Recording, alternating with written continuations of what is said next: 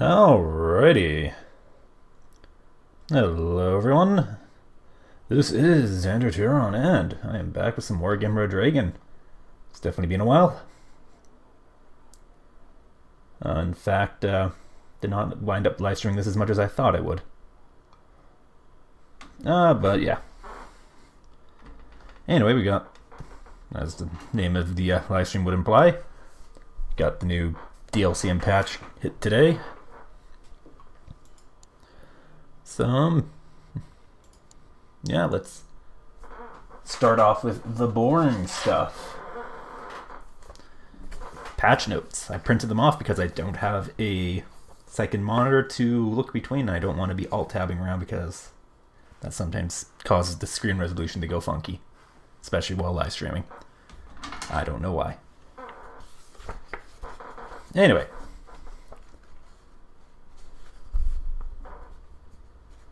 So there's just some basic fixes. So the Mi-24, the Soviet Mi-24 VP's autocannon HE stabilizer to match that of the AP one. Yes, that just has to do with a quirk of how the game handles weapons. So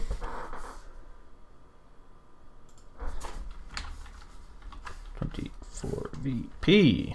There we go. There we go. So you see it has AP and it has HE power.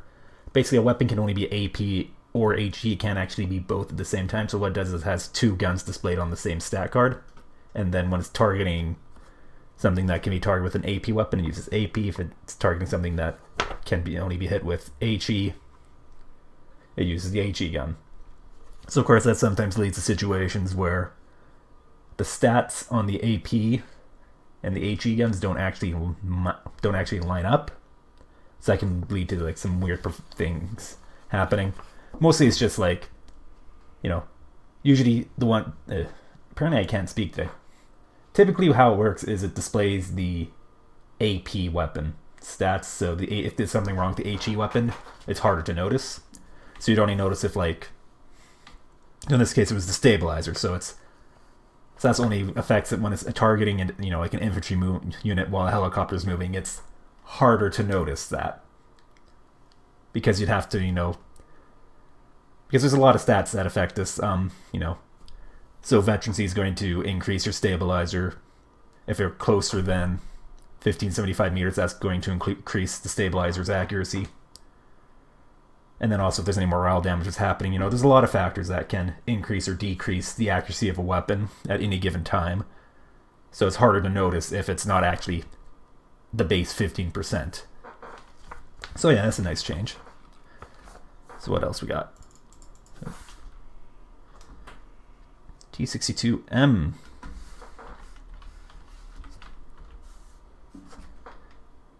M1 and OBR75, so that's... I don't know what all these ones are. Anyway, so HE guns didn't have the same range as the HE, so same thing, a lot of that. PT-90's excessive ammo consumption. That's a cheap, like, crappy amphibious tank the Soviets get, I do believe.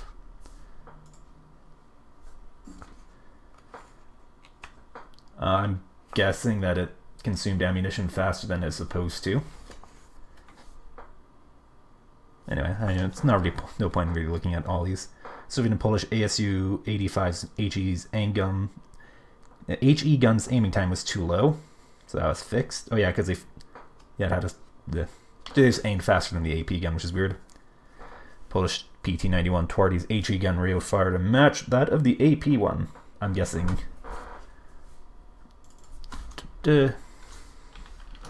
Twardy. I'm guessing the HE gun only had 8 rounds a minute instead of 9. T-72M2 Moderna's autocannon's HE stats to match that of the AP one, so there's probably some sort of stat difference between the two. Chinese ZTZ-80, 88A, and 88B's HE guns rate of fire and accuracy to match that of the respective AP one. Interesting. So those are just some like 80-ish point medium tanks, I do believe. 60 to 80 points in that range. North Korean Gong Bob Yong's MG to shock stats. So they probably were at regular.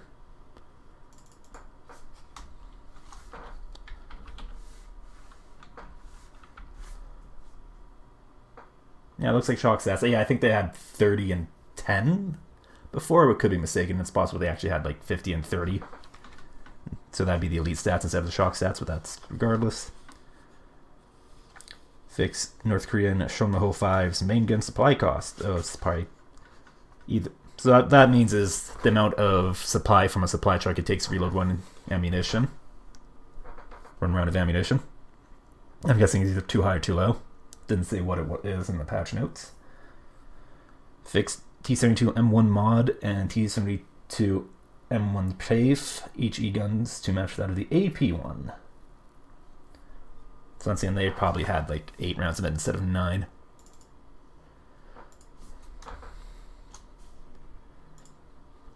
So that'd be these two. Yeah, I'm guessing they had 8 rounds instead of 9 or something like that. And yeah, just a bunch of other fixes like that. So Lynx H7 20mm, the Danish one. HE to match that of the AP one. Danish Fennec 20mm. Wait, Danish Lynx H7. That would be it's probably a typo on Eugen's part. That should be the British Lynx H7, and then the Danish Fennec 20mm. Fix Danish A32A Lance and Accuracy Stabilizer. That's a plane. So that must mean something funky there. Fix the Swedish Norrlandsjäger recoilless rifle fire effect, or effects. Oh right, because it had like a sniper rifle fire effect, if I recall correctly. Fixed HS 820 autocannon HE accuracy to match that of the AP one. I hope that's a buff, because HS 820 is kind of a terrible autocannon. I think off the top of my head, I think the MBT 70 has it. Yeah. Because if it had lower accuracy than 15%, that would explain a lot. But it wouldn't be a bad difference because it wouldn't be like 10%. If it had higher accuracy, that just means it's going to be worse. But not a whole lot of units that are actually used have this autocannon, so it's probably not that big of a deal if it's a nerf. Alright, so general blue change. So for changes to blue nations. Increase Commonwealth Dex Coalition availability from 0 to 10%. Very nice. So that just means that you just get more units. I just go to create blue 4.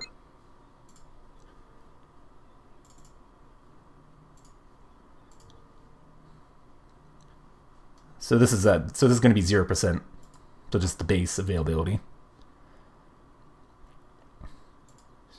Yeah, 12 and 8.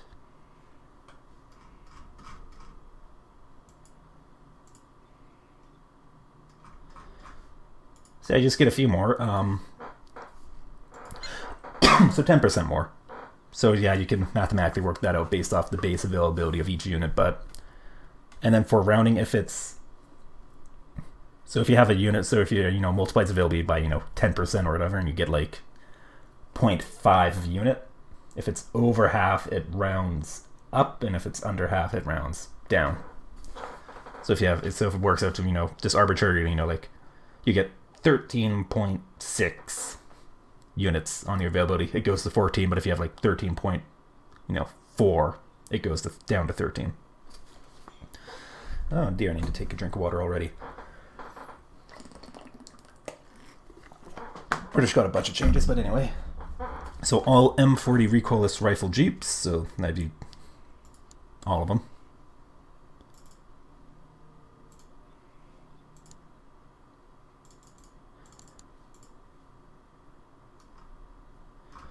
Or do they fall under fire support?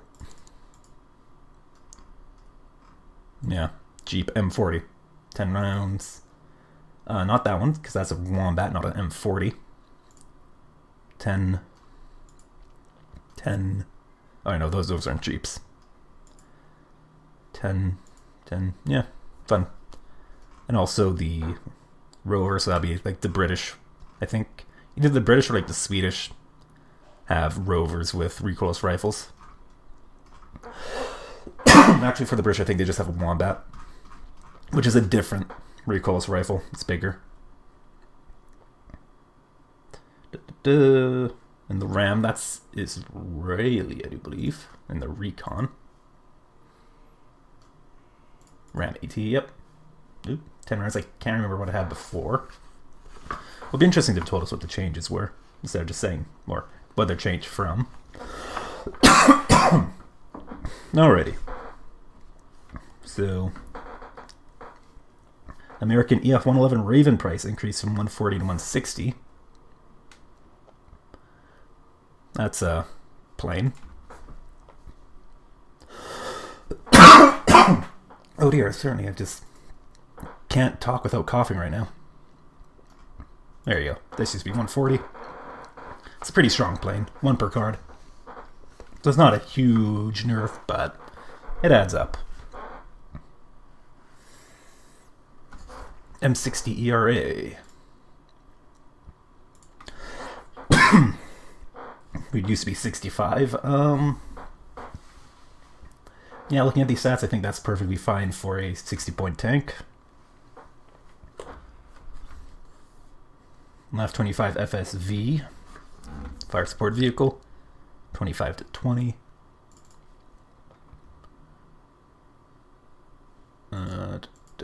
Select all. There we go.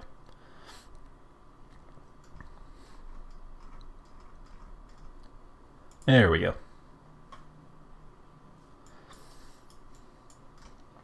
Come on, there we go. Yep. 20 point, used to be 25. It's still not great, but it's better now. Big problem has 1 armor, so it just gets deleted very easily, and the Bushmaster is kind of underwhelming.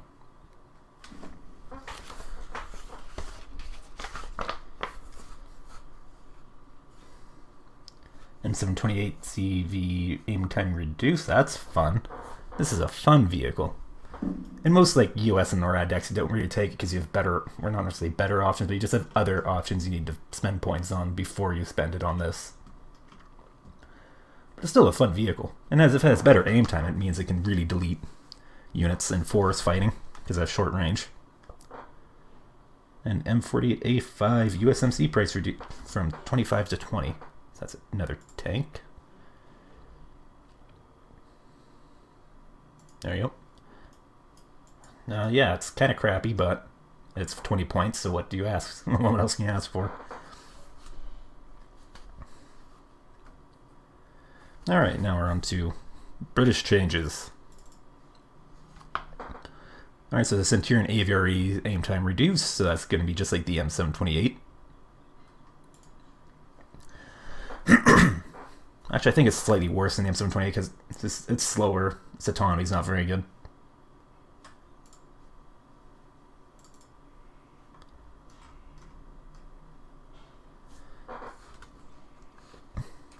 Has better frontal armor, worse side compared to the Centurion, but it's 5 points more. That's actually not that much faster, it's only 40, but it has better autonomy. That's the problem, you know, these things are like really are good in forest fighting, but because they're slow and have bad autonomy, or in the case of Centurion, not very good autonomy and decent autonomy in the case of CEV, it just makes them slower and their autonomy problems worse. But hey, trade-off for having a 165mm derp gun.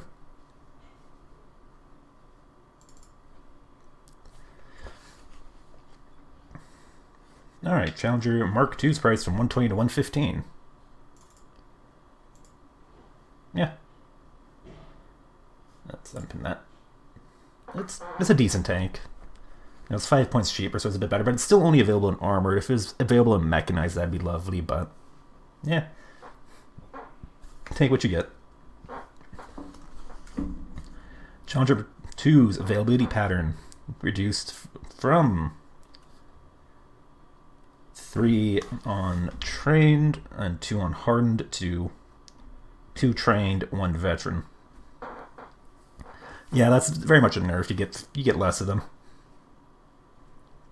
And I can't say it's unwarranted because, especially in a British national deck, you can get 4 Challenger 2s, which is a lot of super heavies, which can be quite obnoxious to deal with. How it actually pans out, it's hard to see. It is a direct nerf to Commonwealth, which is a coalition I don't really think needed a nerf. But Yeah, it also standardization as well, because the Challenger 2 was very much a special unicorn in that regard, and that it had better availability than all the other 170 plus point super heavy tanks, which all had 2-in-1 availability.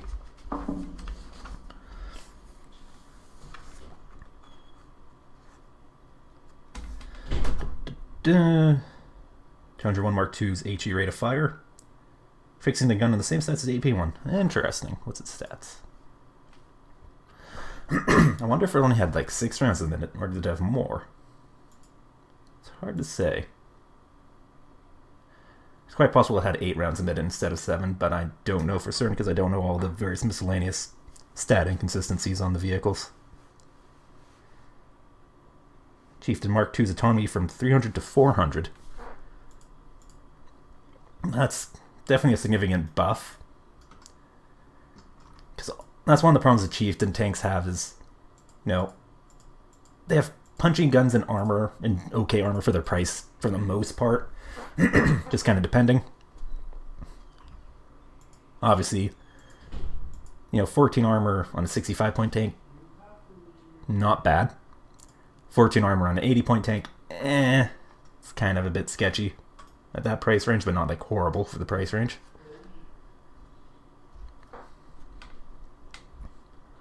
But the autonomy, like 300 autonomy is just really bad. Because basically how autonomy works is it's seconds of travel. That's basically how autonomy works. It's how many seconds a vehicle can move before it runs out of fuel. And 300 is really not a lot. And especially on slower vehicles, having bad autonomy makes it worse because you can go less distance at, in 300 seconds you're going to go less distance at 40 kilometers an hour compared to a 60 kilometer an hour vehicle. So it helps. Challenger marksman availability to 5.4. That is an increase because I think before it was like 4 and 3.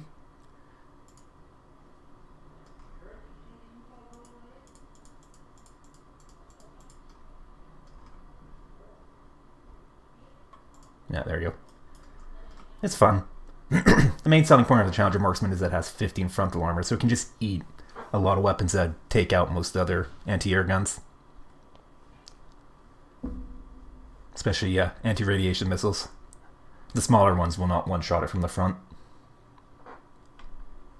But it's expensive. 70 points for just a radar gun spag is not the greatest value for your money, but, 15 frontal armor.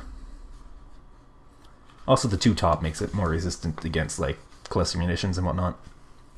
And just an artillery. These 6 side and 3 back makes it more resistant against artillery.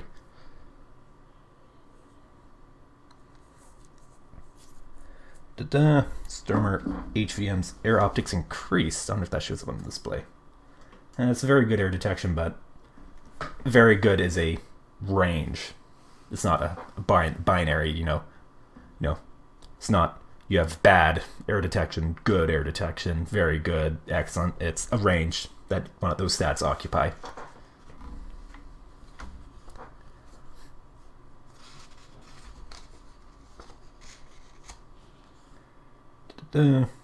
FV-107 Scimitar's pricing decreased from 20 to 15. That's recon.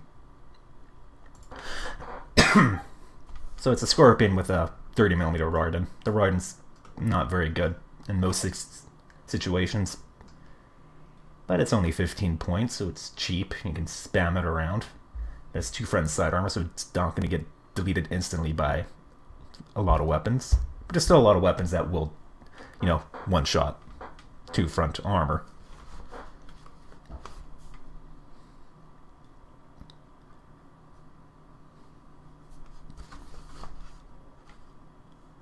Tracked Rapier and Tracked Rapier FSA speed increase from 35 to 50. That is a great buff. These are really organized weirdly. So at 35, these things were just not good. They have 1 front, 1 side armor, and 0 back and top, so they're very vulnerable to a lot of weapons. And at 35, it's kind of hard to maneuver them around. They're very slow to react. But now at 50, you can definitely move them around a bit easier, and they're going to be less vulnerable to being hit by counter battery fire.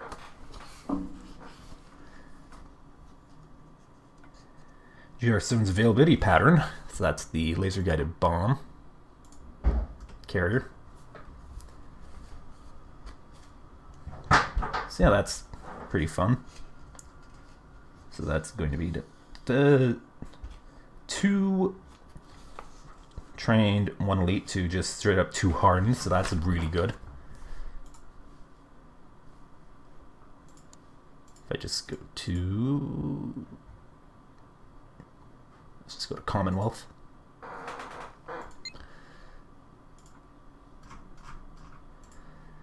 That's 2 veterans, so before it had... so as it is. 2 trained or 1 elite, so now it's just straight up 2 veterans, which I think is a much better option. Makes it, just a much more reliable bomber. Since, it is laser guided bombs, so it's not the same, reliable tank plinker that it used to be back before they nerfed the accuracy on LGBs, but it can still do a lot of damage to tanks. And since it's on veteran, that's going to give the laser guided bombs better accuracy, so you are more likely to get, all 4 to hit 1 target, which means any tank with 3 top armor or less will get 1 shot from full health. If a tank has, or vehicle rather, has 4 top armor or more, it's statistically not going to be 1 shot by any laser guided bomber. However, if the laser guided bombs get a critical hit and do additional damage, they will 1 shot it. That's, at that point, you're relying on luck more so than just pure stats to knock something out.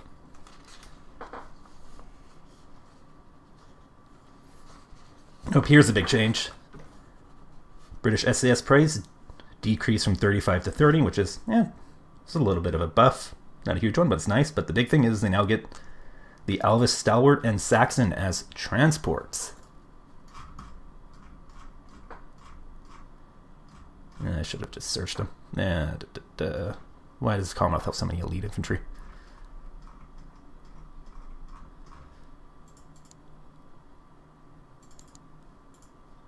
There we go. Love the portrait. Anyway, so before SAS only had helicopters as transports, so Lynx AH-1, AH-7, and Puma HC-1, which, the Lynx AH-7 is a very good helicopter transport. Very useful, it's fast, has 6 HP, so it's less likely to get 1 shot by a lot of the man-pads that are out there. And the rockets on it are very nice. Problem is that, it basically doubles the cost of the SAS. In fact, this combination still costs the same because I just noticed Lynx AH-7 price increased from 30 to 35. So it's 65 points to deploy 1 unit. It's pretty pricey. SAS are a very handy unit. Lynx AH-7 is a very good transport, but, it is expensive combination. But now, so you can get them in the Stalwart, which is really not a good transport in my opinion. It's has no armor, no weapons. Its only selling point is that it's amphibious, but it's just not great. But the Saxon is just a very aggressively mediocre, I guess is the way you can put it. It has 1 armor all around, and it's armed with a medium machine gun, a GPMV, which is just worse than, say, a 10-point transport with a 50 caliber. So something like, if we're looking at Commonwealth,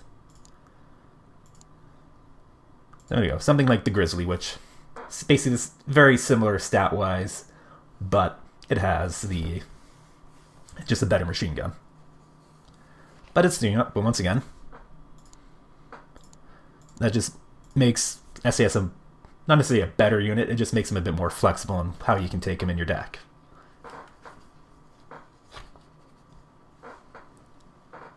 So if you don't really want to do a helicopter landing in Commonwealth, just so you can land some SAS in the opener, you don't have to. You can just carry them along with the rest of your motorized stuff. It just makes keeping things together in the opener much more convenient. Once again, it's an option. It just gives you more options to use them, which is always nice. You don't have to take them in the Saxon if you don't want to. You can still take them in the Lynx H7.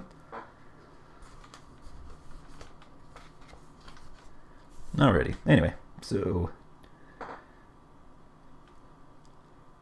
speaking of the Saxon, apparently it used to have the M2 heavy barrel, and it got replaced with the GPMG stat-wise. I honestly haven't played the game in so long, and I never really used the Saxon very much, so I don't remember it having the M2, but I think I vaguely remember it having it, so it definitely got nerfed. It's not a massive nerf, but it's definitely a nerf, because the M2 is, you know, a much better machine gun to have on a transport than just a 7.62 machine gun. And also, Gurkha 90 availability changed from 10.7 to 12.8. So that's, well, 10 trained, 7 hardened to 12 trained, 8 hardened. So that's a buff. You get more per card. It's going to have the 10% availability bonus going right now. They're light infantry. Yep, Gurkhas. So, oh, that's actually a typo in the patch notes. It says 10 trained, 7 hardened, when actually they're, instead of being trained hardened, they are hardened and veteran. Whatever. That's just a typo I overlooked. That's just a buff. You get more of them per card. But, you know, definitely makes them an interesting choice, because Gurkhas were often an overlooked unit in Commonwealth, just because, you know, they're 30-point shock. They're 15 men. The Sterling submachine gun's not really a great primary weapon, but they do have the Mini-Me, which is really good machine gun. So, you know, they're good. Like, they're a good unit. They just get overlooked a lot because they're expensive. But they're not bad. Alright, what else we got? Last one for the British. Lynx H3's air optics increased on par with other SAM helos. So that would be this guy right here. Kind of a aggressively mediocre unit. It's not bad, but it's not great. Lynx 3.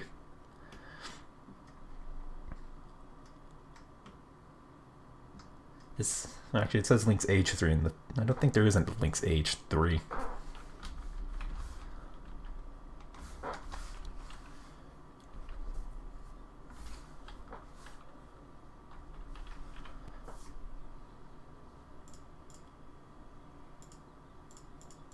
Yeah, it's just a typo. It's just supposed to be the Lynx 3.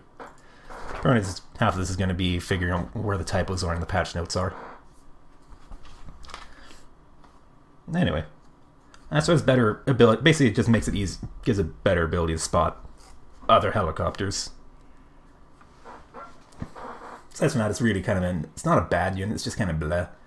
You know, it has the 8 Hellfires, which are a good ATGM, and it has Stingers, which are just an aggressively okay man-pad. Or I guess they're technically not man-pads in this case. They're just air-to-air missiles. That's just an aggressively okay, like 50% accuracy, 50% stabilizer, 5 HE. Okay. It's just the range is not great. Which, especially on such an expensive or relatively expensive helicopter, means that it's more like you can go and mess around with other helicopters with your Lynx 3. But as soon as another, you know, SAM helicopter shows up, you might be in trouble. Because most of them are going to outrange the Lynx 3. Or they're going to be less expensive than the Lynx 3, so if they wind up trading with it, your opponent comes out ahead. Anyway, now we're on to the French.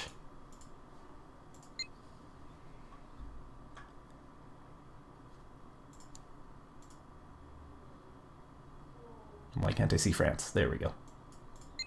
They have a decent availability bonus, so some of the numbers will be a bit off for availability. Starting out, the Leclerc.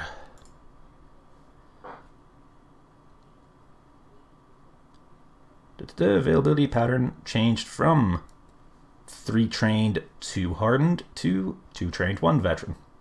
Definitely a nerf in terms of availability, but it does make it more consistent with the other super heavies. Except for the Moderna. I think the Moderna is still like 3 and 2. I'd have to double check that though. French Panther price increased from 30 to 35. Where's the first one that has the Panther? Hey. There you go, Panther. So this is very similar to the British Lynx H7. It's a very handy helicopter, very good. So it got an extra 5 points tacked onto its price. And what else we got? M270 LRM price changed from 120 to 140, and its supply cost increased. So that would be this sucker right here, very handy. One of the best LRMs in the game, or one of the best MLRS in the game. And it is no longer available in mechanized decks, so that's definitely going to be a hit to Eurocore mechanized. Which is not a deck you see super often, but it's definitely a solid deck. Oh, here's the big nerf.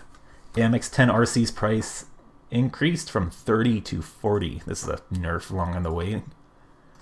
Yeah, this thing at 30 points was incredibly undercosted and just absolutely brutal. At 40 points, it's still a good vehicle, still a good unit. It's just, you know, it doesn't have that same brutal price efficiency that it used to have.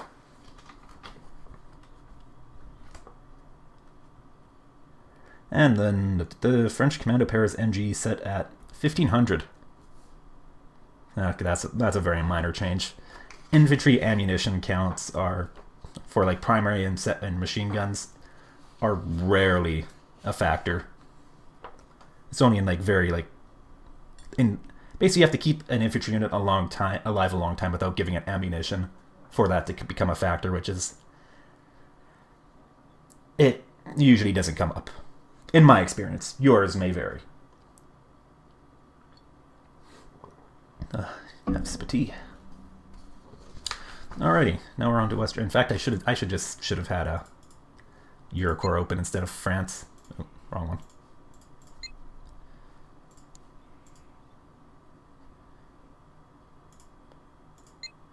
Alright, West Germany.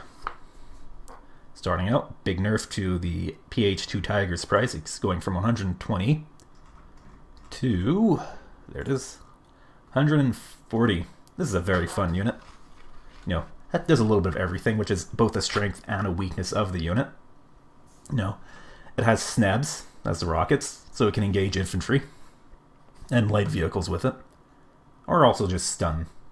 It also stun heavier vehicles as well, but it only has 22 rockets, so it uses them up pretty quickly.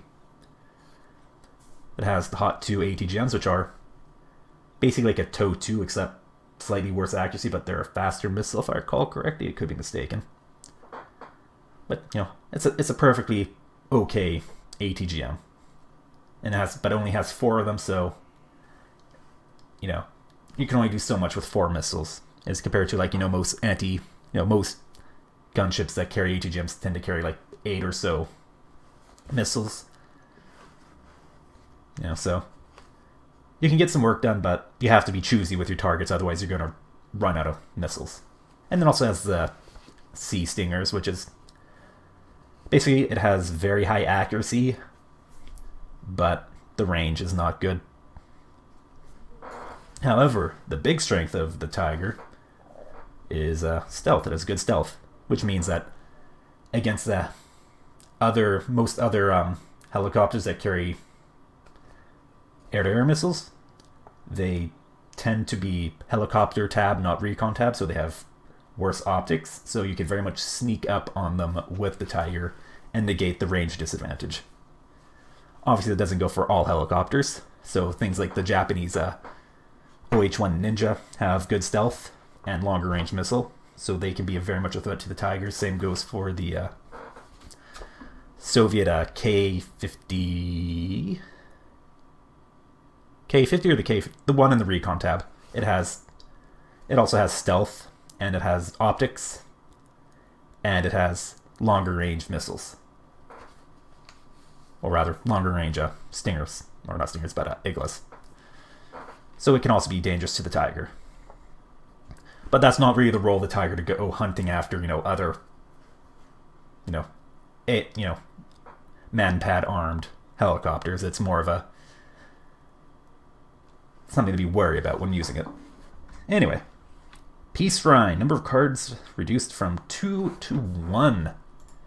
So the Peace Rhine is this guy here. It's a fun little plane. It's relatively inexpensive at 100, has decent availability is pretty average, but it has the 2 hardened, which gives it a good bit of accuracy, and it has 26 AP missiles, so against a super heavy tank from the front, it's not the biggest threat, but it can still very much take a big chunk out of its health, even finish it off if it's been damaged already, or make it, another unit, a much more imminent threat to the super heavy by, chunking off, over half its health if both missiles hit. Or about, I'd have to double check the damage that 26 AP does, but against, 21, 22 frontal armor. But it's a very useful unit, and it's cheap, it rearms decently quick. So if you had 2 cards of these, you could really be quite oppressive with them.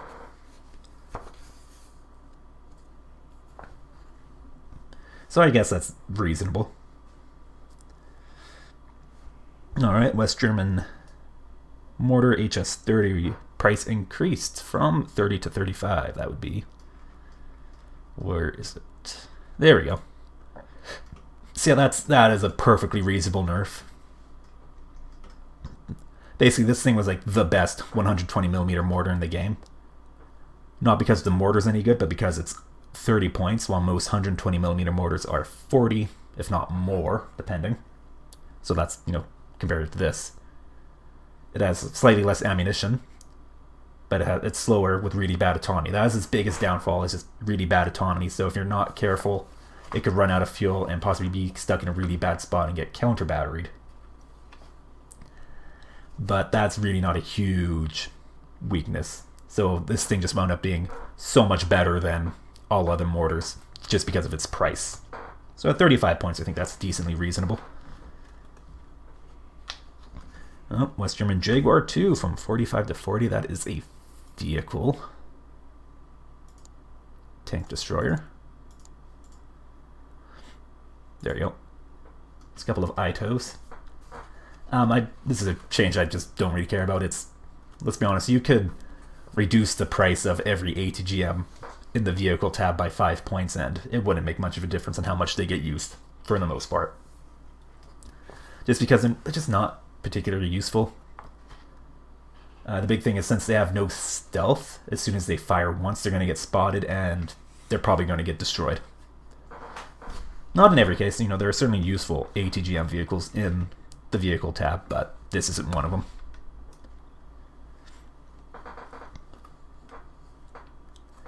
And then last change for West Germany is the KPZ 48A2G. Which one is it? This guy. Price change from 25 points to 20, and availability changed to 24 trained to 18 hardened. Yeah, that's perfectly reasonable change. This is quite literally a better vehicle for the most part. It has the G2 has a worse machine gun, but it has a better gun. And the machine gun difference I don't think is that significant. So yeah, this is definitely reasonable at 20 points. And now we're on to Canada. Let's just go to Commonwealth.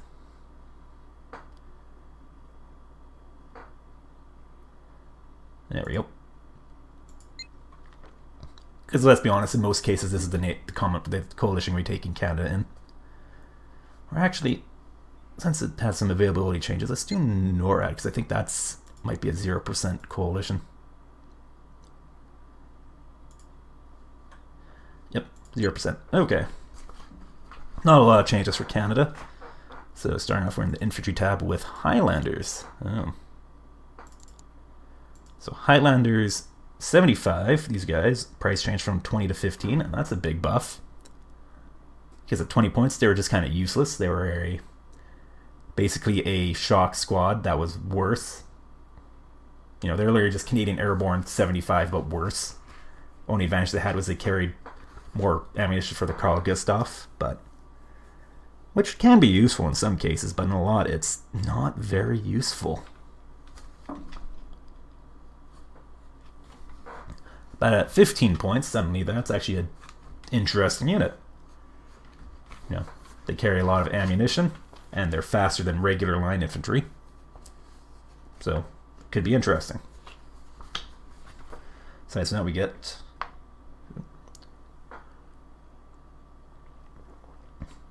Canadian Highlanders price change from 25 to 20. That's a change that I've been wanting for a very long time. So basically, at 25 points, these guys were like the French Legion 90. If I back out, confirm.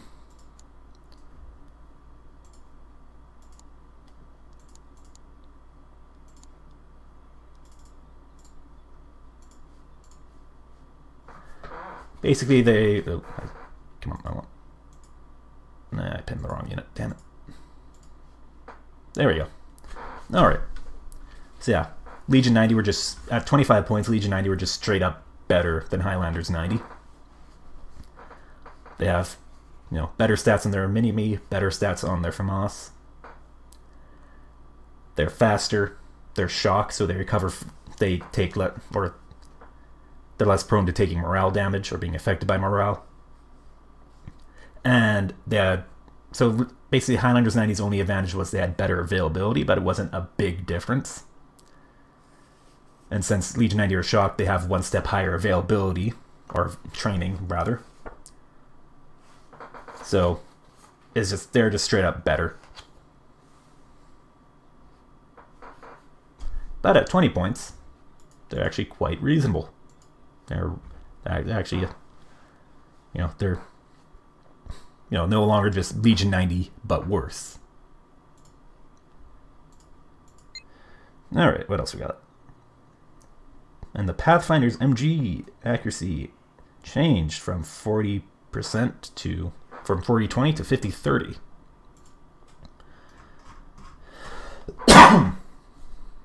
So that'll be these guys here.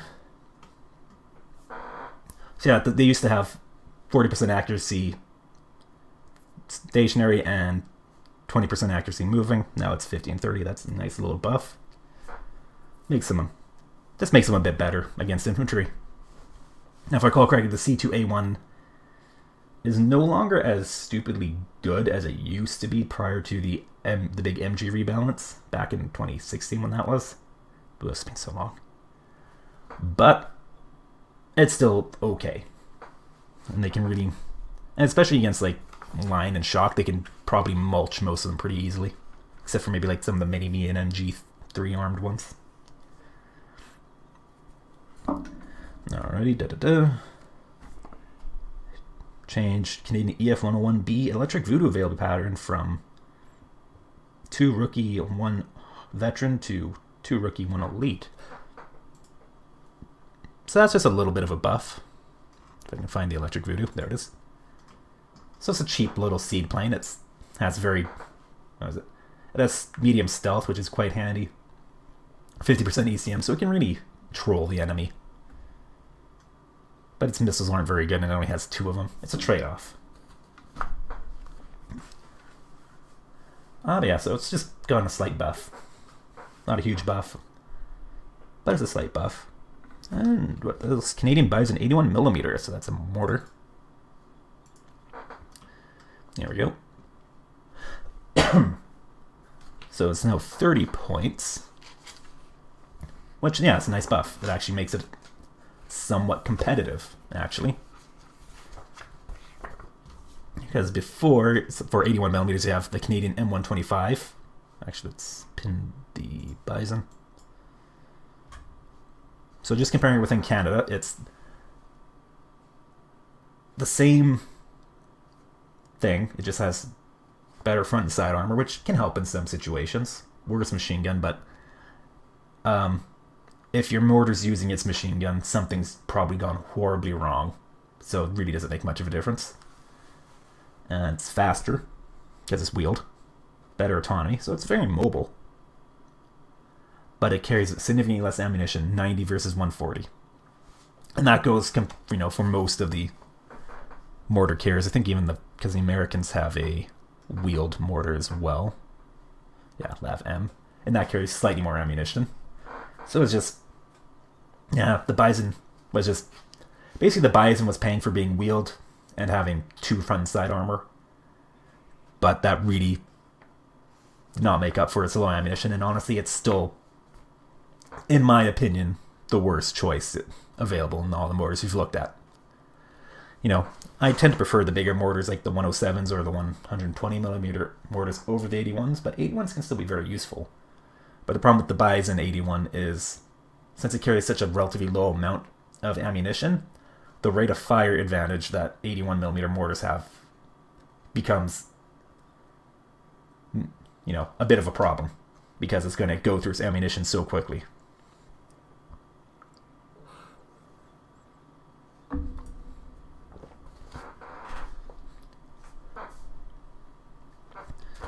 Alrighty. And what else? Bison availability by 1 step. Okay, so that's going to be the transport. So here you go.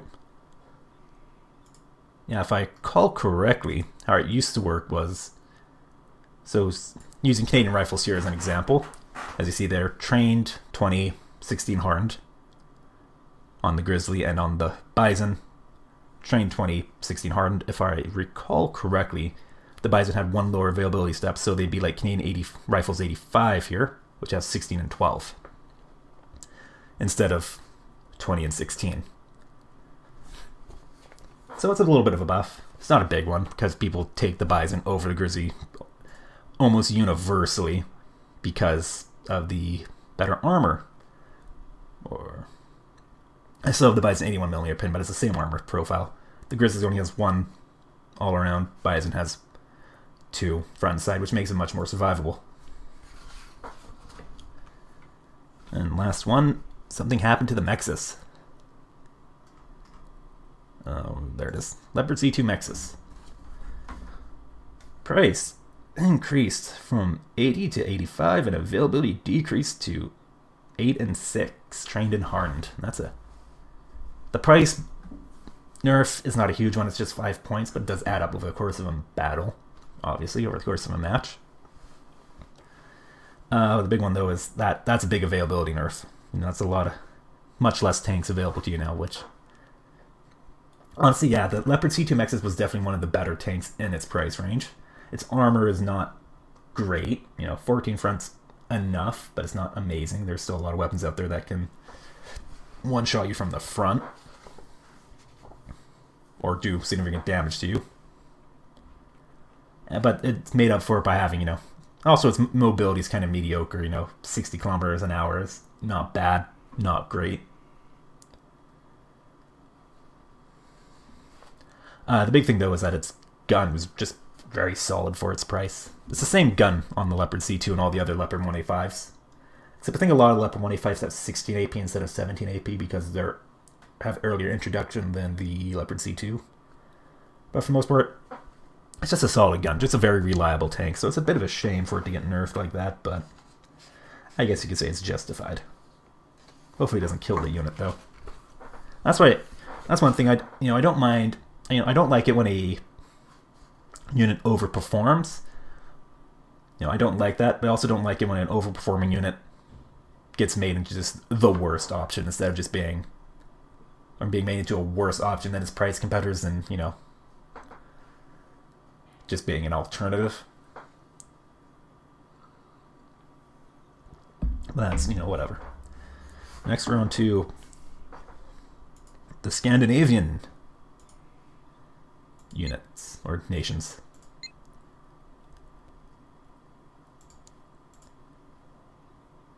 Scandinavia has a slight bonus, I do believe. It's 15% availability. I can still look at it though. So Danish M1 13A1 total 1. Here we go. This used to be 55, now it's 50. Once again, it's a buff, but it's not like it's a significant buff to make this like suddenly a super valuable usable unit. And then Livgarden 85 availability increased. Or Leafgarden, I don't speak Danish, so I don't know how exactly it's supposed to be pronounced. There we go. So it got increased to 14 and 10, so with the availability bonus, it's now 16 and 12. Yeah, that's nice. Because now they have the same availability as these guys. They used to have slightly less. So it just makes them, this makes them just a bit more usable because they're 5 points more, and their only advantage is the Carl Gustaf being, or the Carl Gustaf M3 versus the M2. And the M3 is not bad. It has longer range, which also equates to better accuracy, and has more AP, but its AP power is not like hugely better. But it's more expensive, so it just kind of depends on the situation. You can argue that of the AT weapons that the Carl Gustaf M3 shares its price with, it's kind of the worst of them, I do believe. Because at that point you're looking at a Panzerfaust 3, SMA, RPG 29. Those are the big three that stick out to me. So the SMA / I think the Israeli's version is the B300 or something like that.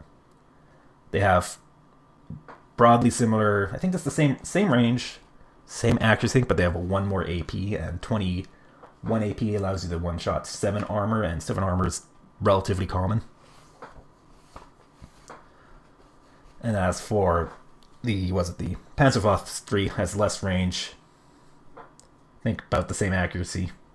It's not a huge difference in accuracy, but it has 24 AP, something like that, 25, 20, maybe only 23, but it's a lot of AP.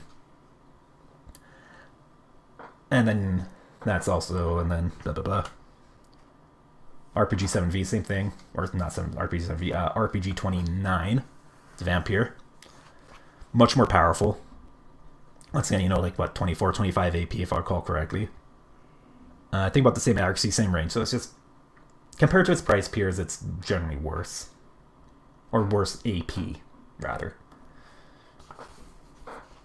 You also have things like the French Appelasse, which is worse accuracy and range. 50% accuracy, 700 meter range, but it has, more AP, like 23 or whatever. And also, better rate of fire since it's disposable. 20 instead of 10. Same goes for the Law 80 that the British have. That's 22 AP, so a little bit more AP. I think it's about the same accuracy, 55-60% accuracy. But it's less range, 700, but it's also disposable. So there's trade-offs. But I just generally find the M3s to be in an awkward spot price-wise compared to its capability. Anyway, moving on. That's the last of the Danish. Swedish. IKV91. That's a vehicle tab vehicle. Yeah, this guy. So it was 25, now it is 20, so that's a little bit of a buff. It's still not great. But, it makes it a bit more usable. And then the Kustjäger 90 AT 12T. Accuracy increase from 45 to 50. Ah, yes, that's on the Kustjäger. These guys. So AT 12T is fun. 25 AP, 20 rounds a minute. 700 meter range, so perfectly average range. It used to only have 45%, so because basically it's an AT4 but with a bigger warhead. But when they buffed the AT4 from 45% accuracy to 50% accuracy, they never buffed the AT12T. So yeah, it's just a nice little buff. It just makes them a little bit better. And then, just especially with the accuracy bonus, this thing's actually really dangerous. These guys can really mulch vehicles if you're not careful around them. Alrighty. Now we're looking at the Norwegian XA186 NOKPV. That's a command vehicle, I do believe. Yep, there it is. Price decreased from 140 to 125. That's, perfectly reasonable buff, I'd say. It has 2 front, 2 side armor, so it's a little bit more survivable, but not super. Hey, encapsulated slime. Yes, it has been a long time. I'm just doing the boring thing right now and looking over the patch notes because that interests me. Anyway, so we got... So that's just a bit of a buff. It's not a bad command vehicle, but the fact that it only has 2, or only has 1 back and top armor still means it's vulnerable to cluster munitions in the form of only having 1 top armor, and also artillery, if it lands behind, it's going to do a lot more damage. Versus 1 armor compared to 2.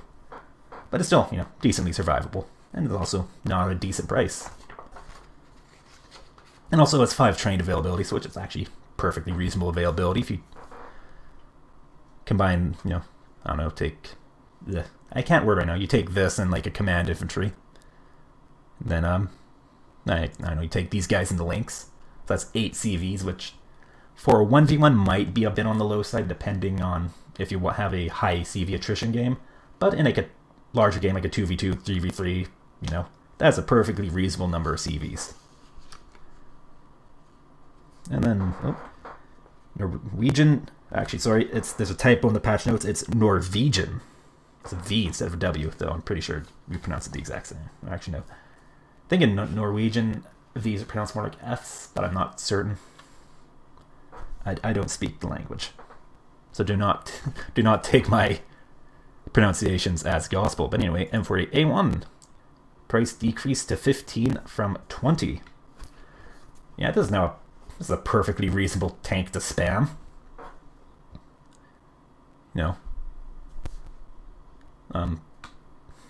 It's 5 armor, so makes it decently survivable against a lot of weapons. 3 frontal armor, or 3 side armor also makes it, a bit safer from side shots. The 50 cal makes it, gives it a bit more of that anti-infantry stunning capability. The gun's not great, but 8 RPM, perfectly okay at the price with 3 HE, so it can be potentially a useful fire support vehicle against other tanks. It's going to be pretty hopeless, and it can maybe be a threat to like APCs and some IFVs, but you get a bunch of these en masse, they can probably do some work. Alrighty, and now we're on to Anzac.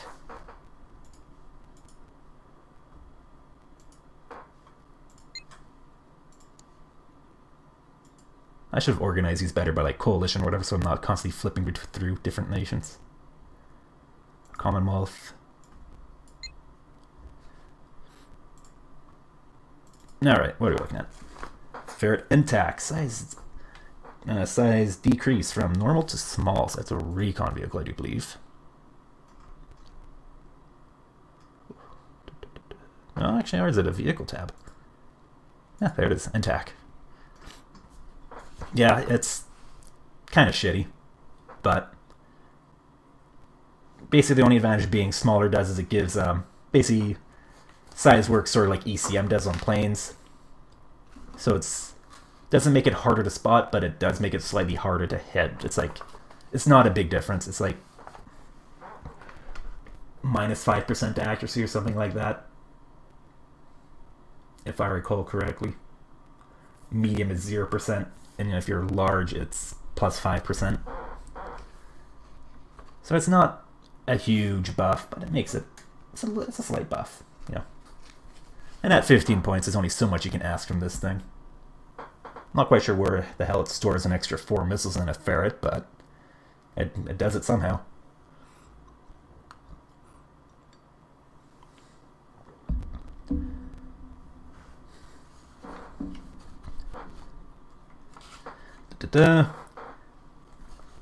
Change Aslav C's MG with an M2 HB to match its model. Aslav C, is that the command version, I think?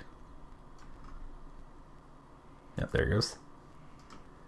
M2, did it have a different machine gun before? I never really used Anzac units very much, so I don't know what it had before. I'm guessing it would have had I might have statted up with like an M240 or something instead of an M2 HB. Also had its price decreased from 140 to 125, so it's, it's basically the same as the Norwegian one we were looking at just a little bit ago, the XA186 NO KPV. That's, obviously I'm looking at this in Commonwealth, so it has, worse availability than Scandinavia. Scandinavia's plus 15%. Commonwealth is plus 10, but yeah, 4 trained is a perfectly reasonable number for its type of CV. It's not quite as good as that Blue Dragons with their armored CV that you can take because of their availability bonus. Anyway, tracked rapier. So it's the same as the British one. Tracked rapier and tracked rapier FSA speed increase from 35 to 50 off-road, which is a very nice buff. Makes it much easier for them to avoid counter battery. M108 price reduced from 50 to 40. So that'd be this guy right here. It's kind of a terrible howitzer, but it's cheap. And since it's so cheap, you can get a few of these going, and well, quantity has a quality all its own. It doesn't matter if it's not individually very good. If you had like 3 or 4 of these shooting at one target, eventually they're going to do some work. Well, also if its availability increased from to 8 and 6. I think before it was like 6 and 4. As F25 SFV price, it decreased from 25 to 20. That's, yeah, same as the American one. It's a slight buff to a unit that's not really that great. Not horrible, but not particularly useful. ASLAV M113 3050 availability increased by 1 step. So that'd be this here. Yep, 3050. So that looks like it's 12 and 8 on commandos.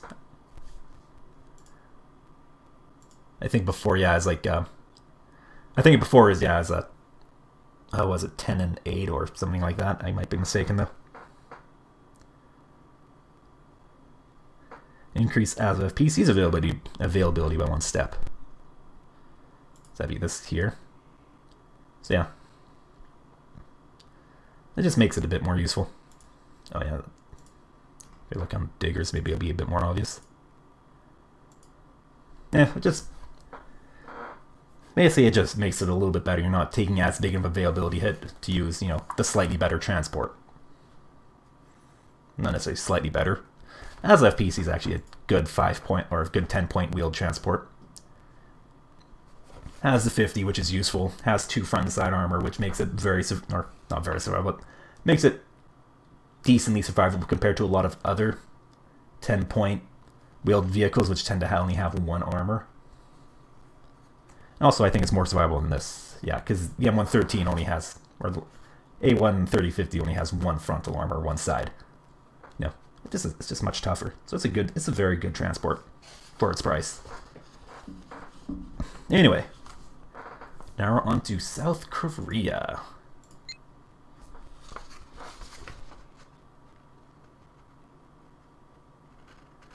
Just going over, these look like they're all non-prototype units, so not that. Let's just create a straight blue deck.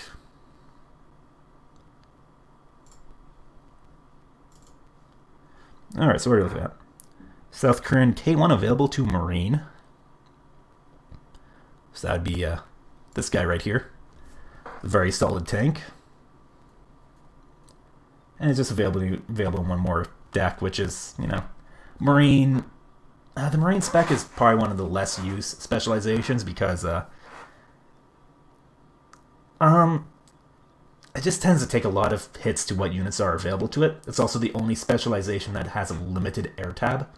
Every other specialization has its complete air tab, but the Marine specialization gets less types of planes available to it. So it's like it just makes, you know, South Korean and Blue Dragons Marine decks slightly more usable, but okay, that doesn't hurt the vehicle, but okay. And then here's the nerf to the K1, which is price going from 90 to 95, which is like, I don't know. I thought it was perfectly reasonable at 90 points, in my opinion. But it was a strong tank at that price point. It used to be 85 points years ago, like back in 2015, if I recall correctly. But because it was used so much in blue mechanized, it got nerfed to 90 points. And if I recall correctly, it still got used a bunch in blue mechanized after it got nerfed, so now it's been nerfed to 95. Which is honestly, yeah, that's part of the reason why I really don't like just the straight blue or red decks, because they only ever result in units being nerfed. You know, a unit could be perfectly reasonable in its own coalition or nation, like the K1, but since it's being used so much in a very meta deck, you know, like blue mechanized, it gets nerfed, so it's less dominant there. But all that does is, you know, nerf a coalition like Blue Dragons, which is a coalition that it's not a weak coalition, but it's definitely a coalition that really doesn't need nerfs. Anyway, moving along. Increased South Korean K1's availability pattern. Okay. Changed. Oh no, that is a typo. It says increased South Korean K1 availability from 10 trained, 7 hardened to 8 trained, 6 hardened to match other. That is a big nerf. So now, it's not just expensive, it's now just harder to spam in general because you don't get as many of them. Because before in like Blue Dragons, you know, that's what I like to do is, you know, you take 2 cards of K1, upvet them to hardened, you get, you know, you get a good number of them in that. You'll still get a decent number in Blue Dragons because it's like, what, 20% availability bonus it gets. But it's still, that is a decent nerf to the tank. And it's to a tank that I really don't think needed it to be nerfed. But I guess they're just trying to be more consistent. Is part of it, I guess. And you know, I don't object to consistency. No, it's good for things to be consistent, to have consistent rules. But when it winds up nerfing something that really doesn't need to be nerfed, that's when I kind of go, maybe that could, you know, coalition type balancing, you know, that can be a bonus of the coalition. But the problem is, it goes back to my previous rant on blue mech, or just straight blue-red decks in general, which is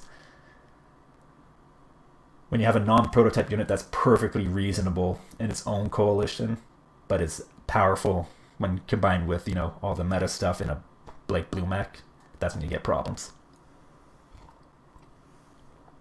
Regardless, moving along.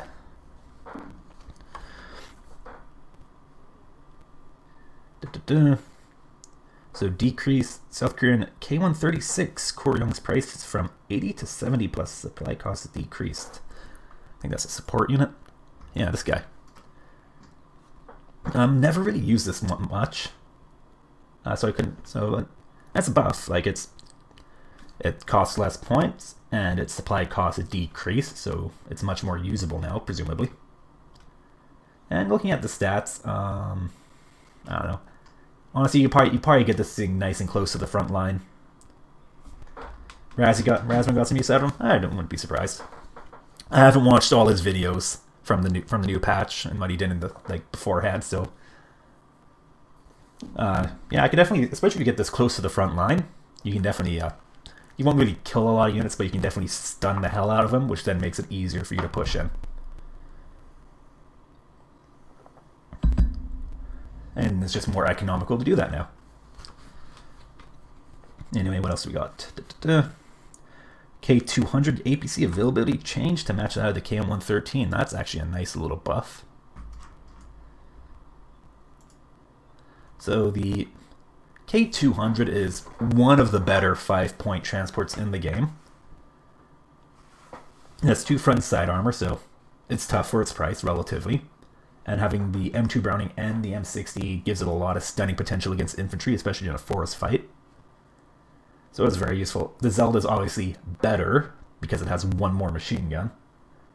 But it's very much competitive with the Zelda for being a very strong 5-point, you know, one of the best 5-point transports.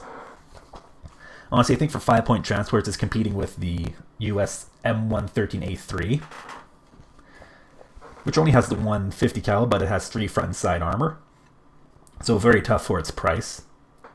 And the French AMX-13 VTT / the Dutch, was it AMX PRR or whatever? The transport AMX-13. It's a tracked, 5 points, 3 frontal armor, 2 side. Once again, it's tough for its price, has a 50. It makes for perfectly reasonable spammable fire support. Anyway, so the problem with the K200 is that, yeah, you used to take an availability nerf when you took it. I think, it wasn't. Yeah, I think it used to be... I can't remember if it affected So-Chong's 285. I know it affected the South Korean reservists, which you don't get in... since this is just a straight blue deck, you don't get them, because all of the militia units are prototyped. But I know that those guys took a hit on availability. So it actually could make for an interesting combination. Was it Yebi Gun? Whatever the South Korean reservists are called. They're not very good, like most other reservists, but they're 5 points. And you combine them with a really strong 5-point transport. That suddenly gives you a very spammable combination. So that could actually potentially do a lot of work there. Oh, what else we got? Decrease South Korean M48 A3's price from 25 to 20. So yeah, that's another M48 buff. So that'd be this guy, I guess. Yeah, it's perfectly reasonable. It's not a good tank. It's not a good tank at 25 points. It's a slightly better tank at 20 points. I don't think you're going to see much use out of it, but it does make it a little bit more usable. South Korean CL-13B Saber Mark 6. That's plain. I do believe. Or not. Is it this guy?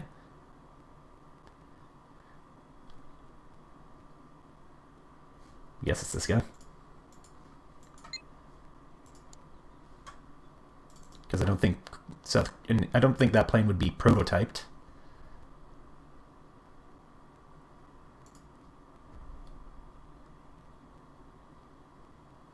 Yeah, it would have to be this. So what is it? Price decreased from 65 to 55. That just makes it a slightly cheaper rocket plane to spam. Still not particularly great, but 10 points off your cheap spam unit is 10 points off your cheap spam unit. Might help you, might not. You never know. And then South Korean Bonbu given access to Bell 205 and UH-60P. That's their... Bonbu is their command feature, right? Yeah. So now I get Bell 205, which is a... Is it a twin Huey? No, that's a single Huey. And UH-60, which is Blackhawk. Which is actually decent. Before they just had the UH-1H. Actually, why do they have a 205 and a UH-1H? They're both just like single engine Hueys. Kind of redundant, but okay. I think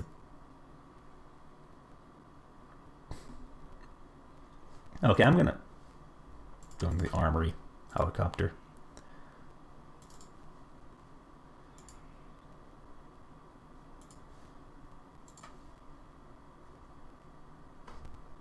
Wow, that's just kind of funny. So having access to the UH-60P is nice because that's a fast helicopter. And having your command infantry in a fast helicopter being quite handy. That doesn't necessarily make it... That's not a huge advantage, but it can be nice to have just your faster helicopter. Also, it is 6 HP compared to 4. So it's, 6 HP makes it a bit more survivable, which can be quite handy, especially if you want to, move your CV by helicopter. Anyway. Anything else? Nope, that's it for South Korea. So now we're on to Japan. Since we're here, let's look at Japan. What are we starting off with? Oh, QD90 SMG accuracy display fix. Are they prototyped? No, they're not.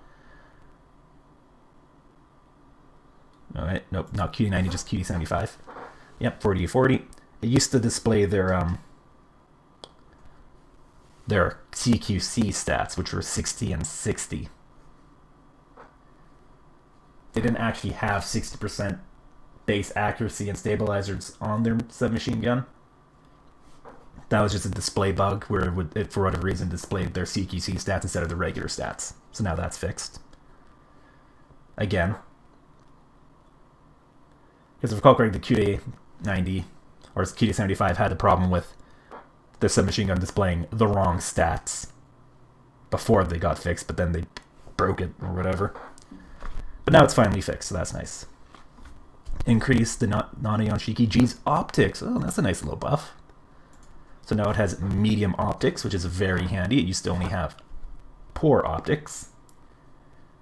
And people complained about that for years because one of the qualifications for having medium optics is having a thermal sight. It's not, you don't have to have, you know, thermals to have medium optics, but it's it's supposed to be like an automatic qualifier. Thermal sights, you get medium optics. However, for whatever reason, Nani-Yanshiki G did not get medium optics, despite the fact that one of the upgrades, one of the G upgrades for the Nani-Yanshiki was a thermal sight. So that's just a nice little bit of consistency there. It also makes this, you know, just a more handy unit. Because the problem with having poor optics versus medium optics is against a unit with medium stealth in a forest, if it fires, most units with medium stealth cannot be detected by poor optics, but medium optics will spot them. So it makes it just much more handier in some situations. It's a situational buff, but a buff nonetheless. Japanese S105 or 105 SP's price decreased from 50 to 40. Okay, so it's just like the Anzac M108. You can't see the availability, but it got buffed. So that's, was it? Changed to 8 and 6. So yeah, it just makes it just a more spammable unit. Which is it's nice. Oh, here's one we're going to need to.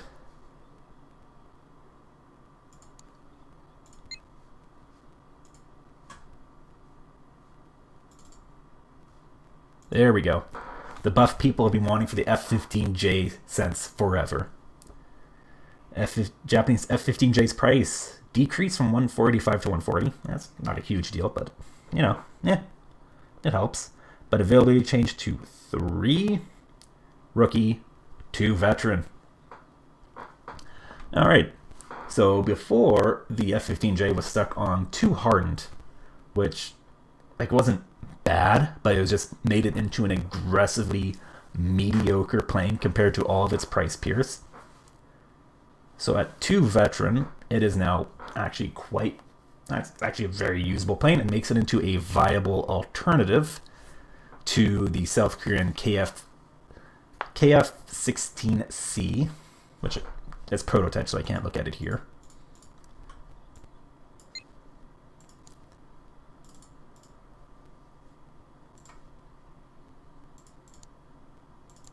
There we go. So basically, these were your two, for your mid-range ASF for Blue Dragons, these are your 2 options. Basically, everybody takes the KF-16 or the KF-16C because, you know, 60% AMRAMs and it has better, you know, it had better veterancy, 2 veteran versus 2 hardened. So it was just made the missiles accurate, reliable. Oh god, did Razman lose both of them in one sortie? That is hilarious. I need to watch his Blue Dragons videos from the patch, because that just sounds like a hoot. But yeah, so like I said, it just makes it into a more reasonable plane. Honestly, at this point, it's the F-15J is to compare it to a very similar sort of plane as the CF-18 Hornet. F-15J is better, has slightly better turn rates, but that, honestly, 400 versus 350 is not a big difference. The big one, though, is it has 10% ECM advantage, so 40% as compared to the CF-18 Hornet. And the thing is, you know, it is a better Hornet. You could definitely say it's a better Hornet. And the thing is, the CF-18 Hornet is also just a very solid ASF, so having a better version of it. Obviously, you're paying for it, you know. You're paying an extra 10 points, but that's not a huge difference for an ASF. So it definitely makes it into just like a very, it definitely looks like it's a very solid ASF now. Very solid mid-range ASF, rather. I guess you could also compare it to Tornado F3. Same ECM. Better turn. Yeah, I guess once again, 400 versus 350 is not a big difference. It just has, compared to the Tornado F3, it has better missiles. In fact, the F3 is probably a better comparison than that Hornet, but whatever. They're all very similar planes. But yeah, I think that this is a very nice buff to the F-15J, and I'm not going to say it's a better choice than the KF-16C, because, the KF-16C is not a bad plane. The problem is just, AMRAAMs are good, and this thing can really spam out the AMRAAMs. You can definitely do some work with them, but the problem is, oftentimes the dog, when an ASF fights another ASF in this game, is very much a jousting match half the time, or most of the time. So the problem is that it's not really going to, since it can only fire one, AMRAAM at a time, once it closes to, SRM range, which doesn't take very long at the speeds these things are going at, suddenly it can only fire one missile, while, something like F-15J here can now fire 2 missiles at the same time. So yeah, anyway, so I think it's definitely now a viable alternative to the KF-16C in my opinion. Obviously, you would have to use it a bit more to see just how it pans out in actual gameplay, but just looking stat-wise, it looks like it's now a viable option.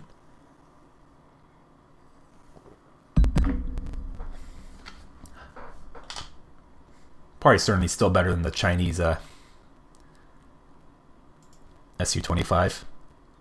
Where is it? Yep. God damn, this thing is just awful.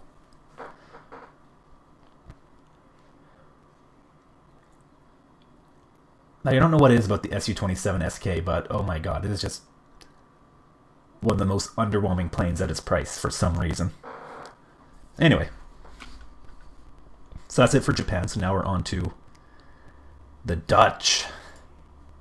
Oh my. The Dutch. The Netherlands. So, Stoottroepen. Stoottroepen 75. Remove the static trait. Okay, that's just a consistency thing. So obviously having static mean on their machine gun meant they couldn't fire the machine gun on the move, which is a very big disadvantage for a shock squad because all other shock squads can fire the machine guns on the move. And also means they can't use it in CQC, I don't believe, if that's static. Honestly, like I said, it's been so long since I've really played the game a lot, so I can't remember all the stats off the top of my head that units used to have. And then aside from that, the only other change for the Dutch is AMX 13 FL15 is now classified as a cavalry tank. That is an absolutely meaningless tank. Or meaningless change. Like, oh my god, that is like a pointless change. It literally does nothing.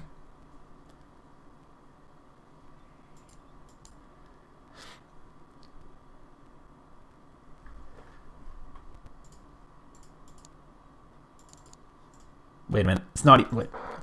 Okay, let's reread these stats. This patch note. Reclassified Dutch AMX 13 FL15 as cavalry tank. So that means it should be showing up under the cavalry tank filter, but it's not. So they said that they did it in the patch notes, but they didn't. That is... And it makes no difference whatsoever. They literally just said something that they didn't do, and it makes no difference to the unit. That is hilarious. That is such a pointless change. Oh my god. I love it. It is still, yeah, MBT 40 points or less. That is funny. That is peak Eugen right there. That is peak Eugen. Oh my god. Yep, bravo Eugen. Bravo. Oh boy. Okay, let's go to Israel. What are we looking at? Kurnas price increased from... Oh, I still have ASF selected. That's the Kurnas 2000. There we go. Okay, here we go. Price increase from 135 to 150. That's a nerf. Let's be honest, the Kurnas is still going to be absolutely obnoxious to play against, but it's going to be slightly more expensive for the enemy to throw both of them at you.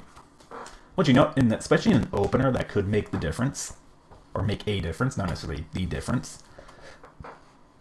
might mean that the enemy has slightly less ground presence to, follow up their current ass, obliterating, half your shit in one run. Or it means that maybe they don't take it at all, or they have to take something different, It makes a difference. Once again, it makes a difference, but that doesn't necessarily mean it's going to make the difference, depending on the situation.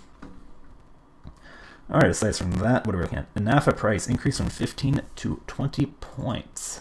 So that's this guy. It's a twin Huey.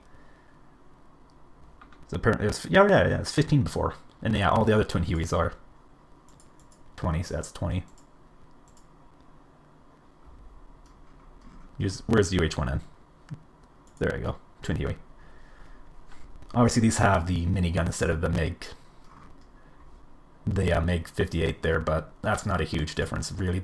These things rarely actually use their side-mounted machine guns to do anything. They're door guns. But you know what? In the right circumstance, the minigun can do some work. What else we got? Magog 7C Gamel. This guy. Price increased from... Where am I looking?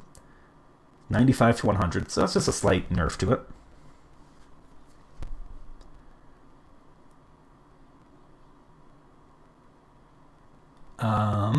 Yeah, that's just a slight nerf. It's still a strong tank, but it's just slightly less economical. Barely. But, it makes a difference. The medium tank everybody compares everything else to, basically. All the other medium tanks is the Leopard 2A1. On account of the fact that it's literally just the single most vanilla medium tank there is.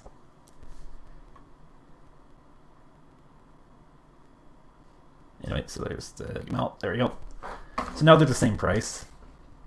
So Leopard 2A1 has slightly better stabilizer, one more AP, one less round per minute, at the cost of slightly worse frontal armor but slightly better side and back. So now there are very much comparable tanks. Before, the Gamel was just, a slightly different Leopard 2A1 for less. Now it's a slightly different Leopard 2A1 at the same price.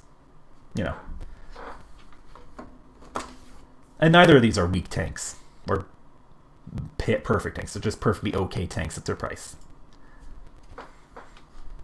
And what else? Oh, decrease Israeli Spike LR missile acceleration from 1,000 to 700. So that's going to be...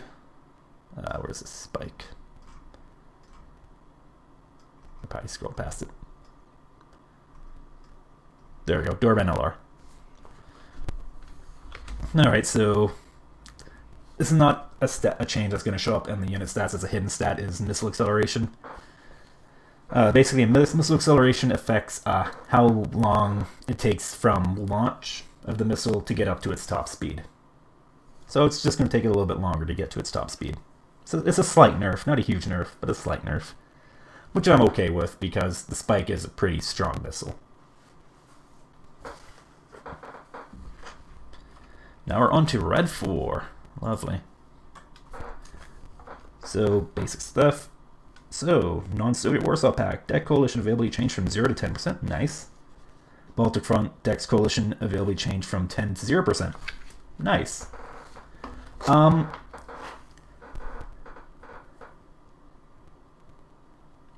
I don't have the armory tool installed, so I can't look at the stats right now. Slime. But yes, it's still faster than the TrueMat, but I think it now has the same acceleration as the TrueMat. It's because I do know the TrueMat's top speed is slower, but I think it now has the same acceleration as the TrueMat. I'm pretty sure that's how it is. Hey, Trueorb messaged me.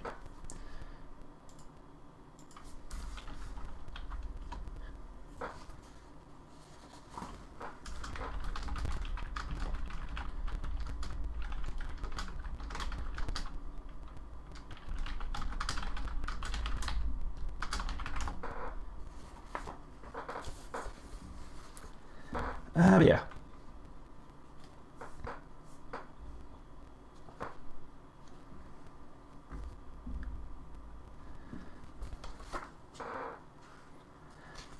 So what is that? So where is that? Okay, decreased all basic T72 price from 45 to 40. There you go.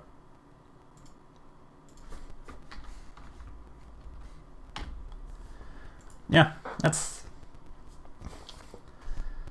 it's a slight buff. The base T72 is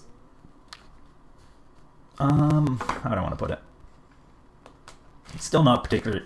Oh, yeah, for its price, it has honestly at 40 points, 45% actually is not horrible. The range is kind of average for the price, depending on the vehicle, obviously. AP is okay. Has the 4 HE, but the 7 RPM. Auto-loaded, obviously, but that gives you 7 times 4, that's 28 HE per minute, which is okay. And it has okay armor. Okay speed, good autonomy. It's just an aggressively mediocre tank at its price, and now it's slightly better. As for Fire Sport, though, let's compare it to like a similar priced Blue 4 tank, like there you go, Leopard C1. No. Same AP, actually. 12 AP at 2100 is the same as 13 AP at 1975. The big difference, though, is the 3 HE at 10 RPM is 30 HE a minute, which is, a little better than 28 HE a minute. Not a huge difference. And also, 4 HE does give you better suppression, which is, obviously handy. Obviously, it's much worse armor, but, that's not what I wanted. Yeah, it just makes them a little bit better, They're probably still not going to see very wide use, but, it makes them just a bit better. Decreased all BM21 with HE rockets, price from 75 to 65, and decreased the supply cost. So we go BM21. Yeah, so this is going to be just like the South Korean one we looked at. It's not a particularly great rocket or MLRS, but you get it close to the front line, and you can really stun some guys up really well with it. Obviously, any of the napalm ones. I don't know, actually, none of the ones actually named BM21 have napalm, but there's probably some sort of BM21 platform that has napalm out there. Or I could be mistaken. Or maybe there's a cluster one. And regardless, decrease S5M reload, or rocket pod reload time. It doesn't say by how much. That's helicopter. There's no BM21 in the helicopter tab. Can I find one with rockets? There you go, S5M. So for the reload time, that's probably just how long it takes to resupply, or reload it after resupplies, which doesn't really strike me as a big buff, but or I guess it helps when you're resupplying them.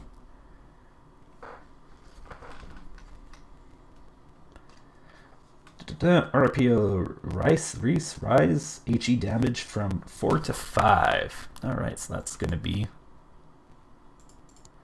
That's what Spetsnaz have, I do believe. Same with Superior 85. There we go. God, Spetsnaz has so many goddamn transports available to him, it's ridiculous.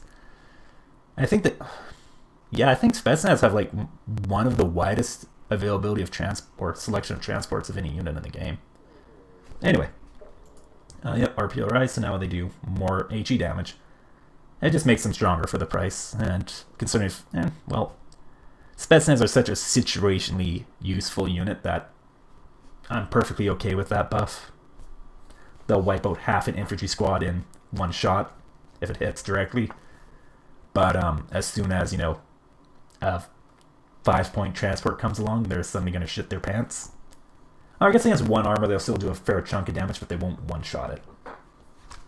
And also, obviously, it has high suppression, so they'll stun it, but there are so many cheap transports and other vehicles in this game that will absolutely wreck Spetsnaz.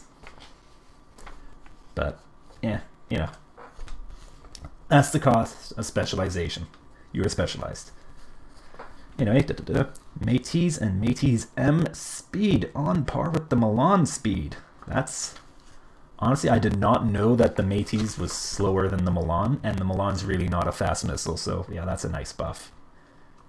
Because the Milan is such an... Part of the reason what makes the Milan such an awkward missile to use is that, yeah, aside from its accuracy being not particularly great on the Milan missiles, they're kind of slow, which means there was more chance for them to miss. So being even slower than that would be painful. I guess it just goes to show I never really used the Métis units very much. So 9M37 Strela 10 missiles. HE damage increased to 6 from 5. That's a nice buff.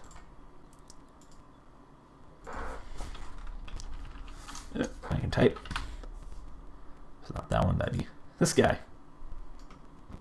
Yeah, it just makes it, the missile's accuracy is still, or accuracy and range is still perfectly mediocre, but 6 HE means it's going to one-shot a lot of helicopters, which makes it handy. Against planes, it's not as big a deal. 5 versus 6 HE against planes is not a huge difference.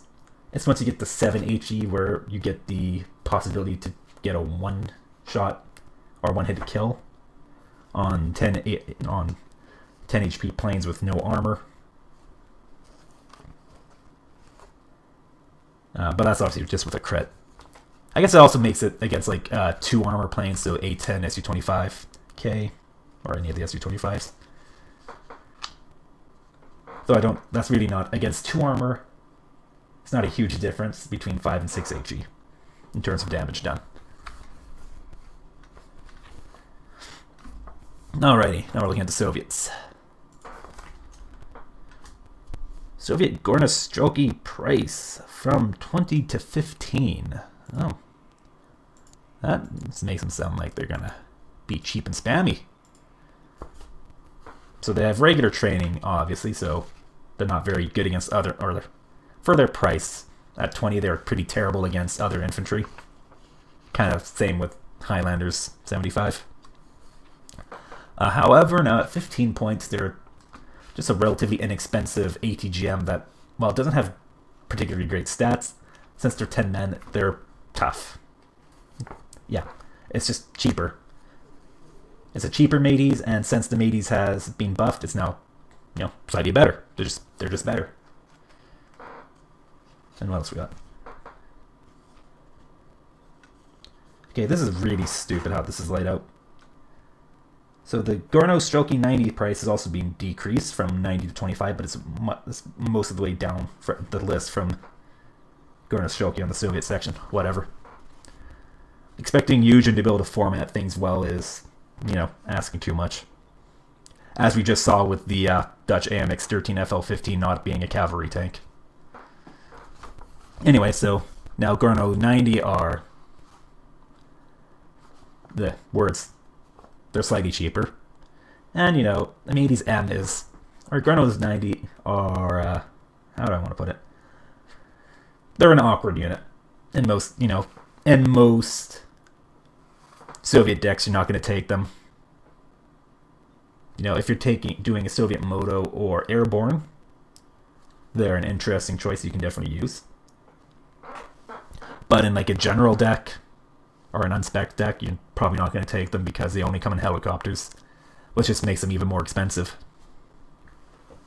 They used to have ground transports available, as you see with the Gorno 75 here, BTR 60PB, BTR 70. Don't get the BTR 80 though, but whatever. Gorno's 90 used to be available in ground transports long ago. Like back in 2015, if I recall correctly. Or, yeah, it's 2015. But the problem was Gorno 90, especially with people would take them in the BTR 90 with, autocannon grenade launcher, which, made up for their piss poor, ability to engage other infantry because, back when they were in ground transports, this is, a year before, the year before the big MG rebalance. So the PKM was tied with the M60 for worst machine gun in the game. So they're terrible against infantry. But they had, a powerful missile. It's not very long range, but it has 55% accuracy, which is okay. It's usable. but 26 AP, which is, you know, very oppressive against heavy armor at close range. So these guys are very strong in openers with the BTR 90. And Eugen arguably overcorrected by just taking away all ground transports for them. Because it was the BTR 90 that made them obnoxious, because the BTR 90 is just a strong transport. So you went from them being used a lot to basically you almost never see them, which is, once again, a change I don't like. Obviously I like, make it so a unit's not oppressive, but if you make a unit go from oppressive to just, not a viable option, I don't like that. Anyway, moving along, Soviet T-62M and T-62M1 speed to increase to match those from other nations. I think I looked at this at the beginning because of how this is formatted. Or no, I didn't. I looked at their HE gun changes. Anyway. 62.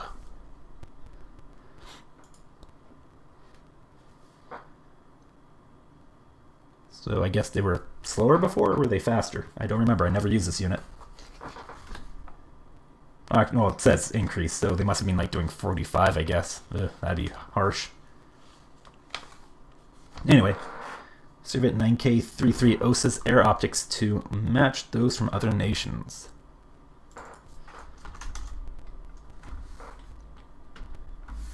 I cannot type one-handed. There we go. So it just says... Is it just the base OSA?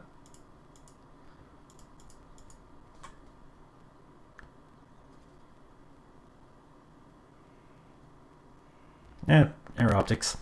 Whatever. They were increased by the looks of it. Oh yeah, I think before this, if it's just the base OSA, I think it had like only medium air detection versus compared to very good.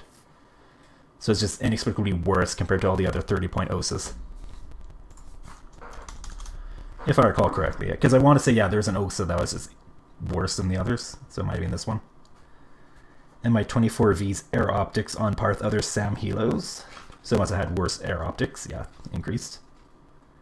The Mi-24V is still really expensive, though. 100 points. And it's not bad, it's just expensive. It's kind of like the Lynx AH-3. It's not a bad helicopter, it's just kind of expensive for what it does. Not the Lynx AH-3, they're just the Lynx 3. Increase Soviet BM-27 Uragan's price from 120 to 140. So that'd be this guy right here. And increase supply. Okay, that just makes this unit just slightly less obnoxious. It's still going to be a powerful MLRS, it's just going to be a little bit more expensive to use, and it's going to slurp up your fob much faster. Doesn't say how much the supply cost increase though. I'm going to assume that's the same for the Finnish RAKH-91 or whatever, the Soviet or the Finnish Uragan. And if I recall correctly, the only other Uragans in the game are Cluster, which is whatever. They're not very good Cluster MLRS. They can still be annoying and potentially quite powerful in the right situation, but they're less useful than the 11 HE rockets.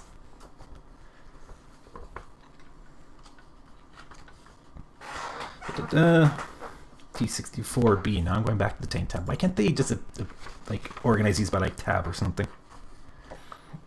Anyway, okay, that's an availability change, but I can't see that here. So T-64B. There you go. This guy changed from 70 to 65. Yeah, looking at the stats, it looks like a 65-point tank. Has decent armor for the price. Gun accuracy is not great. Range is pretty blah. Decent AP, but not amazing. But 4 HE at 9 rounds a minute. That's pretty good. That's what? 36 HE a minute, I do believe. So that's not bad.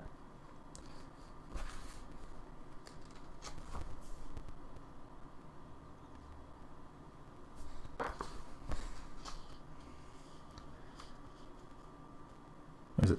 Yep. Not 36, 34 HE a minute. I can do math, don't mind me. Or no, it's, oh my god. Why am I so dumb right now? Why can't I do basic multiplication in my head? It's 36.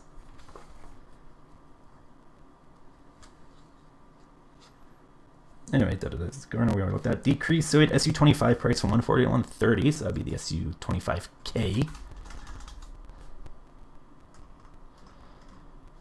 I know it's just an SU25. The K must be like whatever the Czechs have, or maybe the North Koreans. Anyway, it's just a little less expensive, 140 to 130. I'm okay with that. You don't really see the SU25s very much because they're just not particularly great. They have the 2 frontal armor, but they only have 1 back armor, which means that they're nowhere near as survivable as the SU-25T or the A-10. And aside from that, their missiles aren't horrible, but they're not great either. The rocket pods are just kind of there, but not very useful. They're not useless, but you're paying for them, and they're more situational compared to just, the missiles. But then again, your mileage may vary. MI8 MTV's price increased from 30 to 35. Okay. Where is it? There you go. The MI8 MTV. So I'm going to assume that change also applies to all the MI17s as well. Yeah, this is just a very strong helicopter transport. The speed's okay, but has 8 health, which makes it survivable in some situations. More survivable. 6 HE missiles aren't going to one-shot it. Aside from that, what else is it doing? Not else. It's kind of clunky because it is big in terms of size. But it's still a very strong helicopter, especially with those 122mm rockets. They're very strong, When it comes to helo rushing, the MI8 MTV and the MI17 are kind of like the famous examples of the helo rush helicopters, along with the Lynx AH-7. Because what people used to do with these helicopters is they take I want to look. Actually, no, I want to look in East Germany. Is it East Germany? Yeah. As you can see, the 5-point man pads do not have any helicopter available to them. I think if you look in Poland, yep, no helicopters. Czechoslovakia, they have a 5-point, yep, no helicopter. Or no, they have the Mi-4T. Oh boy. And I think if you look in UK, once again, no helicopters. Because what people used to do is they'd take the 5-point mad pads in Lynx H7s and in Mi-17s, and they just spam them, especially for helo rushes. Obviously, I do believe the most famous use would have been in the Vulcan HD's Invitational, Wargame Invitational charity tournament,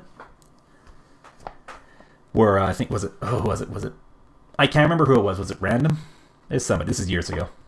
They helo rushed in the cancer charity tournament, which was irony. That's also where, and because Vulcan very deliberately did not ban helo rushes, and then these guys these 2 helo rushed. So because there's a 2v2 tournament, they helo rushed, and and this kind of ruined the tournament for other people, and everyone made fun of it, and Vulcan HD's commentary was hilarious as he tries, because he's commentating on this, I think, with was it right? Not Rangru. Oh, I'm blanking on who he's commentating on it with. I want to say his name started with a V. Anyway, so the person he's commentating with was just like, oh my god, this is stupid, this is awful. But Vulcan was trying to, was like, oh god. He probably thought the same thing, but he's, trying to commentate it You know, it's his charm, and so he's trying to cover his ass, basically. He's like, oh, so we're seeing a tactical outplay with helicopters here. So that's where, in the wargame community, that's why people refer to helicopters as tactical outplays. Like Hilo Rush was that tournament. Oh boy, those are the days. Anyway, moving along. Superior 85 availability increased to 12.8. That's okay, I guess. You're not going to see them very much, regardless.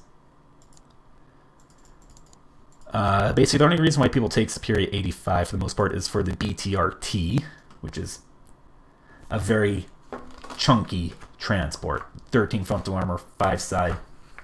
It's tough. It is a tough cookie. Combine that with the grenade launcher and the 50, it can really do some work in a forest fight against other infantry. And other infantry are going to have a bad time fighting it.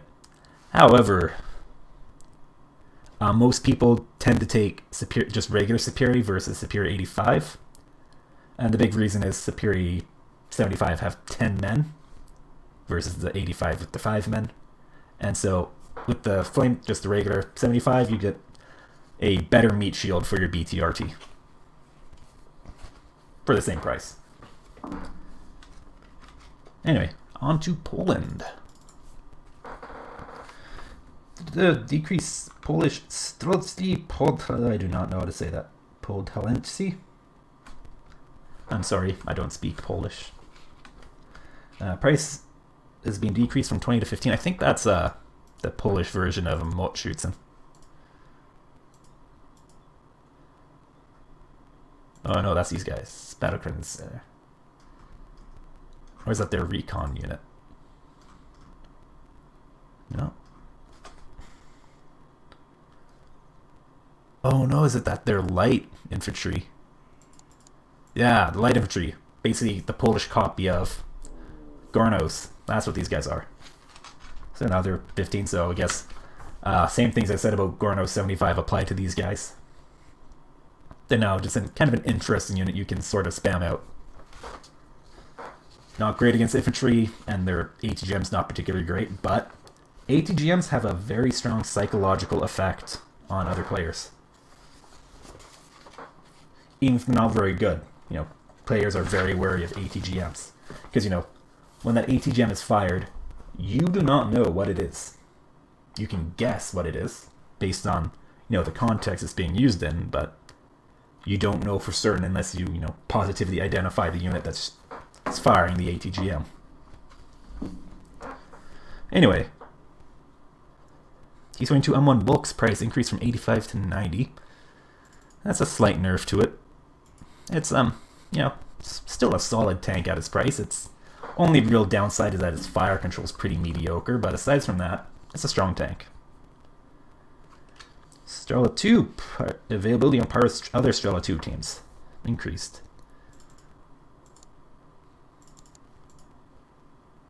So I guess these guys had worse availability than those Strela 2s. I never noticed because I honestly never use the 5-point man pads. Anyway, MI-17 increased from 30 to 35. Okay, yeah, so once again, same thing that I said about the Soviet Mi-8 MTV applies to Mi-17. It's a strong helicopter transport. It's getting nerfed. Slightly. Change CSSR. So that's going to be the Czechoslovakian Socialist Republic. There we go.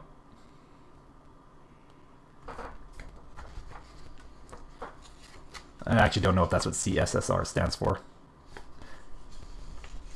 I just know that CSSR is Czechoslovakia. Anyway, what are we looking at? OT62 APC. Availability to match that of Vidra 1. So the Vidra 2 now has the same availability as the Vidra 1. Can I say that in a more roundabout way? Let's go in vehicle. Alright, so the Vidra 2 is just straight up better than the Vidra 1. Has slightly more side armor. That's not a big deal. It just has a much better autocannon.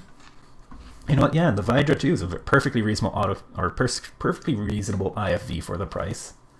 It's not the best at its price range, but it's perfectly fine. I like it.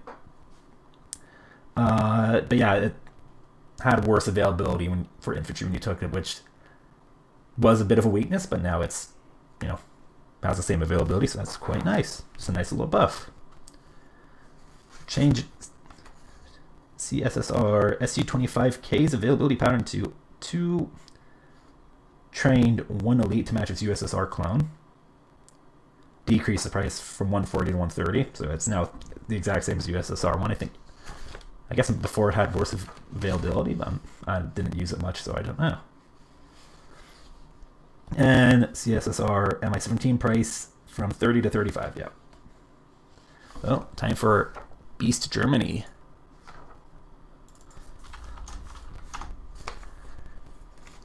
Almost done. And then we're going to look at South Africa. This should be fun. So East German SPZ, the Schützenpanzer BMP1 SP1. Price decrease from 15 to 10. Oh boy, I've been waiting for this change. Where is it? This guy.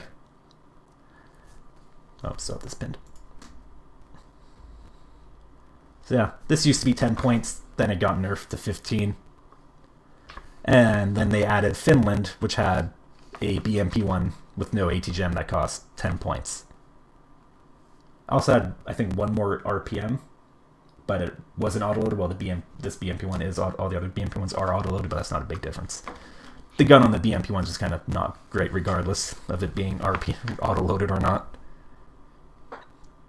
But yeah, so it's a strong 10-point transport. 10-point transport for Moltschützen. So yeah, that's just a nice little buff. Like the Schützen's availability pattern on par with other shock light infantry. It says change. I don't know what the availability was before because I never used them. They have a Métis M, or not Métis M, just regular Métis. Métis? I don't know how it's pronounced. The Métis. Yeah, there's not actually a lot of shock light infantry out there now, I think, but I think a lot of it is regular. I don't know what its availability was before. It just says change. It doesn't say increased or decreased. Oh, wait. Oh, it says pattern. So I think it might have had, was this the one that had, like, instead of being hardened or veteran, it was, like, trained and hardened? Could be mistaken. Anyway, they're now just more consistent with other light infantry, or other shock light infantry. East German MiG-23B. Which one's that? Which one is the MiG-23B?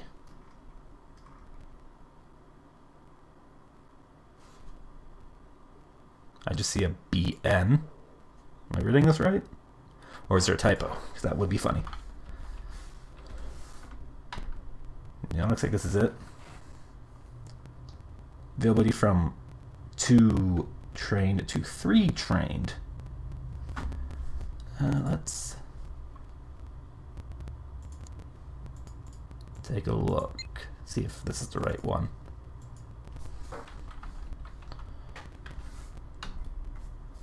Now there's only BNs in the game. Yeah, 3 trained, so I guess this is it. It's still not a great cluster bomber, but now you get 1 more of it per card. I still highly doubt you're going to see much of these, but you never know.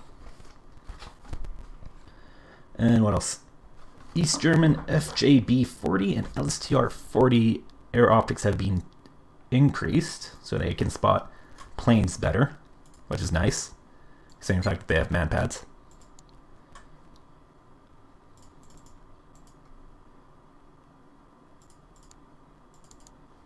Go.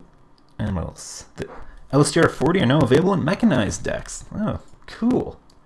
So yeah, before they weren't available in mechanized, well, FJB-40 were. And FJB-40 are like, they're not bad actually, they're okay.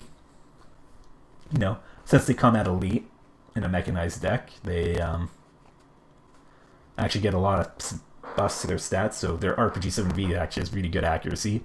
And the Strela 3 has pretty decent accuracy. It's only 3 HE, but it's a little bit of damage, you know. sometimes, you know, that 3 damage is all you need to finish off a unit. Also, it's a man pad. And it kind of goes like, it's kind of the same as ATGMs is. They have a significant psychological effect on your opponent. You know, your enemy's going to be a lot more wary flying around their helicopters or their planes over an area if every time it goes there, you know, it starts getting these things shot at them. Anyway, so SGR 40 are now available, so they're just much better than FJB 40. 10 points more expensive, but they have a much better anti-tank weapon. Better range, better accuracy, better AP. They have a better primary weapon. And the Igla's better than the Strela, including 1 more HE power, which, you know, makes it so it... So against 5 and 6 HP, or against 4 and... Against 4 HP helicopters, it can one-shot them now. Against 6 HP helicopters, it doesn't make a difference, really. And then against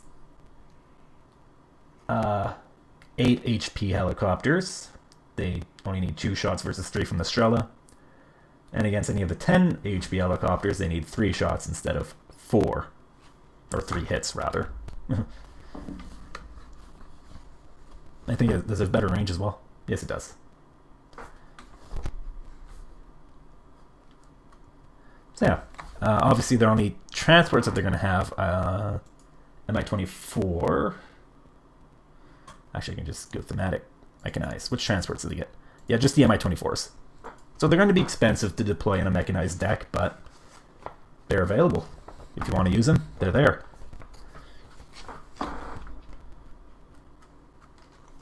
Now we're on to China.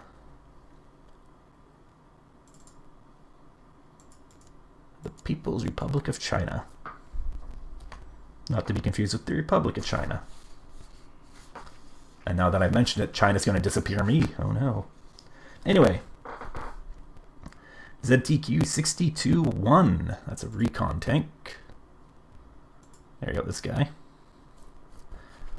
It's actually an okay thing. Its price is being decreased from 30 to 25. You know, honestly, I thought it was a perfectly okay unit before, and now at 25 points, it's a slightly better unit. You know, it's just a cheap recon tank. Not the cheapest recon tank, but it's perfectly reasonable. The PTZ 59, price decreased from 50 to 40. Oh, that's the tank destroyer. 59, yep.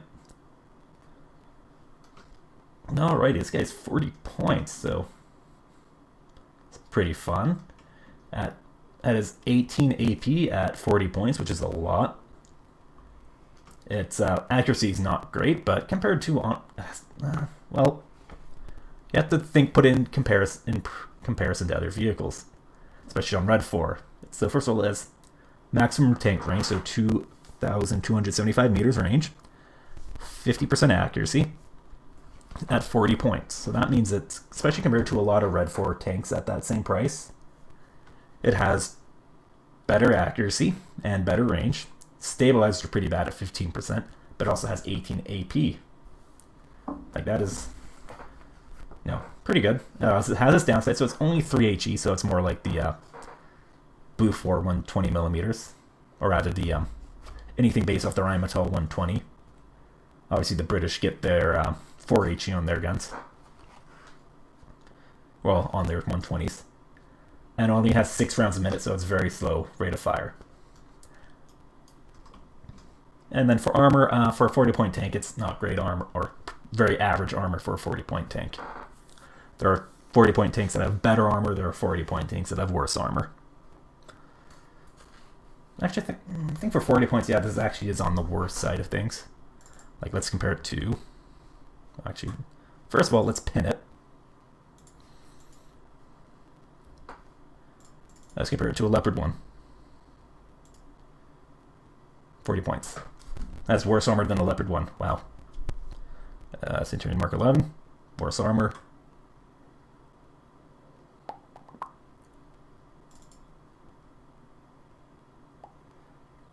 Worse armor. So its armor is actually not...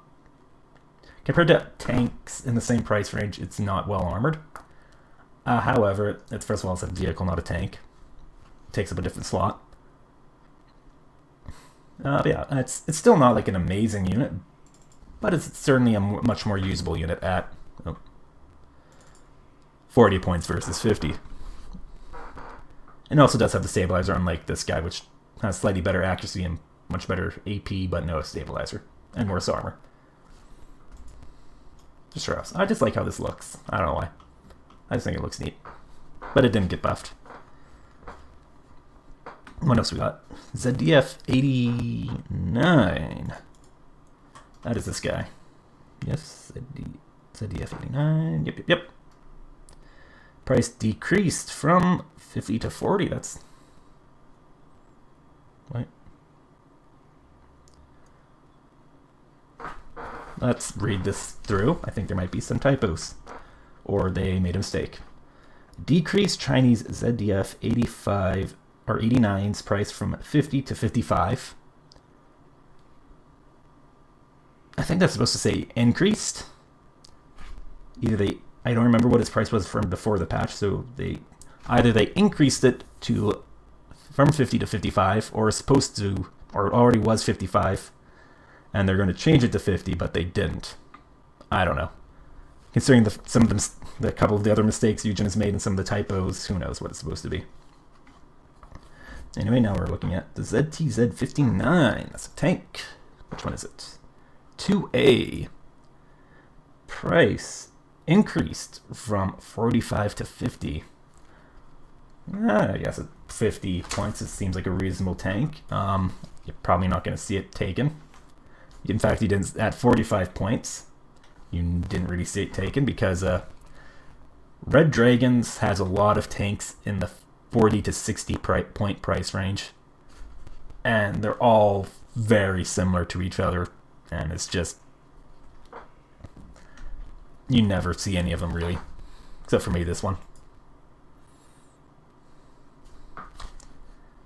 Anyway, so ZZC55 optics.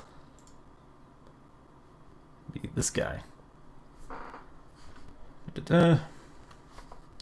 Optics on par with other recon transport. They're increased, so that must have been medium before, I'm guessing.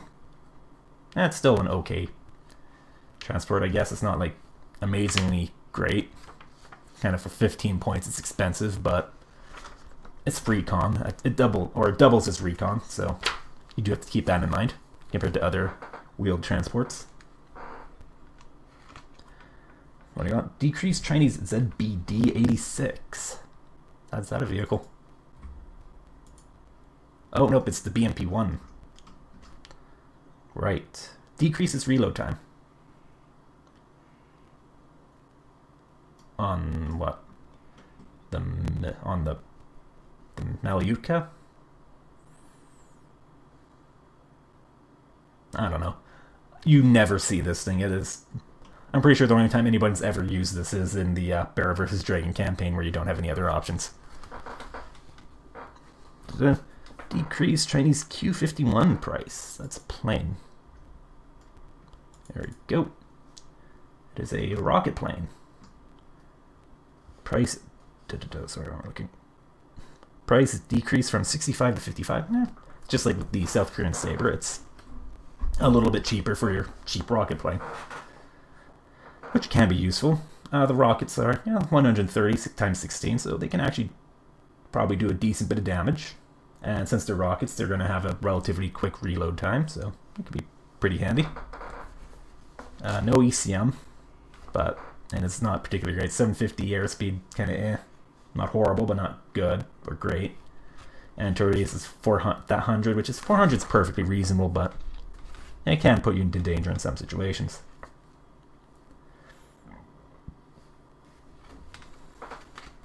What else we got? Chinese Lujian Dui, or that's pronounced 75. Oh, okay, that's... I'm still limited by thematic. There we go. There we go. Lujian Dui 75. Yep. Price decrease from 20 to 15. RPG ammo decrease from 8 to 6. That's a nice little buff. So now they're basically a moat shoots and clone, which is nice. You know, that's, I don't know what else to say. It's just they're just a cheap 15-point shock unit. Because before, what they used to be was they were a 15-man unit at 25 points, and they were pretty garbage, to be honest. And then they got changed to 10 men at 20. So they're at that point they're just a worse Moltschützen. These guys are 25.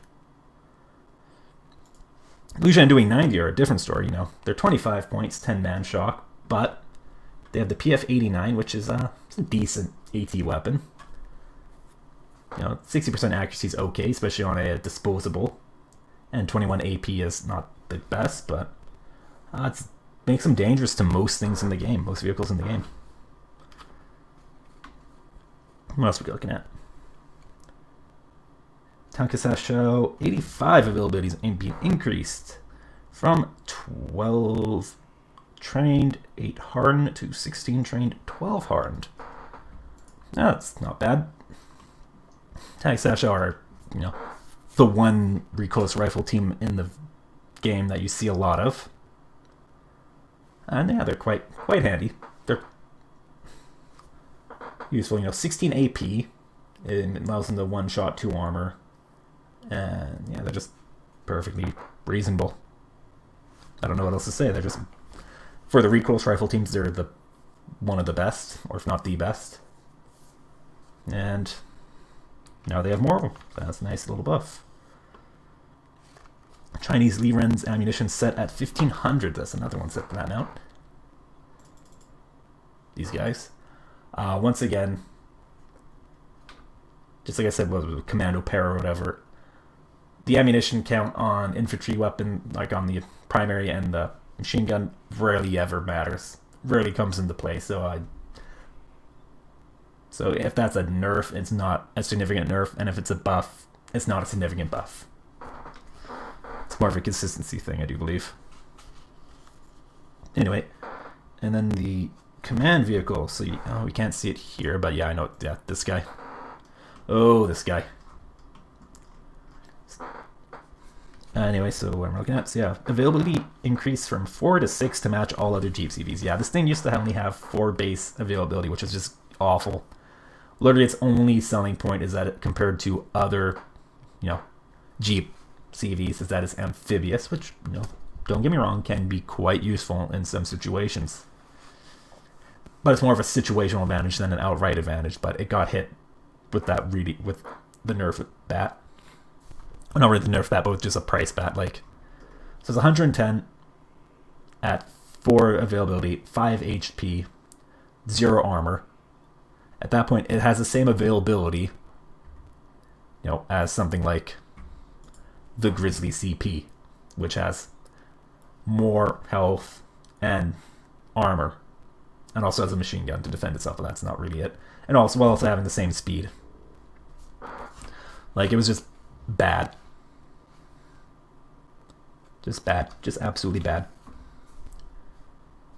Anyway, now it's perfectly reasonable. Now we're on to North Korea. Oh boy, what are we looking at? North Korean Bantank Fago. Access to VT-323 line of transports.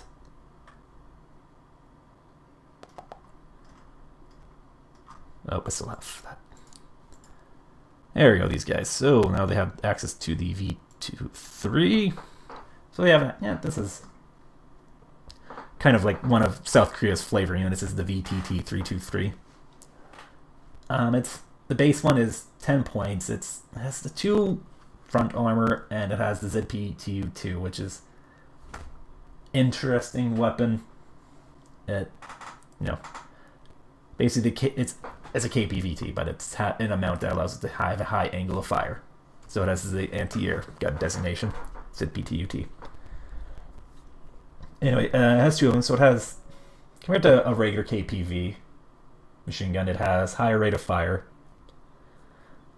That's basically it. It can actually stun enemies.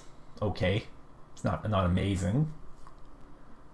But in some situations, it can do some work, especially with the 1 AP against other vehicles, but it's very situational. So it's... Besides that, you also get the VTT323 Sasang Po with a Malyutka clone. Not very good. More importantly, you get the Hwasan Shang, which is the Iglabus, which is it's actually a fun unit. It's not like an amazing unit, but it can be situationally useful. Whether or not you want to take these guys in, it's a different story. They're 10 points.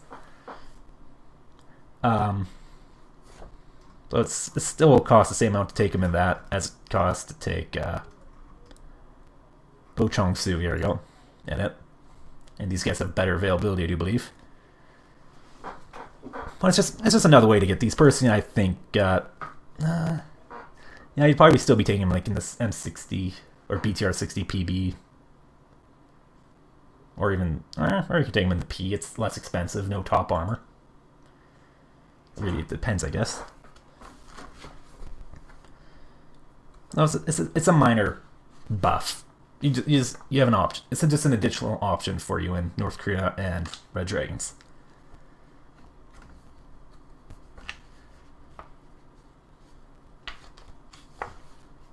Alrighty, now we're looking at tanks.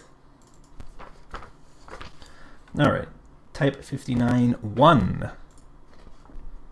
Price has been decreased from 40 to 30. Okay, yeah, I have no problem with this thing costing 30 points.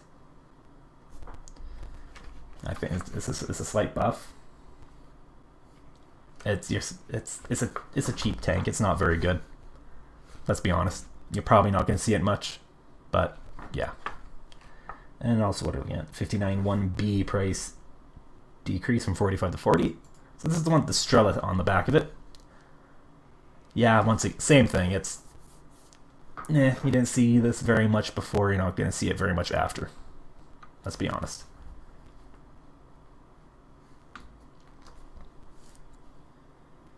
What's we looking at? T72M price from 65 to 60. This guy. Yeah, you never see this, so you're probably still never going to see it. And I can't remember. I think this is one of the units that had a problem with its HE gun and AP gun not having the same stats. But I don't know if they fixed that, or if it did get fixed. I don't know for certain. Anyway. And North Korean B5's availability changed from 2 cards of 1 to 1 card of 2. Double B2 is back, everybody. This guy. The man, the myth, the legend. Wow, that tail gun is doing something. Oh, Eugen animations. Anyway.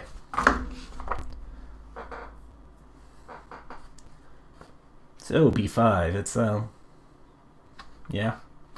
That's nice. Way long ago, it used to be, 1 card of 2, but then it kept getting spammed in Softcore, the old Softcore coalition that got removed back in 2016. And no one liked that, so when they removed Softcore, they then proceeded not to do this change. In fact, because basically part of the Red Dragons' problem was that they didn't want to buff any North Korean units, or North Korea really, because they would buff Softcore. But then what they did is they removed Softcore from the game with the promise that they'd make Red Dragons better, but then pretty much all they did when they removed Softcore was give North Korea the tanks that have Iglas on, or the Strelas on them. Which was like, okay, that's a relevant buff. But now it's back, so that's nice. It's nice, I like it.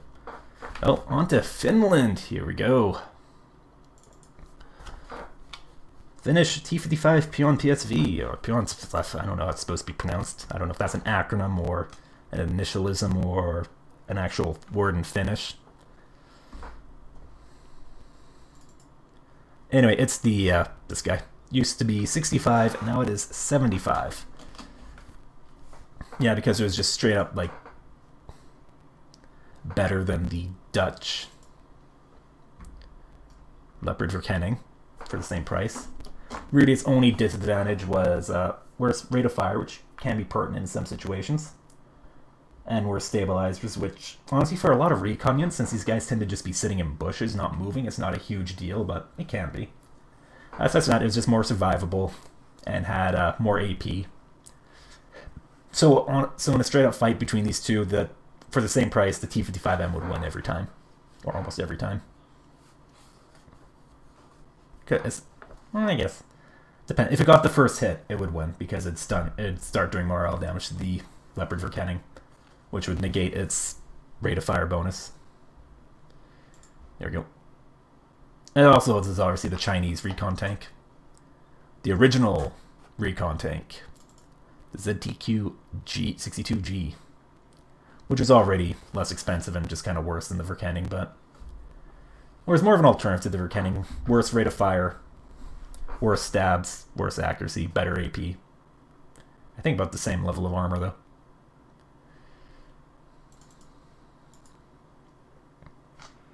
Anyway, it's been nerfed. It wasn't the most egregious unit that Finland had, but it's still a very strong unit, so now it's more expensive. Oh, yep. MiG 29 913. Oh boy, the meme MiG, the meme 29. The ultimate fuck you to your planes. This guy. So price is being increased from 110 to 125. Obviously that's a bit of a nerf. It's a bit more expensive. Now instead of costing you 110, so instead of costing you 220 points to get both of them out, it's now 250. That's a whole 30 points. No, the big thing is the actual big nerf it's gotten is its availability. It used to be wasn't 3 rookie, 2 elite. Now it is 3 rookie, 2 veteran. So the difference that makes is it's now just less accurate on its missiles. The big thing that makes it annoying is it still has the ripple fire, so it will fire both of these missiles off really quickly and then PTFO before your plane can react, or before it can fire off more than 1 missile or 2. They'll get out of there. However, since it's gotten a veterancy nerf, so what that means is it's just going to be less. It'll just less reliably double tap your fighters or your planes. That's the big thing. It's still going to be annoying, but it's not going to be as oppressive as it was before. Only time will tell how big of a nerf this is. Oh, XA185KT. That thing. This guy. The Bushmaster 2. This thing is, it used to be 15 points, now it's 20 points. Yeah, it's a nerf. I'd say it's a deserved nerf. The XA185KT was very strong at its price. It's not like... It was not without its downsides. It has relatively limited ammunition and only 1 armor, so it is pretty fragile. It has poor optics, so it's not very good at seeing things. So, recon units could actually give this thing a lot of trouble. Something like an AMX-30 in a bush. An AMX-30, or the...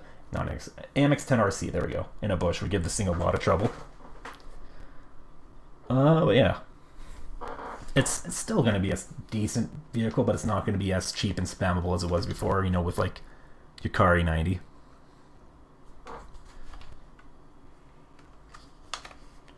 Once we get MI8KT, or the MI8TKT, rather. This guy, oh boy.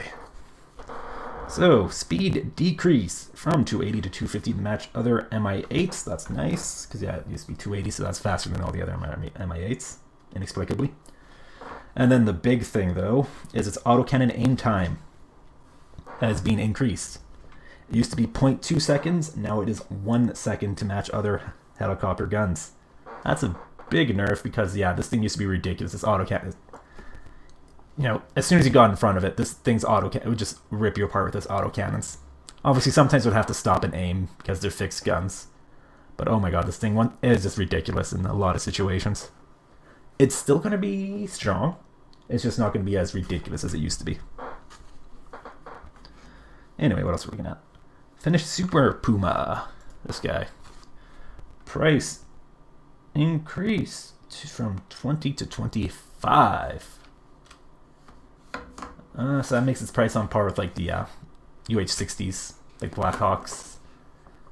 Which is, I guess it's okay. It's fast. Has 6 HP. Makes sense. Before, pin it. Had the same price as this guy, which is same health, but it's much slower. So now it's the same price as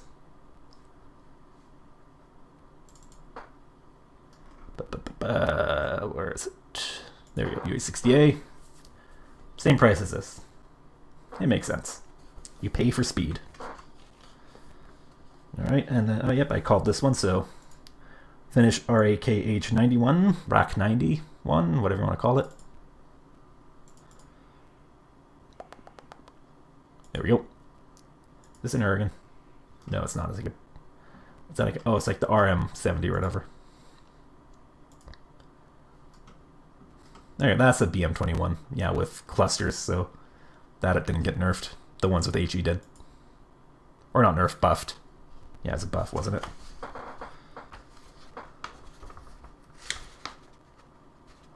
Let me look through my patch notes.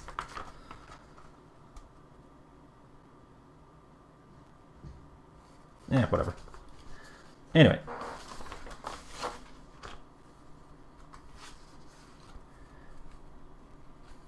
So price increased from 120 to 140. Supply cost increase, yeah. Because yeah, just like the Soviet BM27 Oregon, or BM29, whatever it was. It's pretty strong. It's a very strong HE MLRS. Can definitely do some work. So now it's just going to slurp up your FOB. And your allies' FOB. And your other allies' FOB if you're that sort of player. Anything else for Finland? Yes. So, almost at the end here. So, decrease Finnish MR missile, Spike MR missiles acceleration from 1,000 to 700. So that would be... there you go. This guy. So same as what they did with the Israeli Spike LR. It's just still, the missile's still going to be fast. It's just going to take it a little bit longer to get up to its top speed. So it gives you a little bit more time to react to it, but it's still going to be fast. And then the increase Finnish. Oh god, the Rekois Yakari. I don't know how it's pronounced. The Orkos. That'd be these guys here. So they just have better air optics like a lot of the other man-pad carrying special or elite units. It's a buff. It's still going to be mostly like, yeah, Finland got hit with some nerfs. No, it's pretty much all nerfs.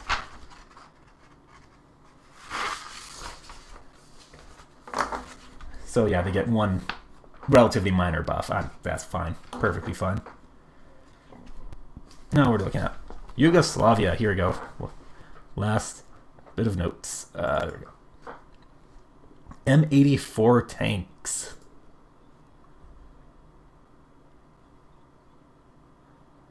There you go. Yeah, looking right here. So the M84 tank series rate of fire has been decreased from 9 to 8 rounds per minute. Alrighty, so that's a nice little nerf, because, yeah, the M84A was pretty oppressive at its price, so now it's slightly less oppressive. It's still a strong tank. Still has good frontal armor, still is a very good gun, 65% accuracy, 60% stabs, 19 AP, 4 HE. Still has a 32 HE per minute. It's still very strong. No, it's no longer just, a better Leopard 2A1 for 5 points less. It's now, it's now somewhat comparable. Anyway, and also that also does affect the So it affects this guy, and also go to recon. This guy. This thing's still going to be obnoxious to deal with because it has stealth and optics, but slightly less strong. The Yugoslav N62M Super Galeb, or Galeb, however it's pronounced. There we go. Speed decreased from 900 to 750, so now it's much slower. Yeah, that's nice. It's a nice little nerf to it. Because this thing is... well, it was such an obnoxious thing to deal with. It has, it's... ECM's okay, 30%. It has the, whatchamacallit, at 900 though, and it still has the 250 meter turn radius. It was just very fast, very agile. It could just turn around, reposition itself very easily compared to other ATGM planes. And it also has 60% accuracy on its missiles. It's just obnoxious to deal with. And also, they're 30 AP missiles, so they double tap super heavies from the front. Its only downside is, its TOT is only 60 seconds. Part of the plane, yeah, it's just obnoxious. 900 now, it's 750, so that's much better. Like, just compare it to the Kahoo H4K. Same, same missiles basically, but this thing is just slower. 600 is so slow. Better TOT though, so that actually could be a problem for the Super Galeb now. Is that it has no loiter capability, so if you call it out and you lose line of sight on what you're trying to blap with it, if you regain line of sight, you might not have enough fuel left to circle it back around and hit it. It's not necessarily a smart thing to do to try and circle back around if you overshoot or lose line of sight, because you're really risking your ATGM plane at that point after the first attempt. Anyway, so that's the Super Galeb HI-42 Hera 2 helicopter. That's the recon one, yes. Like Hera 2, yep. Availability has been nerfed from 12 trained, 8 hardened to 8 trained, 6 hardened. That's a pretty... so it's been decreased by 1 step. It's not bad, because yeah, this thing was pretty... it's pretty strong. You could really spam the hell out of these things, and it could be very dangerous. So yeah, it's a nerf. Decrease Yugoslav FAP 2832A. So that's their supply truck. This guy. So its availability has been nerfed from 6 to 5. I was unaware that it needed a nerf. 40-point supply truck. I'd have to compare it to the other 40 points. Oh.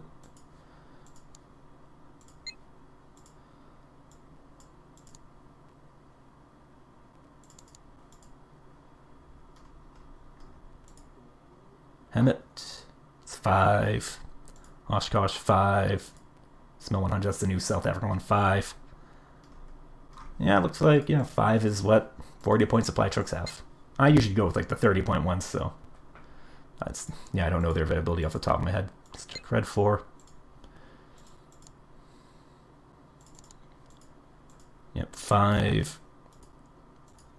Oh, sorry, this one's been nerfed, so 5. 5, yeah. So yeah, it looks like it just inexplicably had one more truck per card than it should.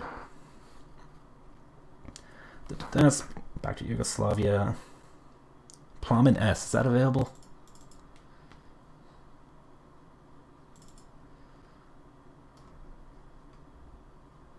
Doesn't look like it. Anyway, so the Plomin.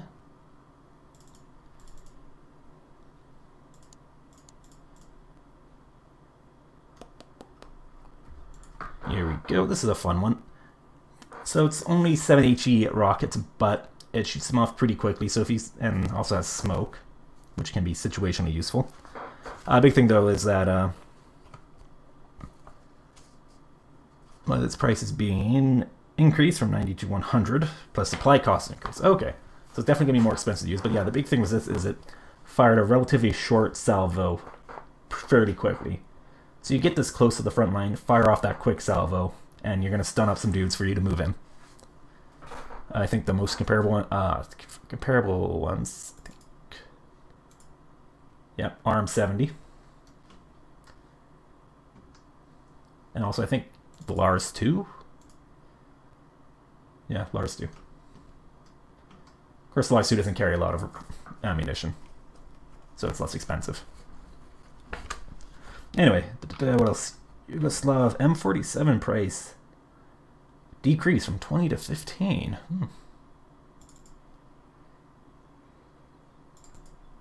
So that'd be this guy here. Yeah, 15 points. It's let's compare it to a different 15-point tank, the T-34B. Let's pin it, then compare it.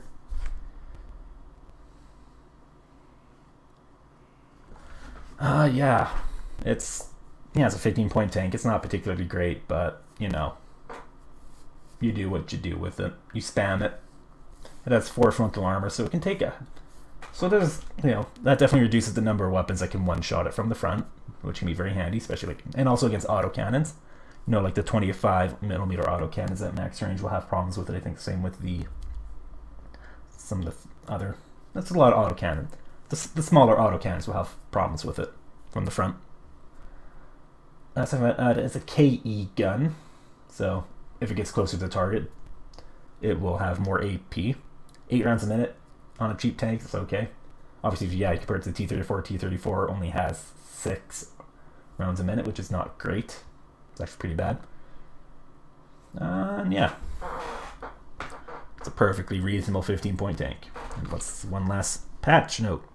Yugoslav Nora B can now fire smoke rounds. Oh right, yeah, I couldn't fire smoke before. I forgot that. And it's just kind of weird because it's like the only howitzer that couldn't shoot smoke. Why can't I see it? There we go. So it's basically it's kind of similar to the French César. Actually, it looks like on paper it has, or on these stats it's almost identical, just has worse range. And slower. Yeah, but now it can fire smoke. Oh yeah, right, it carries much more ammunition. 18 versus 48.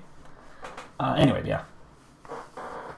Yeah, that's not a huge change because you're not usually firing smoke with your howitzers, especially your fancy fire control system 10-second aim time howitzers. But it's better to have the capability and not need it than to need it and not have it, especially since it doesn't cost you anything points wise.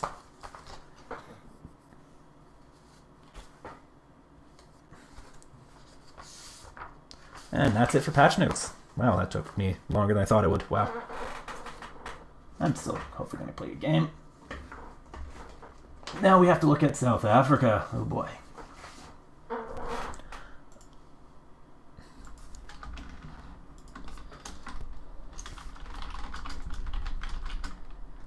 Let's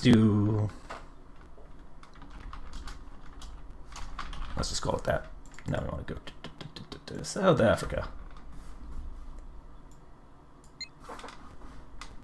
So this is just going to be a general deck for South Africa, so this might not play to its strengths as a motorized nation, but it'll just let me go over everything and see its availability.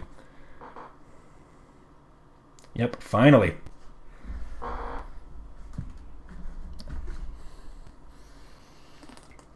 Actually, before that, I am out of tea. I need to refill my tea. So let's just call it a quick 5 to 10 minute break, and then I'll be back for South Africa. Got a blue ball you more. If I can type. There we go.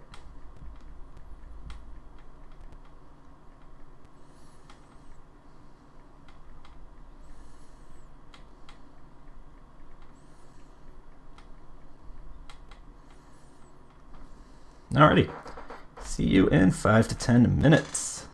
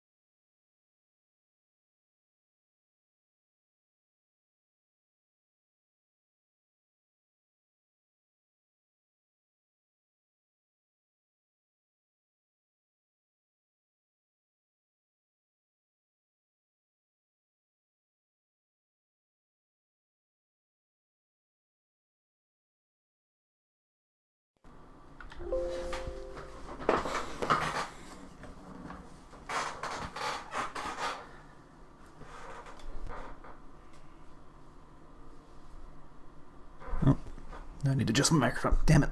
Okay. And I am back. Alrighty, so let's take a look at South Africa's logistics tab first things first. So we have a 100-point command helicopter. It is trash. Command helicopters are basically all trash. The only interesting thing they have is they have very good optics so they can spot things, but that's just so not useful. Wow, the pilot and co-pilot are very cozy in there. Is that just how an Alouette 3 is arranged on the inside? Like, I'm not familiar with the helicopter. There's a lot of empty space on that side. Yeah, whatever. Then you just have your regular recon or command infantry. God damn, those arms are awful. Oh my god, it's like a noodle. That is not how elbows work, Hugin. Like, the vehicle models look alright. But by god, that character model. I think that's gonna be a running theme. I think all the infantry models are just gonna be weird looking. Oh my god. Okay, for a second, it just says clipping. For a second, it looked like it's like wavy arm, but now it's just set clipping for the stock. Anyway, well, what transport options does the Commandant have? So it has the 5-point truck, obviously, the Buffel, twin M1919s, one front, side, and back, no top armor, 90 off-road, good autonomy though, 1,000, 10 points. Yeah, so it's a perfectly average wheeled 10-point transport. And has twin 1919s, so that definitely gives it a fair amount of firepower.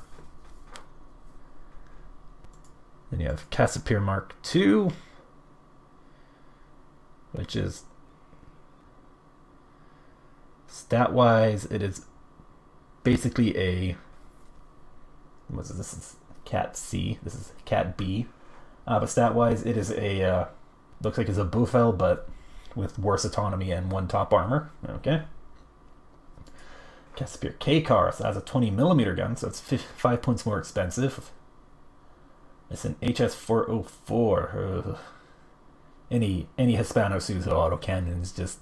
Then you have the Ratel 20. That's the GI1 or GL1. Or I guess it's a GI. Or GI2. 20mm autocannon. Looks like its stats are very comparable to the RH 202, is that what it is? No, I can't remember. It looks like it's comparable to like the autocannon you get on the Martyr one. And it has 2 frontal armor. Okay. Ratel 20 at Milan. So yeah, that's just yeah. That is a Milan F1. It's not very good. Oh, this is the Ratel 60. Right, this one has a mortar. 42 rounds. Yeah, has smoke. Yeah, it's one way to get a 60mm mortar to the fight. Oh, it also does have direct fire capabilities. Not very good direct fire capability, but it exists. It's only against vehicles, though. 4 heat AP. That is not much. It also gets the Ratel 90, which is a 90mm heat gun. 48 rounds. 7 rounds a minute. 3 HE, 8 AP. It's not very good, but... because it's not even enough AP to knock out a 1 armor, 10 HP vehicle.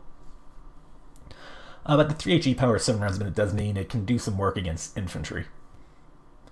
Not amazing work, but it can do some work. And you also get the Puma 330H, which is, yeah, it's Puma. It's not very good. It's not horrible, but it's not great. It's just very nothing special. And you also get the Oryx, which it's faster and it has more health. So that's cool. Anything else? It's also just a Meg 762 machine gun. So yeah, very very bland helicopter transport options. They're not bad. They're just, yeah. What else we get? Oliphant BV. So that's a Centurion. And yeah, it's a Centurion command tank. It has two, however, to be fair, it has 2 back and 2 top armor, which means it is makes it much more survivable against like indirect fire. And also get the Rattel, which is, yeah, it's faster. You know, if it weren't for the fact that this thing is slow with bat autonomy, I'd say that this is just the better all-around choice in the Rattel BV. But you know, the fact that this is faster does, and with better autonomy, makes it useful. So now we get the Rover or BV. Availability is 4 and 2 and 5. I didn't check what the availability bonus that South Africa gets is. It's probably like 15%. I don't know. And Buffalo BV, Casper BV, Caspier. I don't know how it's pronounced. Yeah, it's bland. Very bland. Very bland command choices.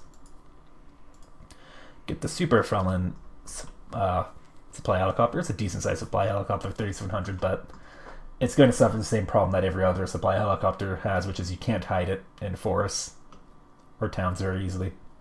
So it's much more likely to be spotted, so it is more likely to get hit by indirect fire or planes or killing, is likely to die. And then you get a 10-point supply truck and a 40-point supply truck. I like the 30 points myself, but 10-point I do think is a little too small. 15 and 20 points are perfectly fine. 30 is where it's at for me. But it's whatever. It's 40-point supply truck's fine. You also do obviously get an FOB. It's a fob. What else to say? So I'm doing a 1v1 deck. So what do I want to take?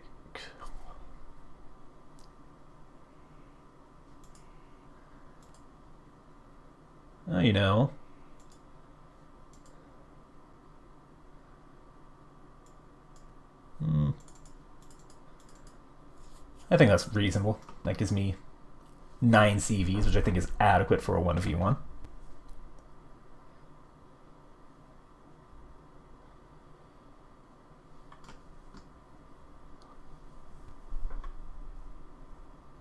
Otherwise, my option would be maybe this and this. So that's 11, which is not bad. I could, let's just try that.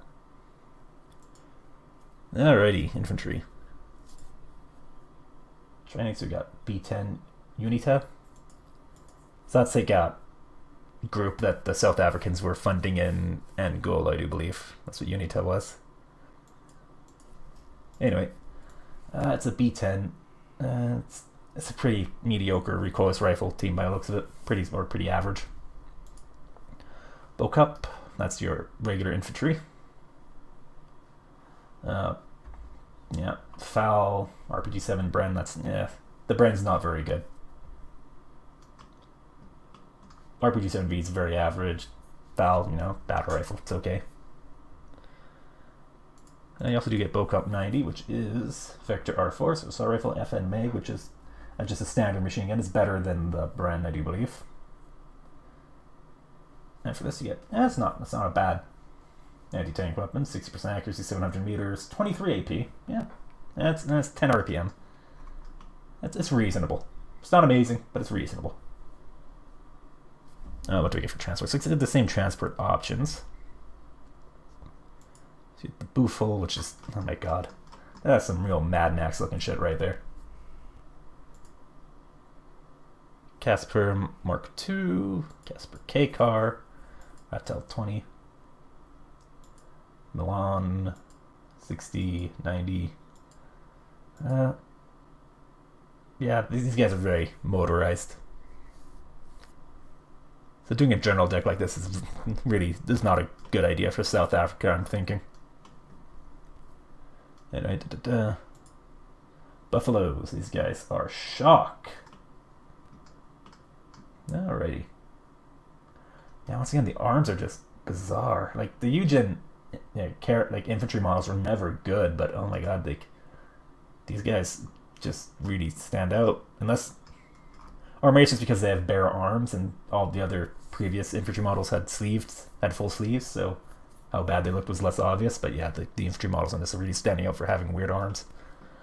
Anyway, so they get a G3A2, RPG-7V, and an HK-21. That's a new little machine gun.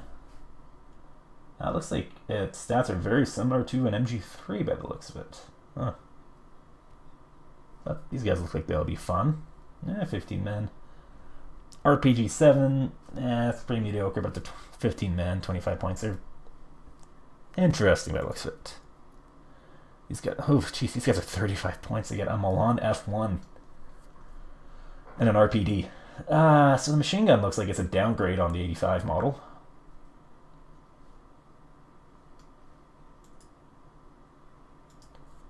AKM versus, or just assault rifle versus battle rifle. Generally, battle rifles are better, especially on shock.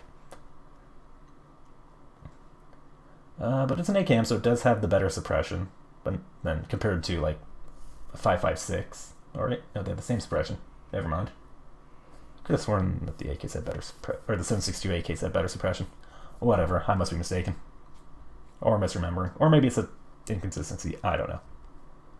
Anyway, it's an interesting unit. So you're gonna get a Milan F1 on a very resilient squad with good veterancy, so it's gonna be decently reliable.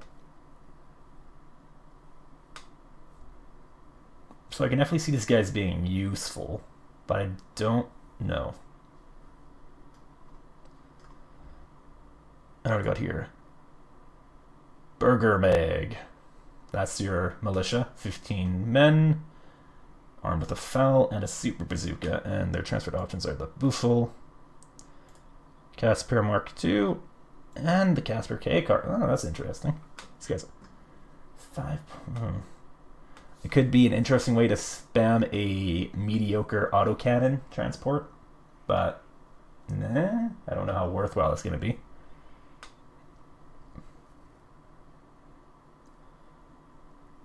Yep, Burger.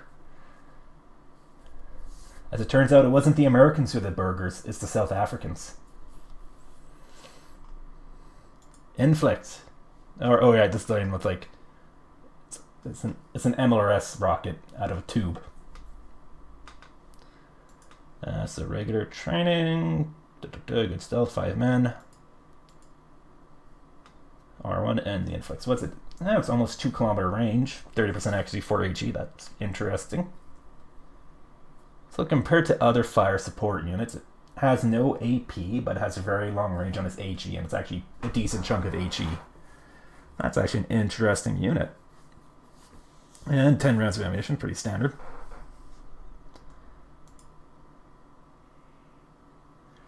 Oh, come on. Mechanth, I guess that means mechanized infantry.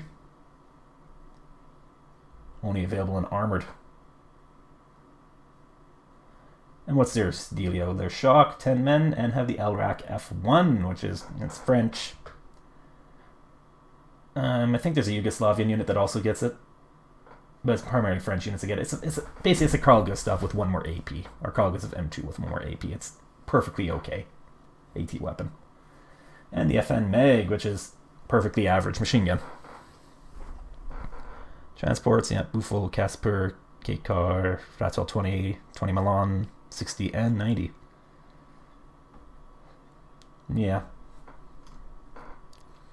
Oh, they also get that Conf 90. They get the FT5, same as the Bocop 90. Which, once again, yeah, it's looks like it's a perfectly okay weapon. Good accuracy, decent AP, 10 rounds a minute. It's, yeah,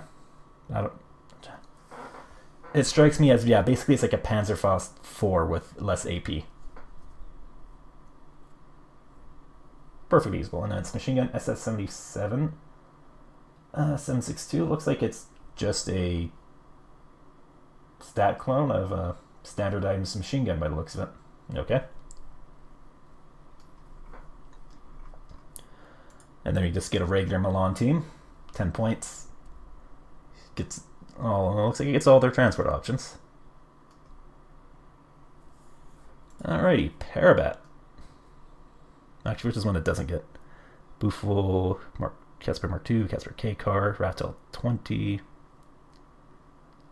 And yeah, that's all of them. Anyway, Parabat and Parabat 90. Okay, what are these guys? 15-man Shock Squad. Interesting.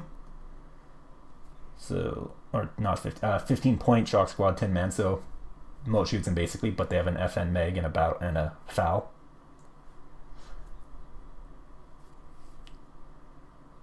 And you got them in the Buffalo, Casper Mark II, K car, but you don't get them in the Rathaus. And then Parabat 90, they get FT5, so yeah, they look perfectly adequate Shock Squad. Nothing special, but they're not bad. Sapper. That's just a old World War II era life buoy flamethrower. Nice. Looks like they get the full transport range. SASF. Anyway, so what do you got? R5, is that the carbine? The Carbini stats. LRAC F1 and Estrella 2M. So yeah, they're basically a FJB 40 with, I think, a better primary and a better AT weapon. And yet they look like the same transport options as Parabat. Like they look okay. Not amazing. But they could be interesting. And then we get 90, they get the Stinger A, so these guys are basically just a better version of SAS. Better primary, better anti-tank weapon, same manpad.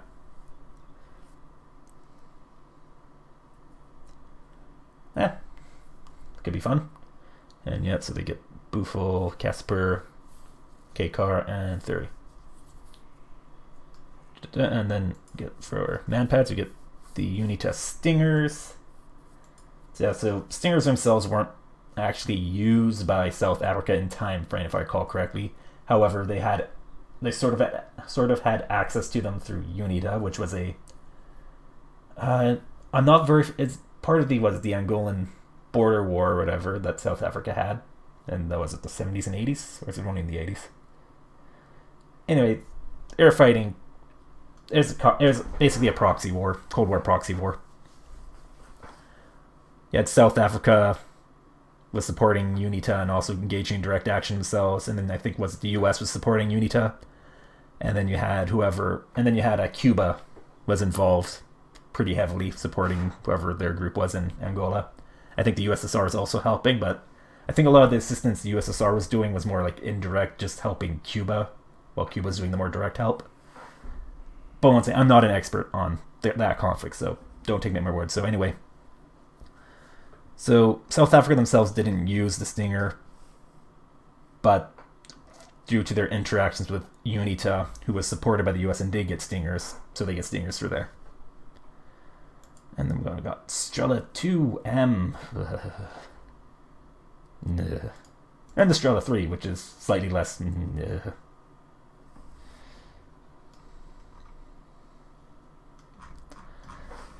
Okay, infantry. So what do I want to take?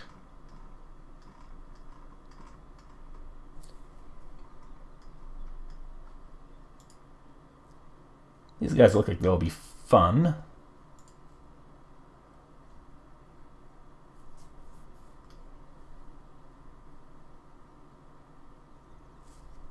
I don't want to take an in. K-Car. It's a bit expensive.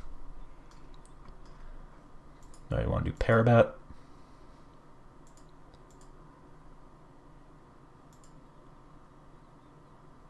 Let's try that.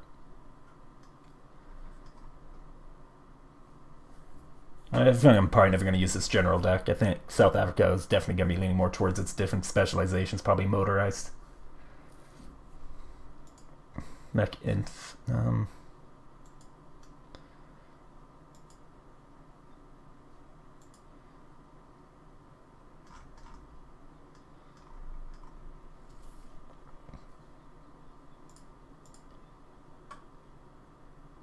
Want to do that? I don't know about this deck. Buffalo's 85 could be interesting with the Milan, but they're expensive.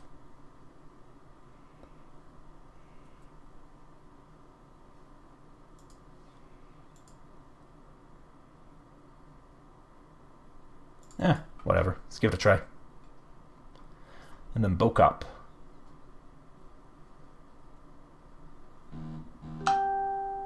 Why am I getting a random notification on my phone? Yeah, I definitely think South Africa is not going to work well with a general deck. But regardless, let's go Bocop. I don't have any cheap. Unless I maybe drop the SASF 90. Yeah, let's try that. Let's just rethink it.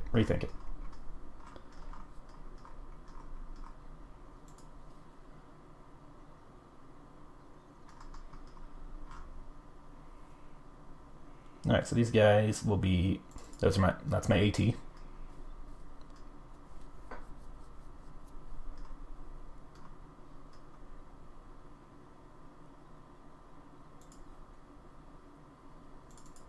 guys can be my slightly more spammy shock.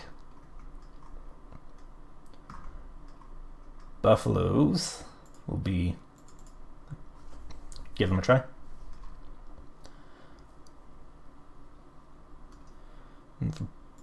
And then let's take regular Bocop. But I don't know what transfer to take him in. I kind of want to do the Ratel 20 because that looks like it'll be fun. But that's 25 points a pop versus 20 for them in just the Cassipier. Let's do that. And then, where's the Inflict? There it is. Yeah, sure, let's take him in the K car. I'm probably never going to use this deck, but hey, who knows? Actually, I never filled out my log tab. Let's take just the 2 supply trucks. Don't know if I'm going to take a fob. If I take a fob, I'll drop a supply truck for it. Anyway, support. Starting out, let's get a mortar. So we have a 60mm one, an 81, and a 120. That's a 60-point mortar. Only 36 rounds. Oof. I'm getting what's the Soviet 120mm mortar that's overpriced with low ammo count? That's what this reminds me of. I think I might just go with the 81. Get more of them. They're cheaper. Much better ammo capacity. Obviously, they're not as killy as 120s are, but they still work just fine. Just the range is a bit annoying, the low range. I'll give them a try with that. Or, you could just do this. Go Polish Zarto and just spam these everywhere. Artillery Howitzer. Get the Sexton. That's the nice World War II era surplus right there. Probably made in Canada. I can't remember if all the Sextons were made in Canada or if just a bunch of them were. Anyways, armed with the Ordnance Quick Firing 25 pounder. It's an 85mm gun. Doesn't have a very high rate of fire, which is like the real life advantage of the 25 pounder was that it could shoot very fast. Though obviously it's in a mounted vehicle, so that might reduce its rate of fire due to the lack of working space, but whatever. And also we get the Rhino. G645. This is just a fancy wheeled howitzer. Ammo capacity, I think for the 155 howitzers that's pretty average. I think I could be, or yeah, it's whatever. 4 RPM, 7 HE, 155. It's gonna have 10 seconds aim time. What specs is it available in? Marines, motorized, support, and armored. Interesting. Has 4 rounds a minute, which is pretty normal. I don't know what the firing pattern is on it, because if it just fires like 3 rounds and then stops, that's very handy because you can very easily just queue up some orders for shoot, move, and avoid counter battery that way. That's one of the nice things about it. I think was it the British AS-90 does that. I think a lot of them do it. I think a lot of the Red 4 high-end howitzers actually have long salvo times, which is a problem. Or not necessarily a problem, but it can be a micro issue, because if you just let it stand there and fire its whole salvo, it's going to be very vulnerable to counter battery. Don't know if I'm going to take it, though. I'm not a big fan of using howitzers in 1v1s, but they can be handy.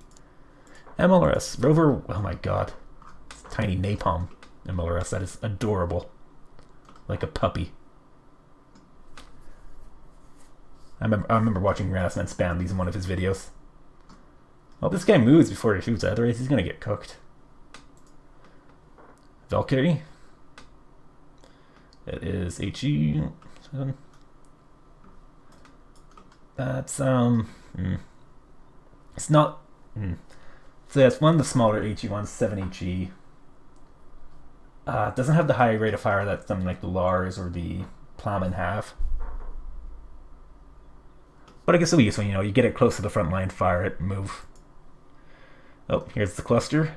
Yeah, 3 AP. That's 14 rounds a minute. See, if this one was HE, that would be fun, because it has the high rate of fire, so you get it close to the front line, fire it, stun up some guys, move along. Whatever. Air defense, what do you have for guns? That's a Buffalo with an Oerlikon 20mm in the back. Bosvark. That is a ZU-23 too. Okay. And the Rurikat ZA-35. Looks like it's looks like an A1 Gepard, stat-wise. That's a 3 frontal armor, though. Oh, it's based on a Rurikats, yeah. Radar. Yeah, I'm confident I can get them all killed off with my bad radar micro. Missiles. Okay, so we have a Crotal. Literally just a Crotal, called Cactus. Cactus SAHV, I don't know what that stands for. It's more expensive. What's the difference? Better accuracy. Better range against helicopters. Longer reload time. Same HE, same suppression. Same mobility. So that's just a slightly better Crotal. Okay.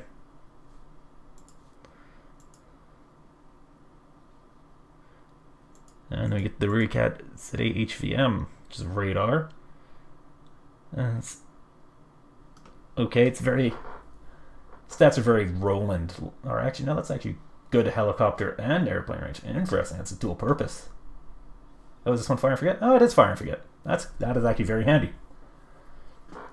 Because that's one of the problems with the Crotal is loses line of sight. That missile's going to go dig a potato somewhere. That one's fire and forget, so that's actually very handy. Nice. Alrighty. Okay, so now we got this guy. So it's good helicopter range and good airplane range, so it's... Stat-wise, it's reminding me of, I think, the Soviet Tor system. So I think the Tor has one more HE, and also like twice as many missiles. Actually, that's something I've noticed. All your missile AA is limited to 4 missiles. No reloads.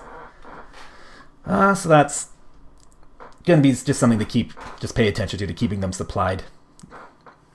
Otherwise, you're going to run out of missiles, and then you'll be sad, because then that's when the helicopters and planes show up and eat all your stuff, including your hopes and dreams.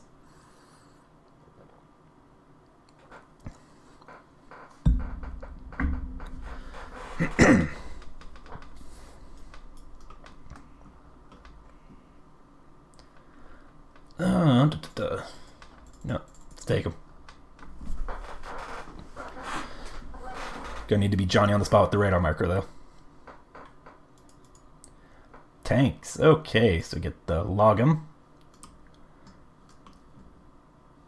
which looks like a Leopard 2A4 that just got abused by the apartheid system. Oh, that thing is hideous.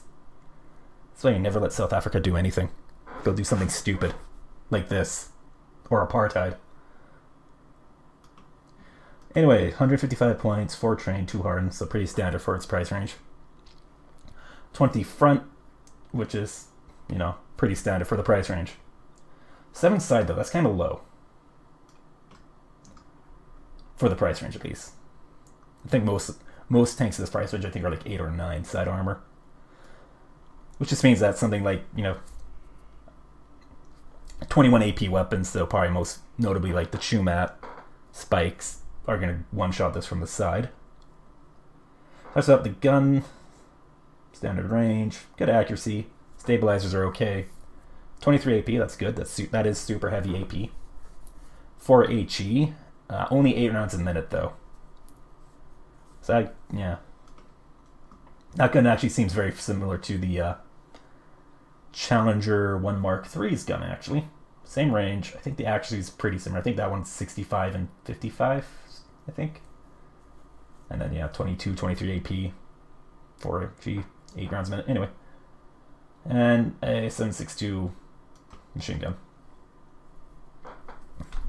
Yeah, it strikes me as a very blah sort of tank. It's not like bad for its price, but it's not good. Well, it's not stand out. Which makes sense. South Africa is very much a motorized focused nation. And the only spec if it's available it is armored, obviously. Anyway, so here we go. It's a Centurion. It's a 30-point Centurion. It's whatever Mark 7 or 9 whenever they introduced the 105mm gun. Very generic. Then you get the Mark 1A. As you compare, so for 10 points more you get same gun. You get better accuracy, better stabilizers, more range, better AP, and everything else is the same. So yeah, it's a gun improvement. Still slow, still has bad autonomy. It's a Centurion. Then we get the Elephant Mark 1B. So it's the Mark 1A, now on the Mark 1B. Get a bit of a different turret. It's being up armored, so it's 11 front. Still same all other surfaces. 60% accuracy, 35% stabs, not good, but 16 AP. 10 rounds a minute. Okay, I guess that it does have a bigger looking turret. So I guess it does get more space to work with. Some more rate of fire. Yeah, it looks like a perfectly average 60-point tank. Speed's okay, but that autonomy's not very good. That's like what the Japanese have on their tanks. And then you get Mark 1B Optimum, which gets a turret that is almost as long as the hull. That is impressive levels of just proportioning. Oh, wow. That is like... Oh my god, it's like this... It's the short bus cousin of the Leopard 2A5. Dear God.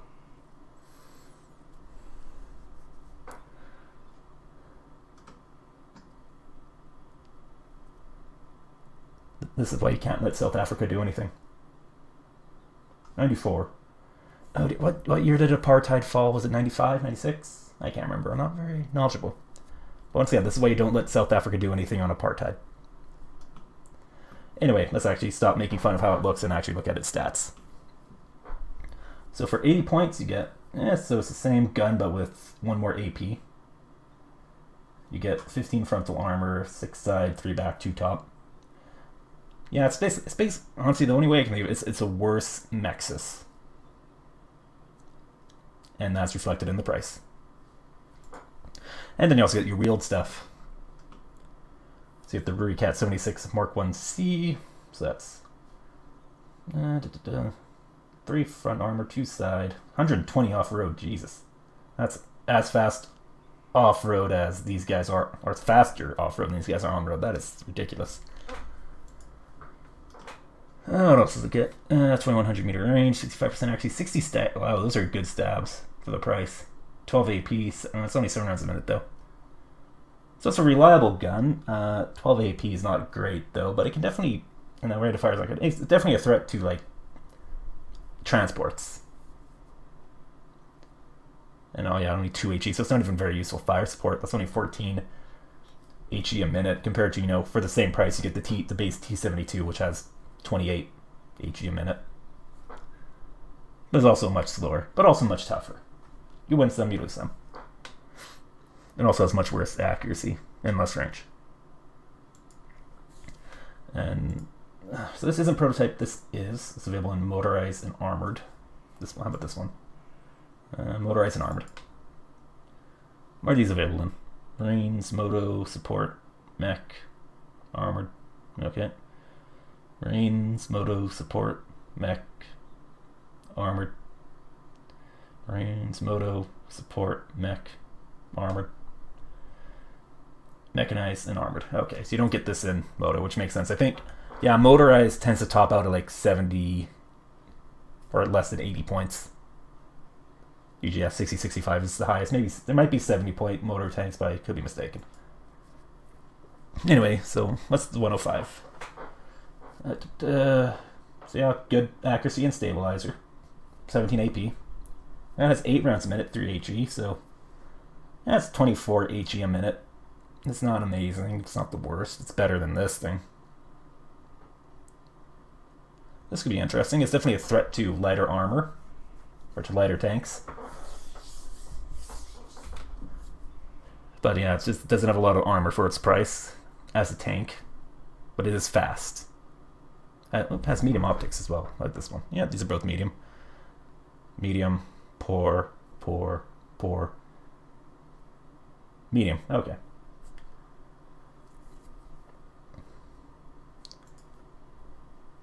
Oh yeah. So this looks like it's fun. Let's just do that for now. Helicopters, alrighty. So Outlet 3, it's, yeah, your standard very good optics. Recon helicopter. LN 90. No, it's very blah. It looks like it's the same as the French ELC 90 or whatever. ELN 90 NTAC, there you go. You strap a couple of terrible ATGMs on the side of it and suddenly it's better. And then you get the Recat 76 Recon.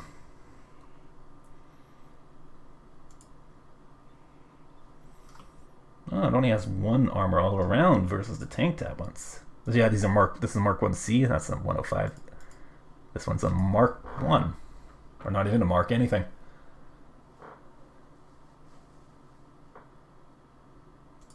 Oh wait, nope. Okay, now it's right. Did I have the wrong unit selected? Wow. Okay, so it is 3. Oh, I clicked on it a bunch of times. Whoops. So it is 3, 2, 1. Okay, I was just confused. Like, why is that such terrible armor? Anyway, it's very good it's paying the very good optics tax. See, if it had just good optics like the AMX 10RC, it would be interesting. But since it's very good optics, so makes it not less of an auto pick, which might be a good balancing thing, but also means it has not very good availability. Anyway, you get Para Pathfinders. What do these guys get? Vector R4s, Y2, and HK21. Oh, they're very anti-infantry focused. No AT, which I don't know. I kind of like having my recon infantry being able to whack armor for light vehicles. Also, they look like dorks with that camouflage pattern, like a bunch of fucking giraffes. Anyway. Yeah, so they have a grenade launcher. So basically they are like Formosa or SEALs. Like, they're gonna wreck other infantry, but as soon as a vehicle comes along, they're just gonna get mulched. I don't know about Para Pathfinders. Nope, a rover. Yep. Huh. Oh, this guy has like room for like 1, 2, 3, 4, 5, 6, 7, 8 friends. This could be a 10-man transport.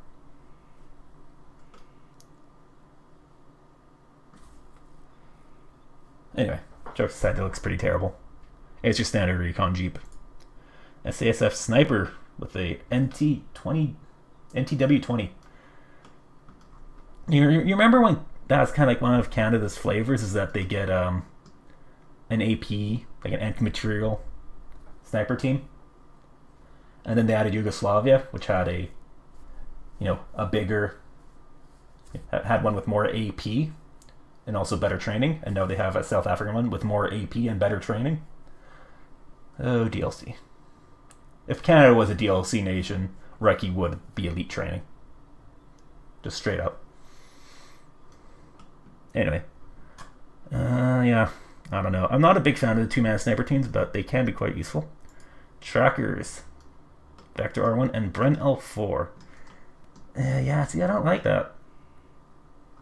But then again, like 5-man recon teams are rarely, going to be useful in combat, so it doesn't really matter if they have a machine gun or whatever crappy anti-tank weapon. The exception being was it a French Hussard in '85 or whatever, which get the they get the LRAC F1, I do believe. So they can, in theory, surprise, do a bit of damage to vehicles, but that's really not what you want to use a 5-man team for. They're there because they're cheap. They're a very cheap source of very good stealth, very good optics. That's what you get them for. Anyway, the XH1 Alpha. Oh right, yeah, this is fun. So it has like the whatever Martyr 1 autocannon on a helicopter. It's only 4 HP, and it's kind of slow, but it looks fun. I'm going to take it. It's only 30 points as well, so it can also double up as flank security. Give you good spotting on your flanks. Make sure no sneak happens. Aside from that, I don't want to try out the Para Pathfinders. I don't like them. They can go in the buffel.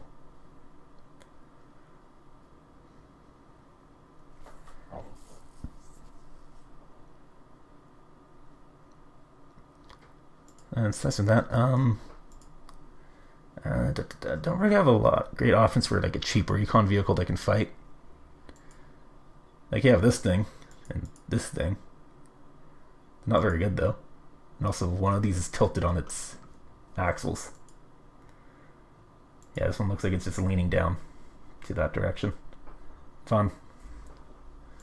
I guess I'll take the Rurikat 76.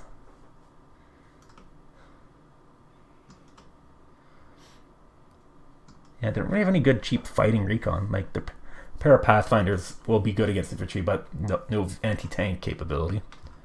Trackers are not fighting recon. Same with these SAS snipers. Yeah, these look safety.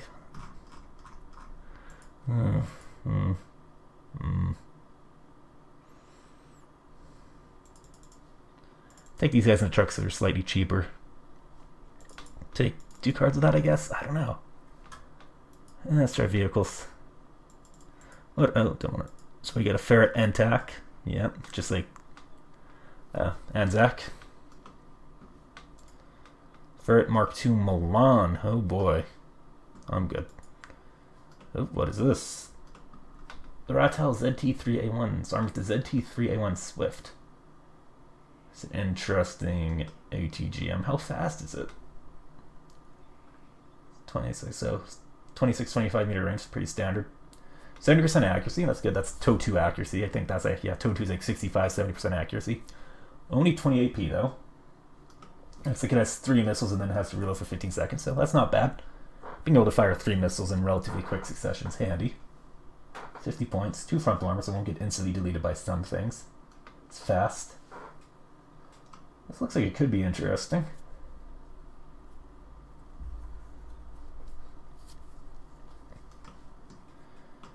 Oh, what else we got? Rover 106. Yeah, I'm good. Ferret Mark II 106. Still good. Ratel 90 fire support vehicle. Interesting. So it's just the Ratel 90, but you pay...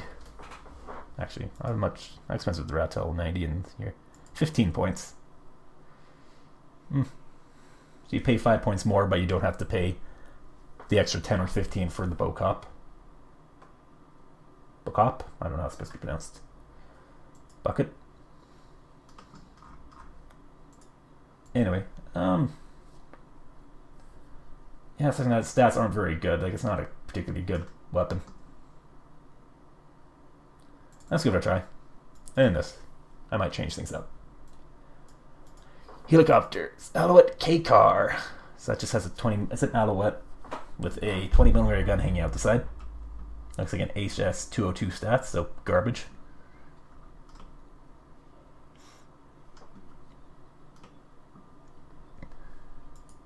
Let's see, XTP1 Beta 87. So this has the 20mm gun. Where's it mounted? Is it in the nose? Is that thing there?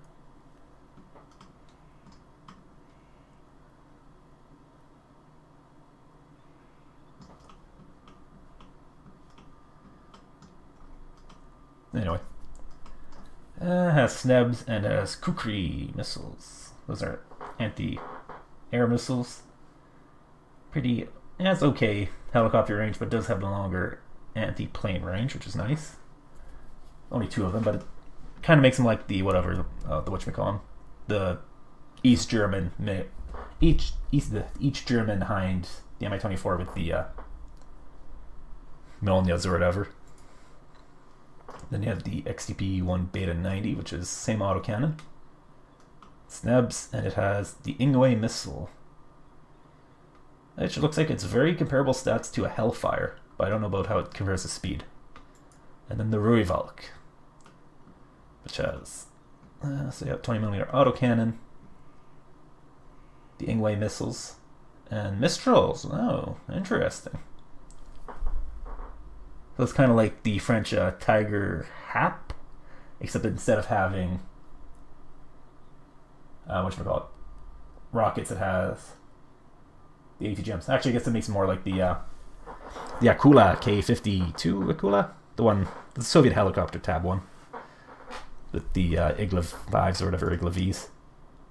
Yeah, these are good. These are good missiles. 5 HE, 6% actually, 26-25 meter range against helicopters. That sounds fun.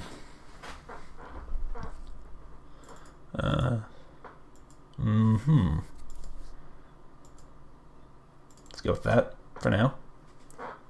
Don't know if I want the K car. Anyway, air tab. Air superiority. What do we get? So top end we get the Carver, 2 hardened.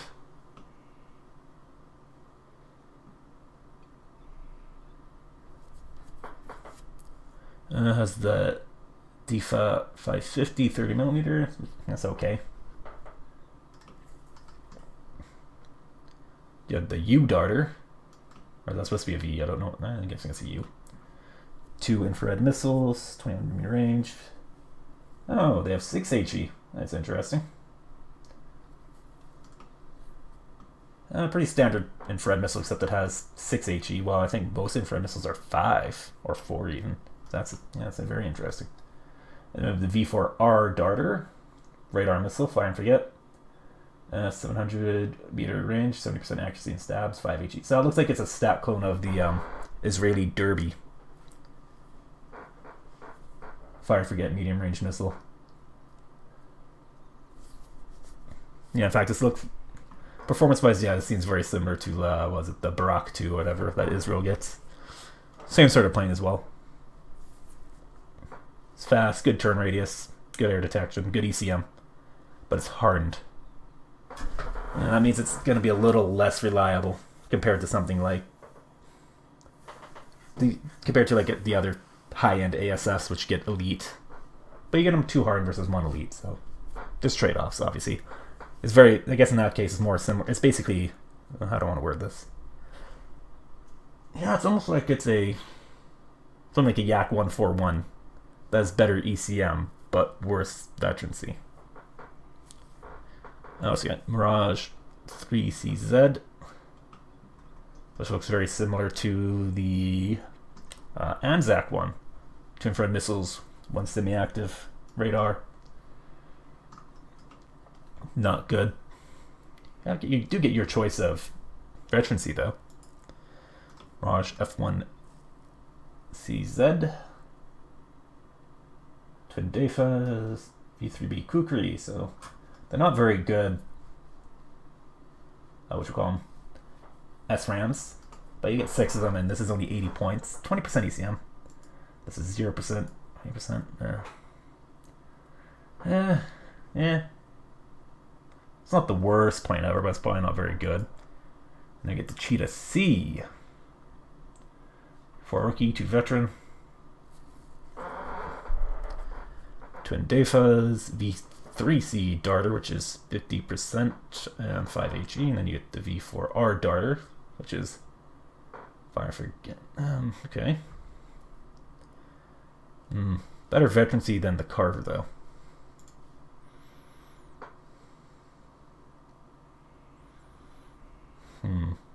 Interesting. It also has the twin Dafas, which means it's actually has a very high rate of fire. So it can blitz something basically as well as a Vulcan can. Well, it looks like the running theme for South Africa ASFs is that they don't have a high missile count, so they're basically one and done. You engage one plane, then you fuck off. It's not like, you know, the ones that have like 6 or 4 missiles or 6 or 8 missiles that can stay on station after engaging, or like the Su-27PU. Was it Su-27PU? The French Rafale. I think also, yeah, the what's the other Su-27 that the Soviet Union has? The other ASF, not the Su-27M, the Su or whatever Su-25 they have. I can't remember if it has a letter designation. It's 155 point ASF on hardened that also gets like 10 missiles. Anyway, let's go with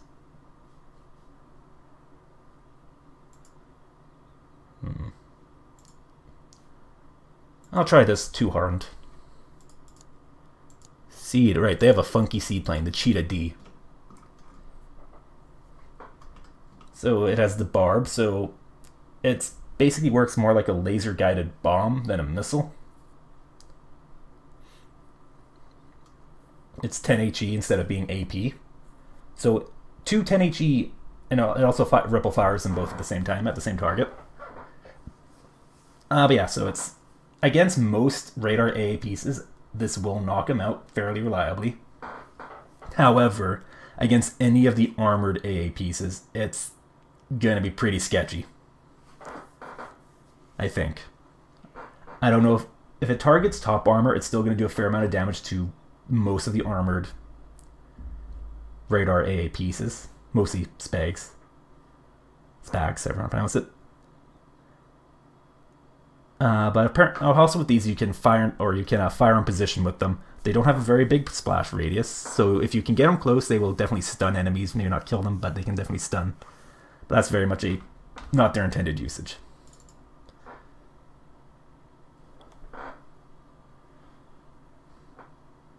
Oh, one moment.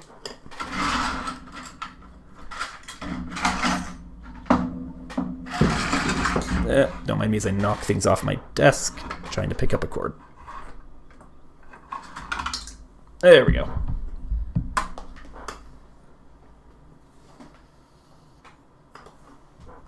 My phone battery is dying, and I need that to see my comments.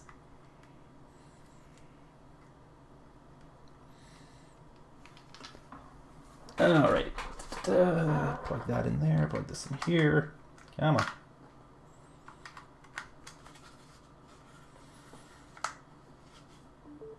There we go. Okay, sorry about that.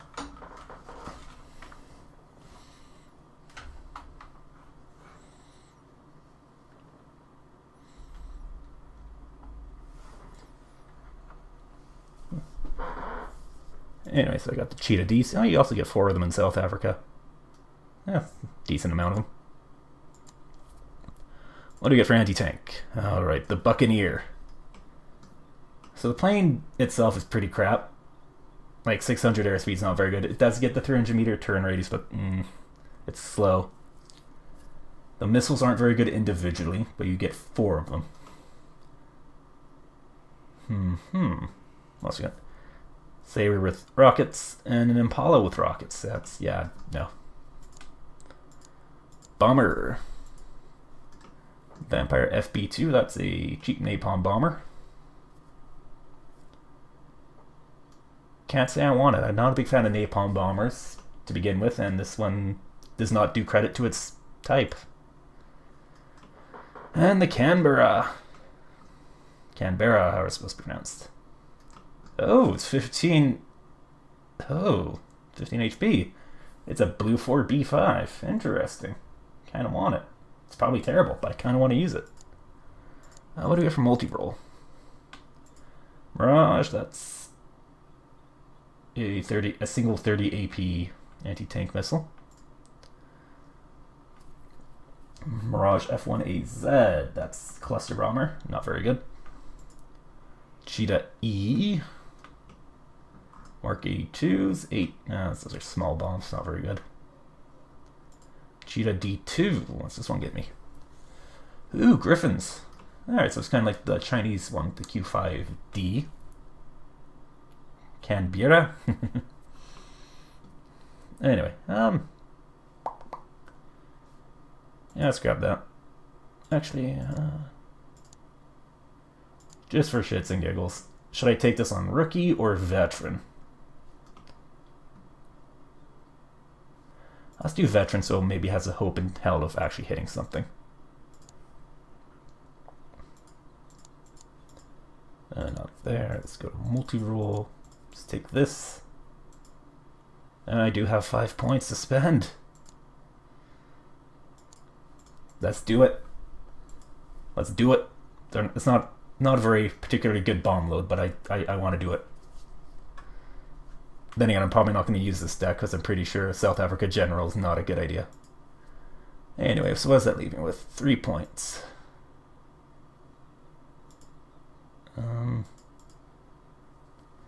Don't want to get something in here. I could get trackers just for cheap optics.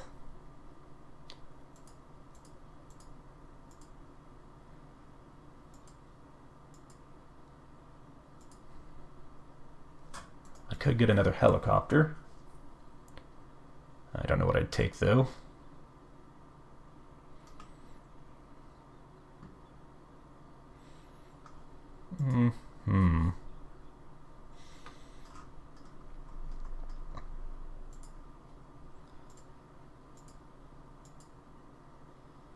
I don't know if I want to take pair Pathfinders though. I'm not overly enamored with them having a grenade launcher.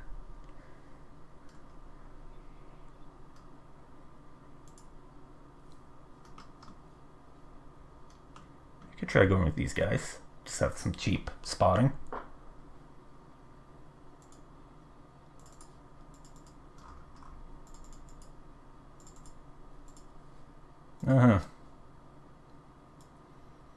Yeah, I do not have a lot of confidence in this deck. Maybe let's try doing a Moto deck, because that seems like that's a South Africa thing.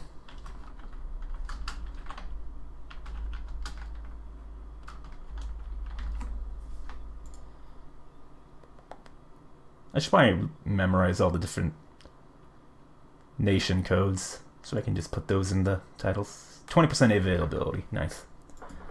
And Moto. Alrighty. So let's do that. Go with that. Go with that. And that. Infantry. Alrighty. Yep. Actually have some cards to work with now. So let's take. Yeah, let's go with these guys. Ooh, you get 10 of them on elite. Nice.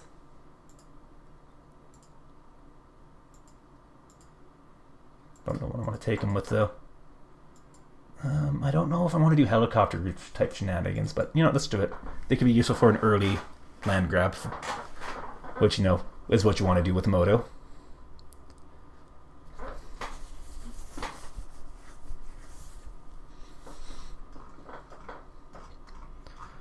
Alrighty, and then I get for shock I get buffaloes and Parabat.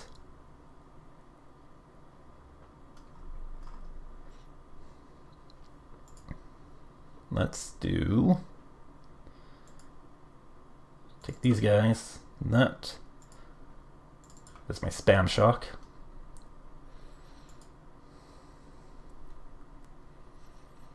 Yeah, sure, why not? Then we get these guys.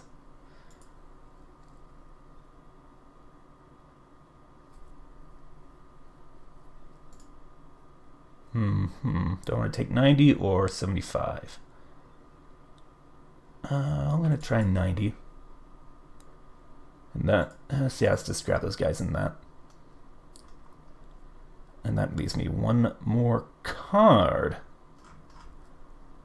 So you can take Inflict for the memes. I could also take the Stingers. I do have Stingers on the SAF 90.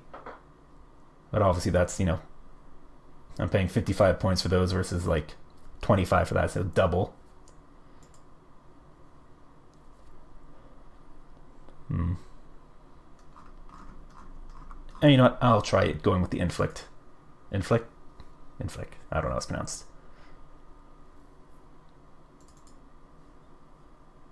Support. Mortar. Let's do Rotel 9 or Rotel 81. I don't know if I want to take anything bigger.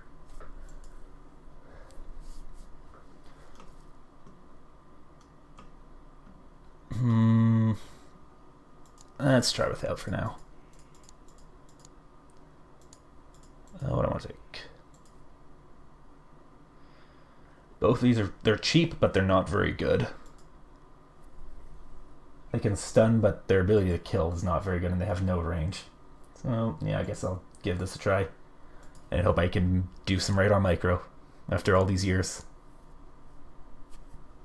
Even though it's only been a few months since I last played. Just that, let's go with that and that. Are these prototype? Yes, they are. Tanks, yeah, tanks are not South Africa's strong suit at all.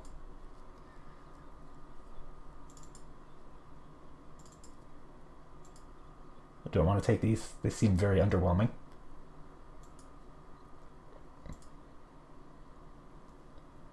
Let's save the points. For recon. Oh boy. So obviously I want to go with that. That's for recon. You know what? In a moto deck, I think it could be fun to experiment with these guys.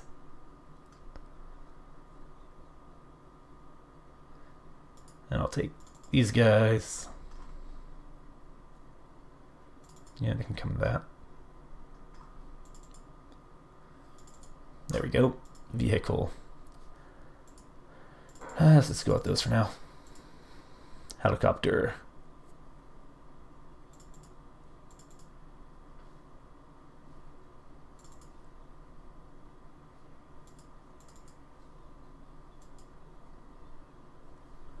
Plane time.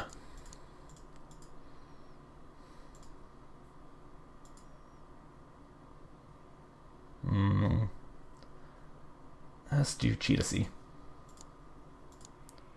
Seed. Come on, we want Cheetah D. Or let's do Rookie. Just give it a try.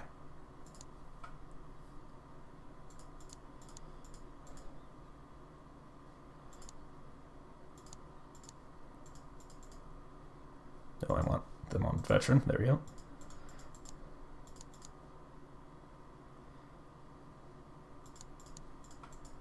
Get the D2.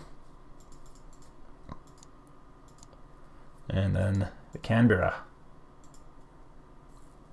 Nice. That leaves me with 6 points. Oh, wow.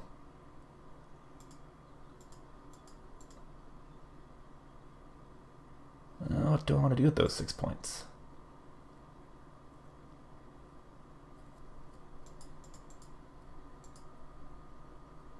I get more tanks, but I don't know if I'm going to be using them much. Recon, I don't really see anything jumping out at vehicles. I could get Rhino.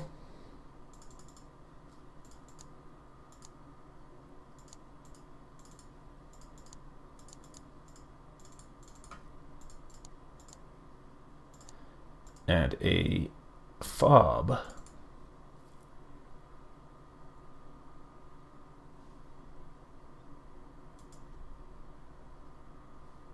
Can't remember last time I did a deck that was so light on tanks.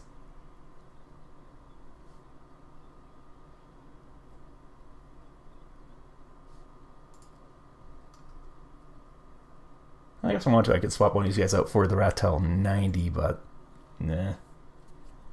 Does not strike me as a very good transport. That's only 15 points. Yeah.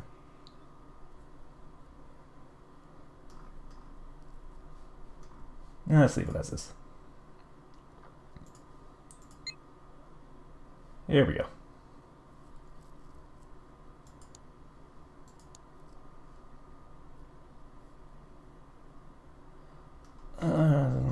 What do I have for conquest?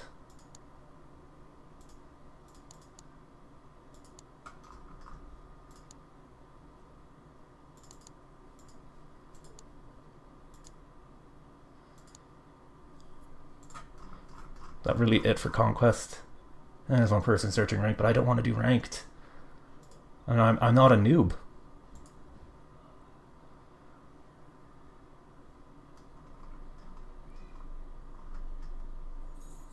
And I don't really need to learn to play.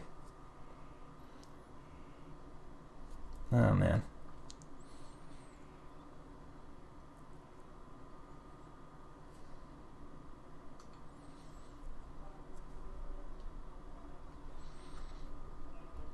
I'm really not in the mood for ranked. I could do a 10v10. I thought I filtered out. I want running games.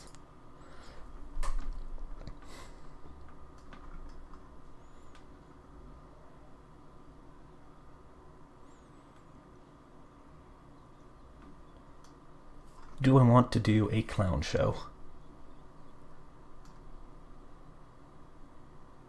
1v1 on a, or 2v2 on a 1v1 map?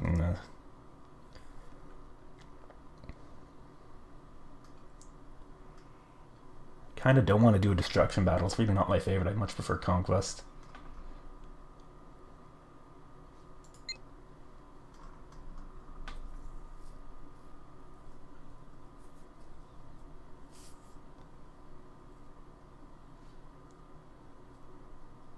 That's it, just go 1v1 on a 3v3 map.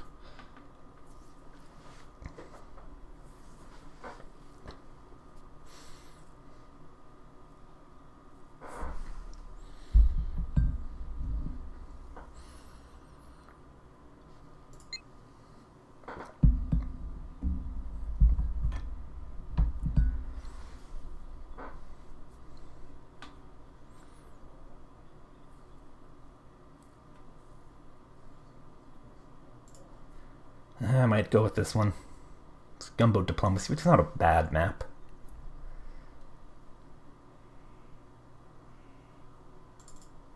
Am I gonna be red or blue? Yeah, red. You know, I actually haven't gone over any of my decks to make sure they're optimized for the new patch either.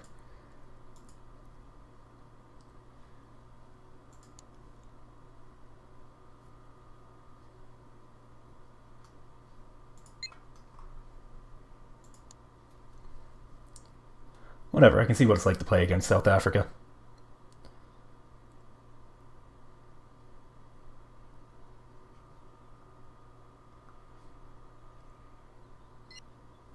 Oh, here we go. Haven't optimized this deck at all. This could be very possible. I don't even know if it has full units in it. If any changes affected that. Whatever, it will work. I'll make it work.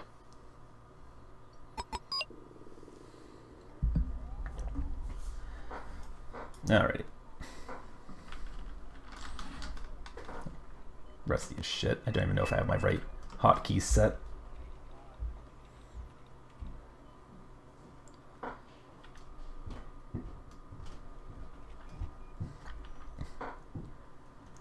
Give me one moment.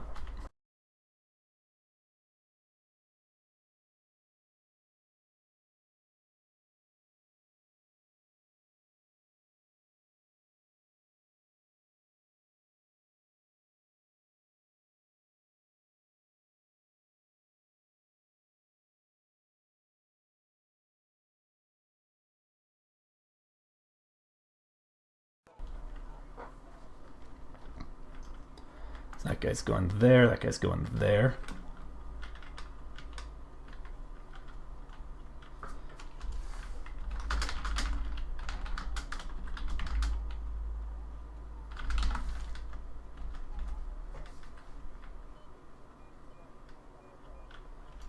Okay. Okay. Alright, I'll drop a CV then and chair turner R. I'll drop it in Dimitri.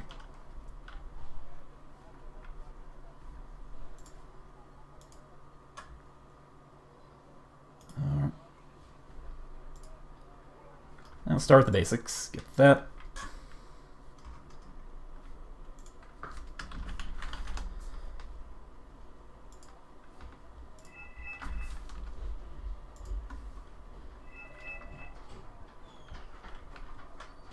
Alright, so what I am going to do is I'm going to put my CV, some recon forces into Dimitri here just to, you know, hold it.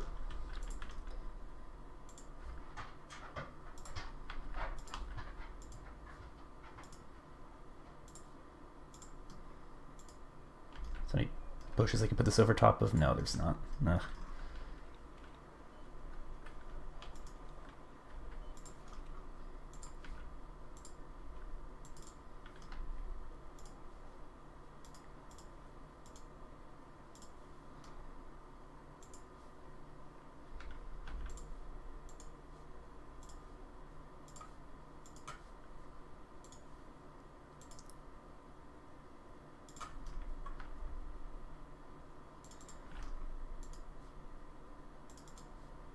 Alrighty, I guess I'm ready.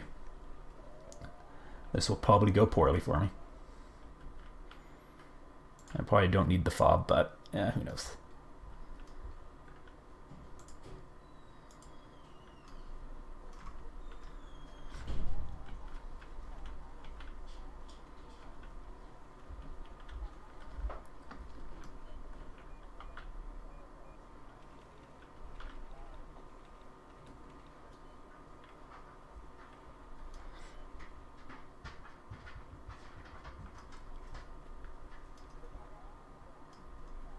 And check what the income was for this. Hopefully it's not low. Oh right, it's destruction, so it's...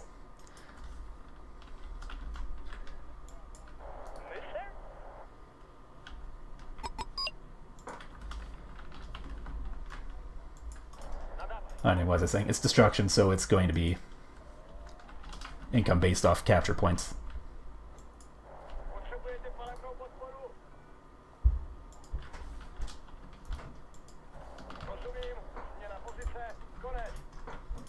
Well, hopefully I don't mess up. Yeah, helicopters, let's angle away. That's some bunch of lynxes.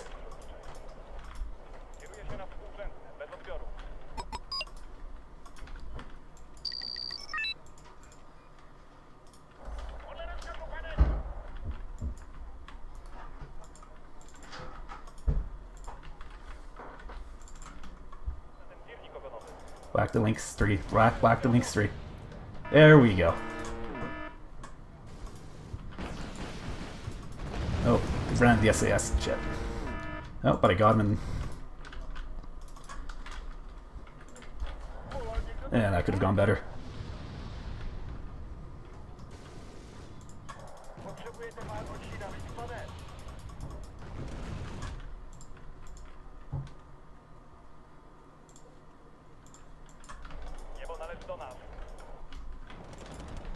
Oh, I have my LCR moving up though, so that's gonna be handy.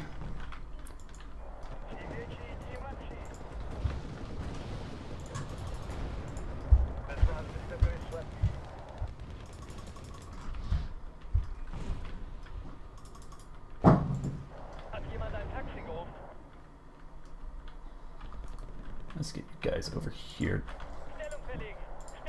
Let's get Sneska over on the flank. I never unloaded these guys. Or I did, I just never positioned them.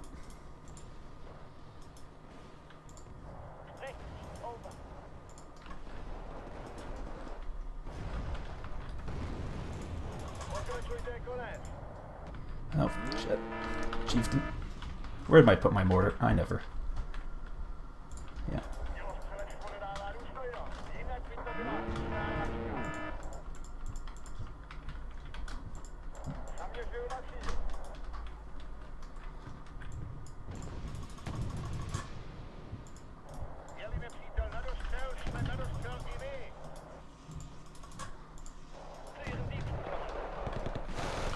Oh, there goes my mortar. Yeah, I let it get too close to the front line. So rusty.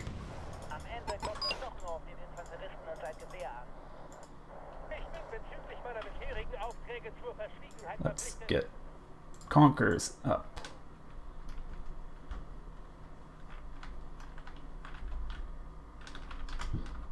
Right, my mortar's dead.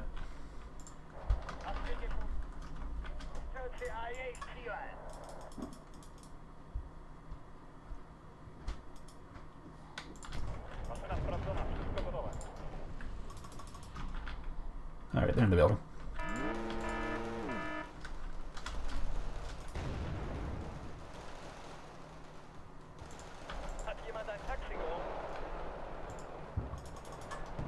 Okay, just...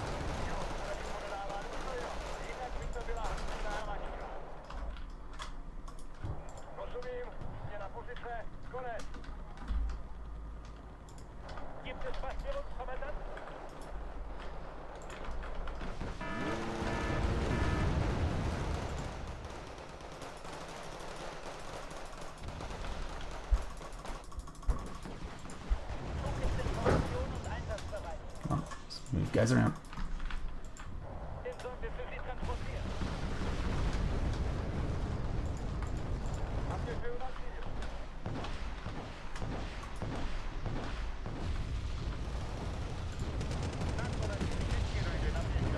I don't have the range.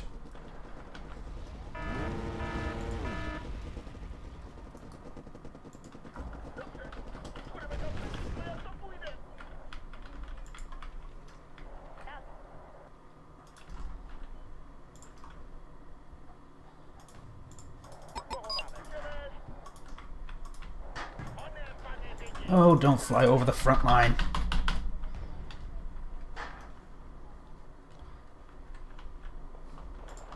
Alright, I let way too many points build up.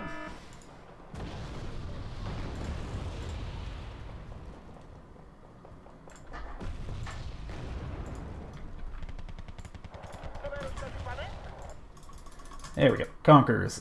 On the job. Right next to the smoke that I dropped earlier. I'm very helpful to my opponents. Really, you can't warp into that one? There we go.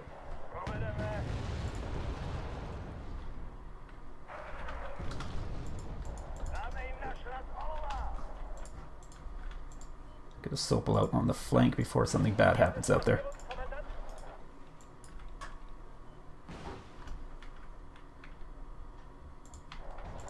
Ah, damn it. No recon. Or I have recon, it's just not in the right spot.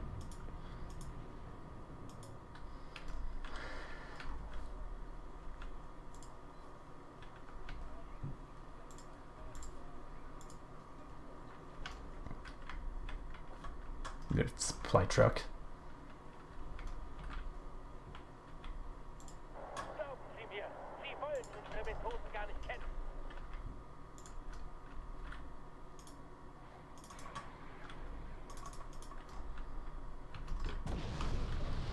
Nice to see the Conqueror's M accuracy is reliable as ever. Now we're winning on points. I actually have close to the most kills. It's nice. I'm rusty as shit, but not that rusty.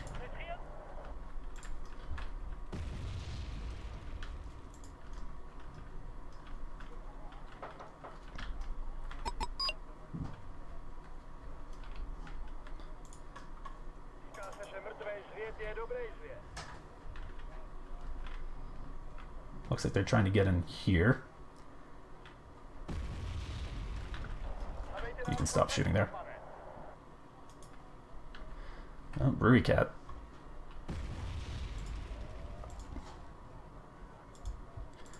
Yeah, sure, let's get one of those so I can have them on station if need be.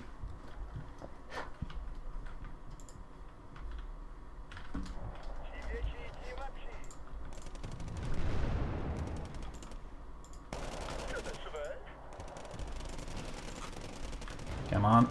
Oh, come on. Oh, yep, there you go. It's gone.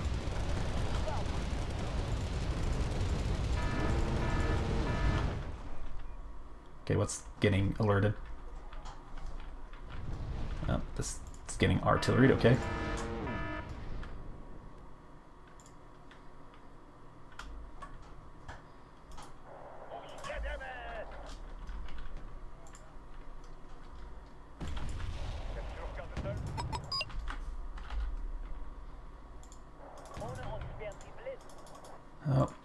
Oh, there goes my Osa.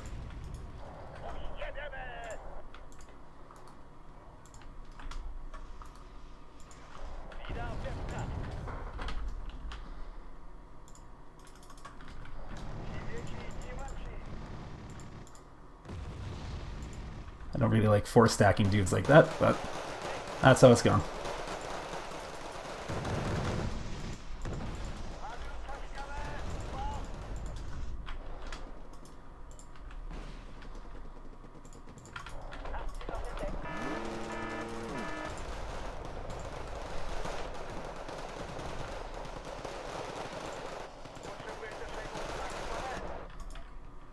Okay.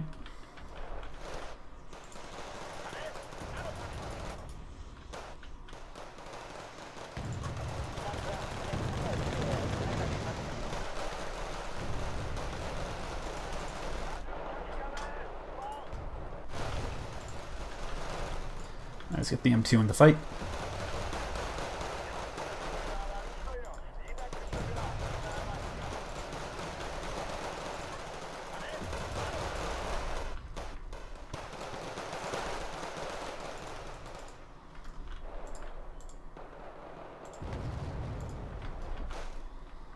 Okay, that's getting all nice and resupplied. Let's push my Sneska up this flank a little bit.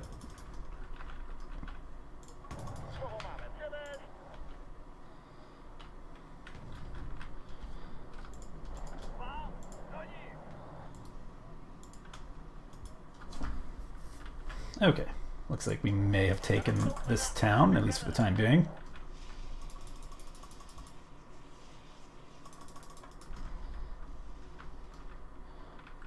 Oh, do I have range on that Challenger Marksman? Oh, I do.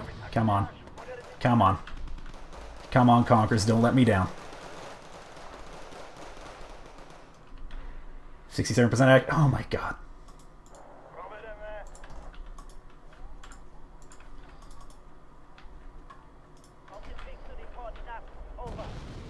Finally, there we go. Let's evac that. Oh, I don't. Oh, don't blow up my supply truck. That's a dick move. It's stunned. It's dead. That supply truck is very dead. I should have noticed that it was empty and then moved it. Anyway.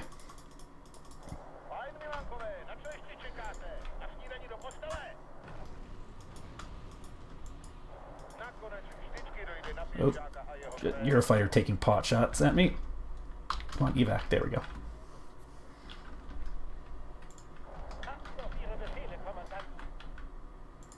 These guys were spotted. Oh, probably because they're firing at the Eurofighter, so they stopped flashing.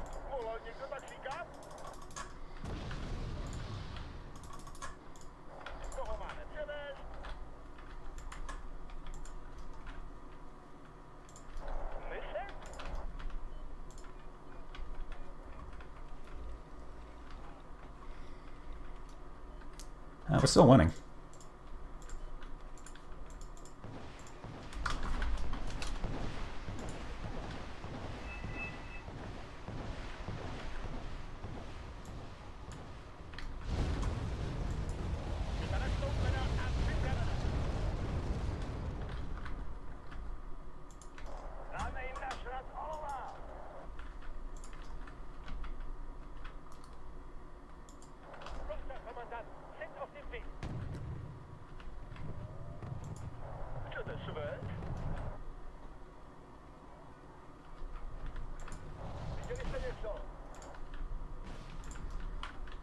Oh, double your fighter. Upfed. Alright, that's lovely.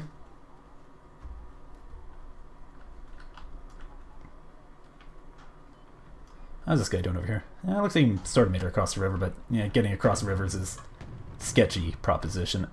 Oh, that's spotted.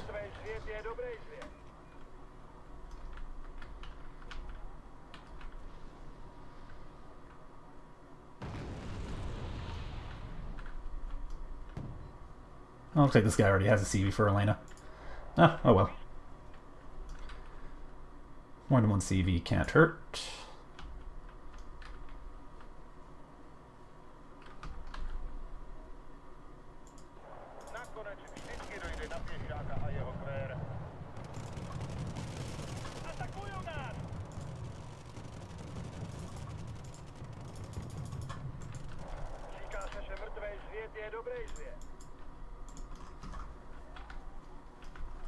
Oh, zooming in.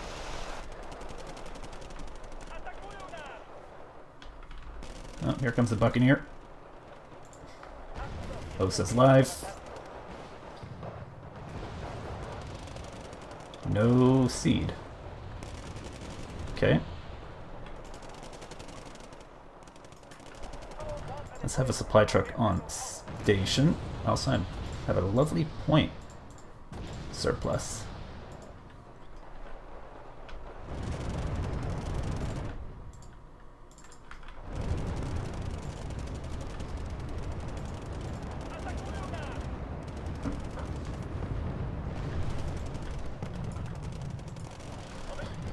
My Wolf's still alive, so that can do some work.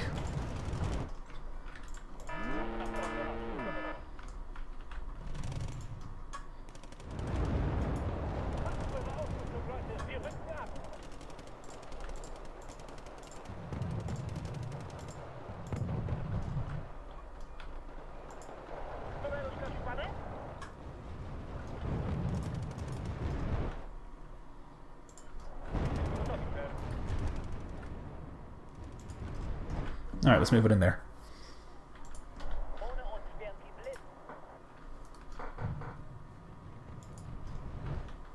Or, this thing is pretty good autonomy. Actually, it's kind of bad.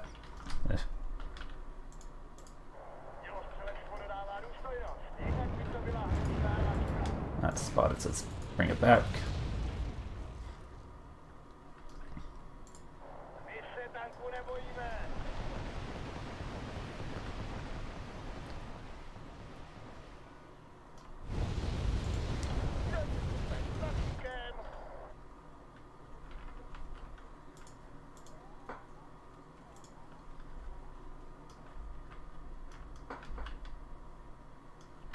And no particularly good spots for heavy AA.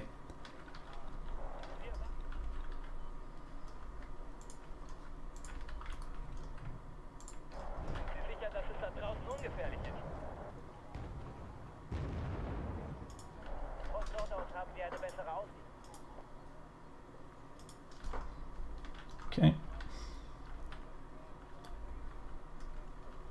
Oh shit. That is not the path I want these guys taking.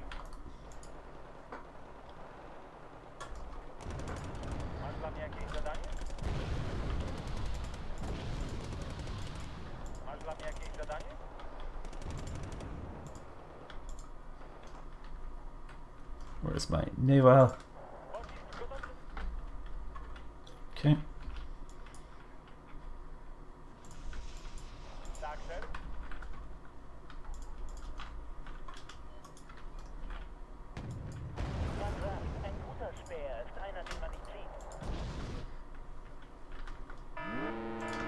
Oh, those are gone.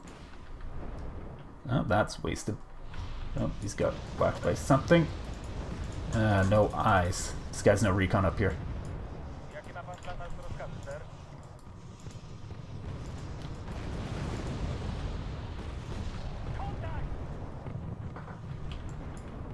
Yep. In that case, let's just move him further up the river.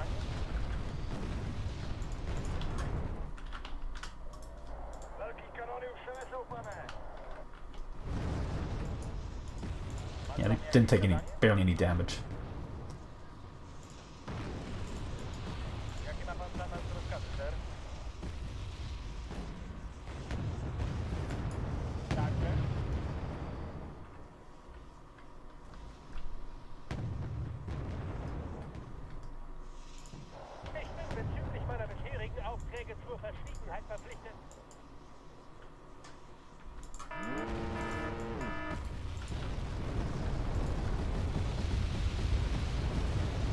Can helicopters of these? Something. They got missiles. Oh, and of course they sideshot the Wilk. The M2, rather.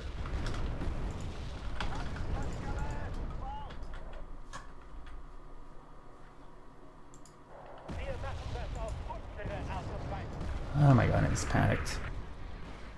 Yeah, rip that. What is even shooting at him? That looks like the South African one.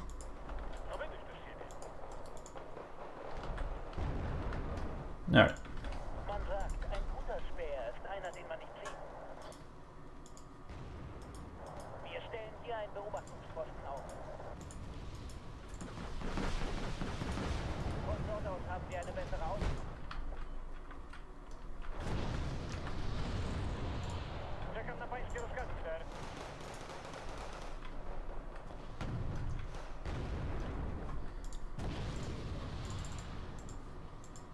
Let's get some fire support. Just plain old support of fire.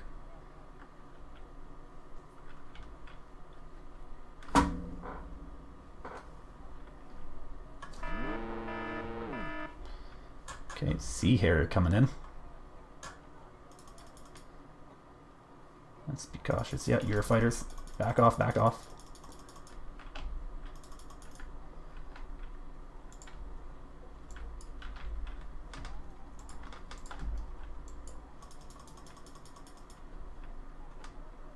Did I get hit? No, I didn't.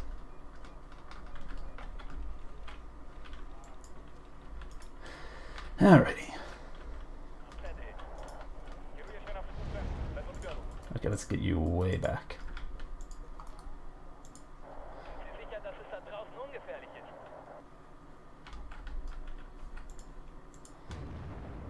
Oh, AT-gem in there. Oh, probably the buffaloes. Darn, I'm just feeding points now. Yeah, now I'm doing the worst on my team. So rusty.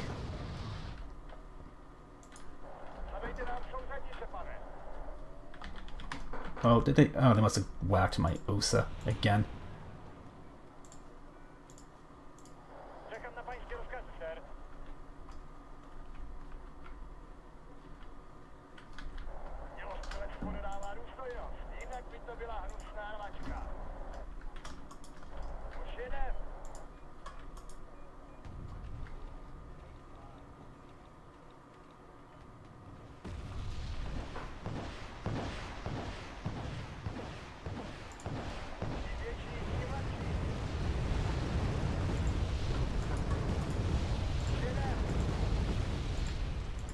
See if I can get some recon infantry up in here. Spot some dudes. Ooh, using the clusters. That's not good.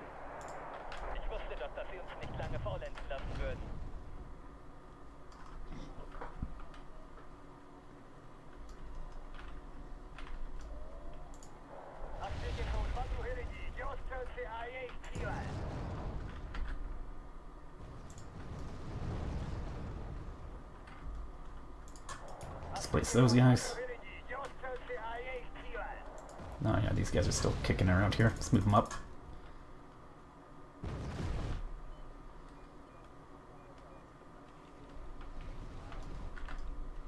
That's why I don't like destruction. It just kind of discourages pushes. Also, let's not go through the goddamn front line.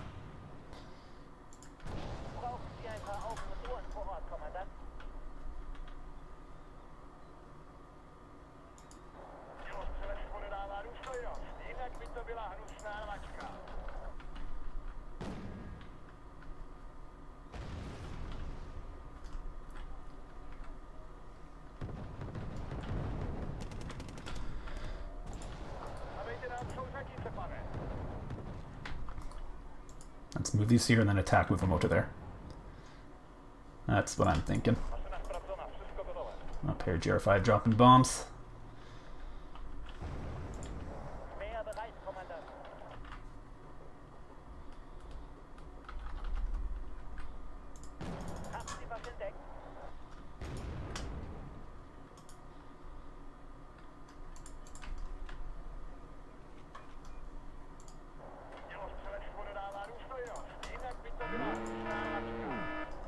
What is the warning for?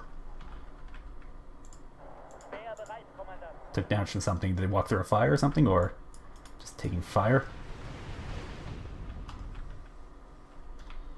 That looks like MLRS fun. It's a cluster. Yes, it is. That's gonna worry these guys. No, panic them. Not gonna do any actual damage. It's just gonna panic the hell out of them, which is annoying.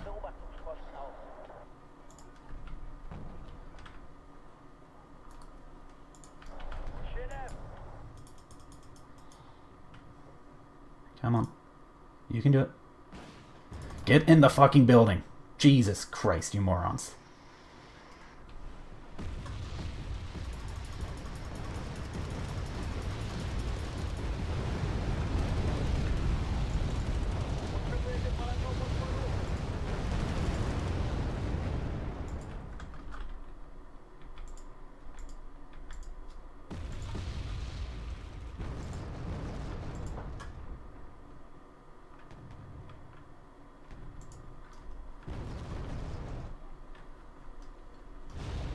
Oh, I see that right there.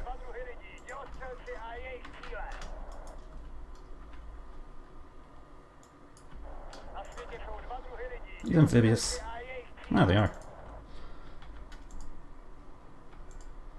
Oh, but they don't have recon optics over here.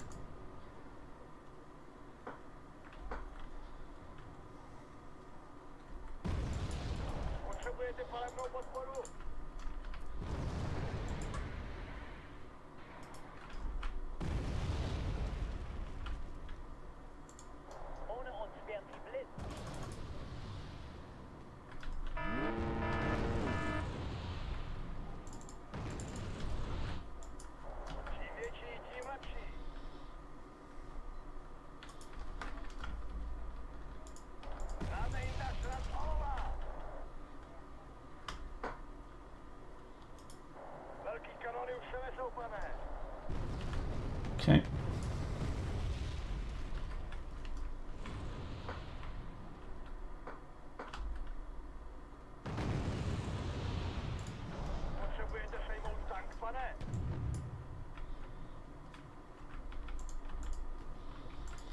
All right.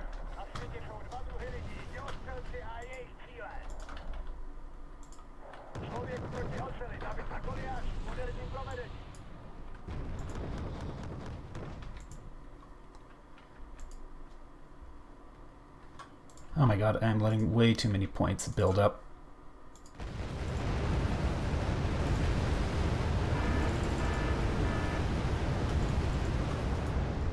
That's a lot of napalm.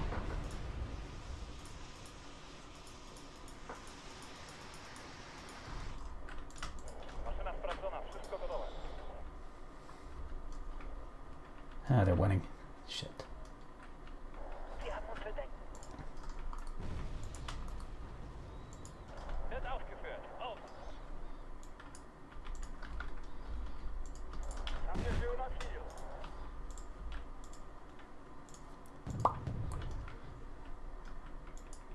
Yeah, just run out into the open. That's great for your health.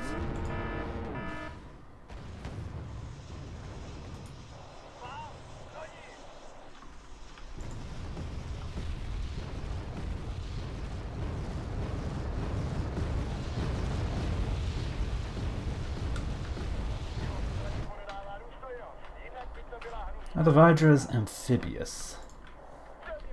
Yes, they are. Alright.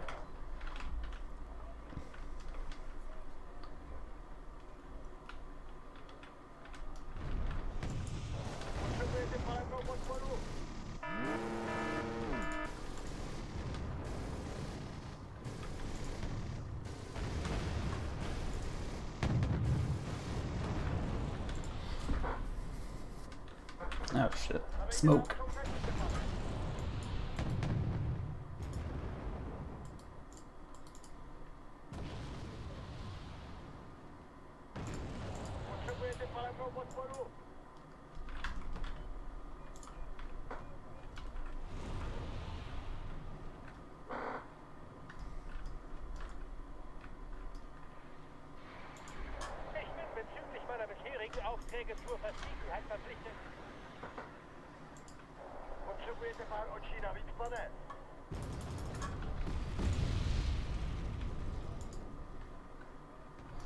The helicopter's causing me some concern.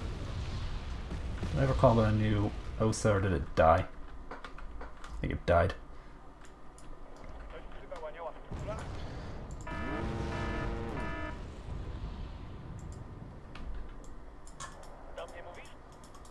Oh my god, where? Oh, they're clustering my mortars. Well. Oh, it's gonna be useless for a bit.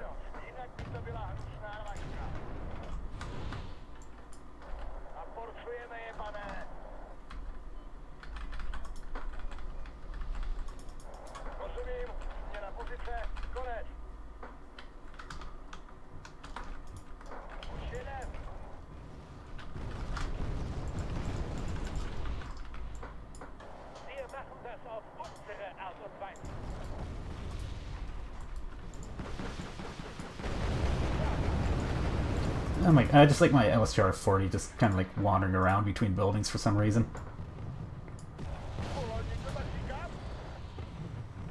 There we go, LSTR 40 are in range.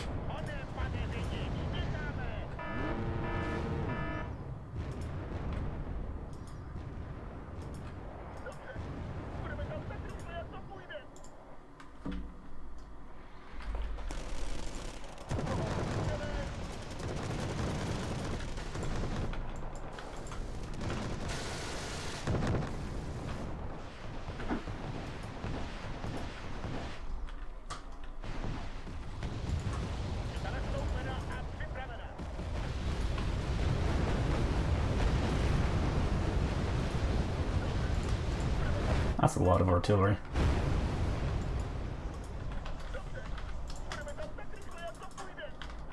It's too zoomed in to notice it coming.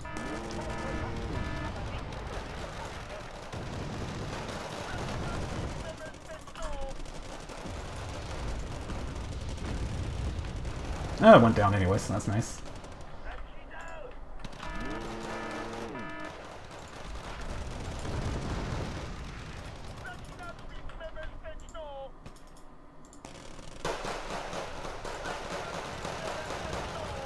Is there a building you assholes can get into, or what?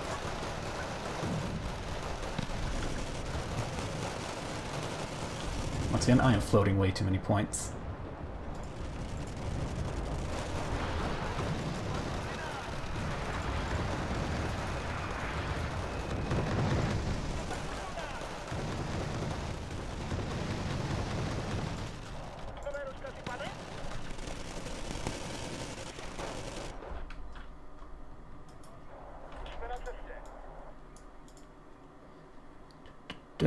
Pram.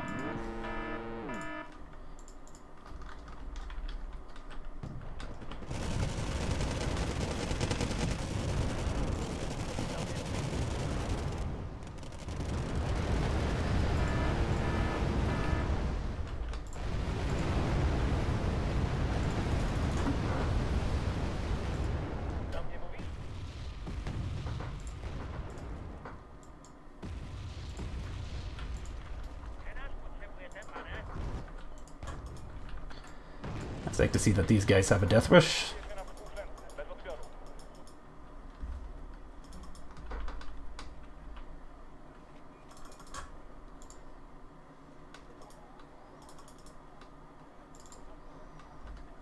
I think it's got thermomig. Oh, but I whacked a couple A pieces. Not a very good trade though.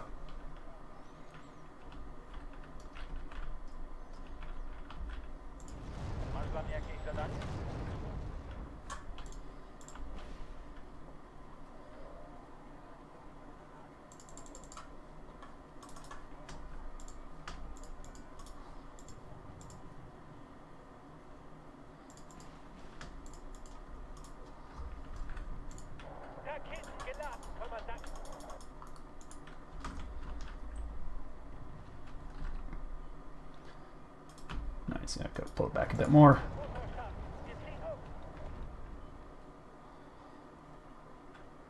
Yeah, they're definitely winning.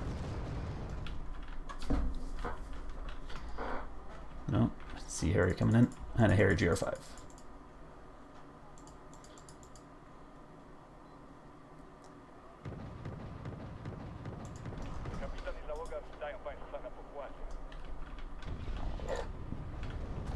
When did I move that?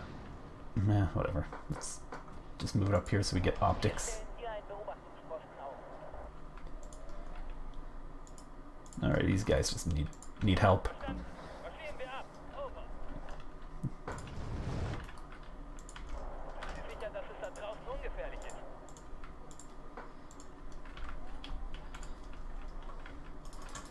That guy's getting spicy with his Sea Harrier. Oh, leg.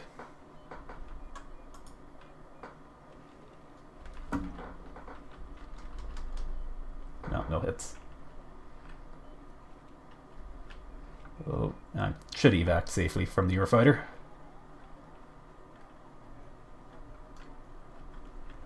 Okay, that guy made it in there.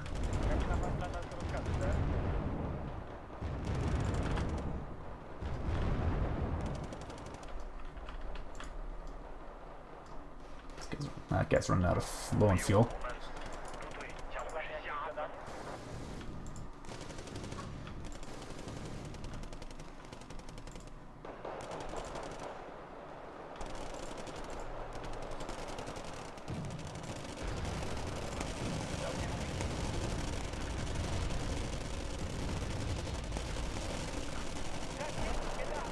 That's with the minimum range.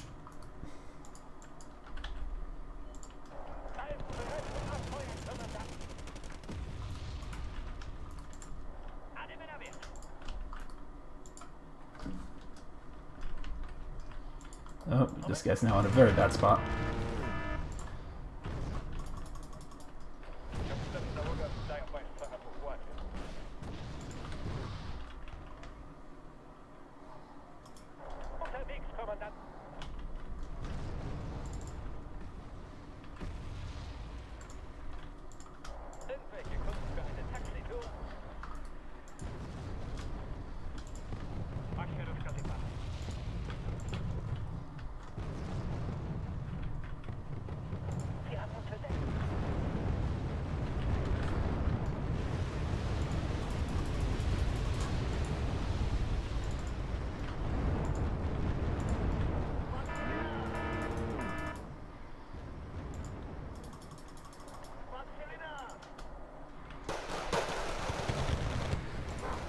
Alright, they're delorded.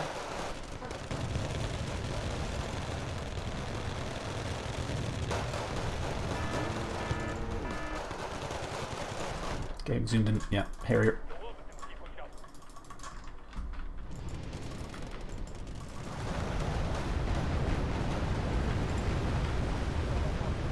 No, rip that. Your fight is gonna tear him apart.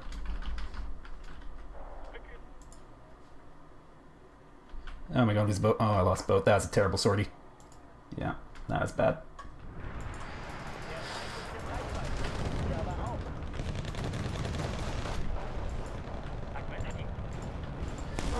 Actually, these guys just immediately spam all the napalm as soon as they see anything's kind of annoying.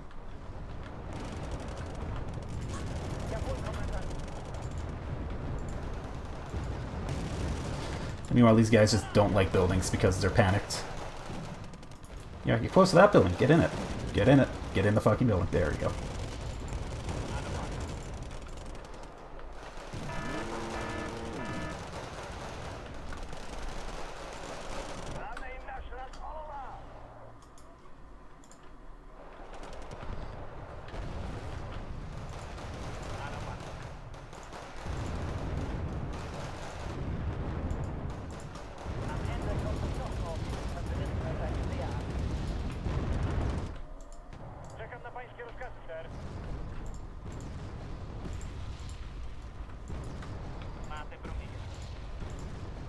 Oh, and now I'm dropping artillery on my own guys. Impressive. You can move up so I have optics. You can move up because I want AA.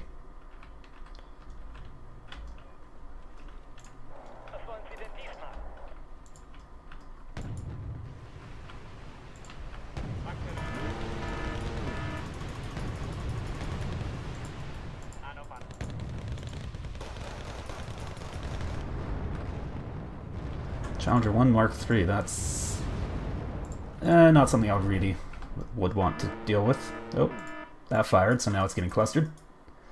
Oops. Oh, but it lives for now. Oh, wait, no. Yeah, it lives.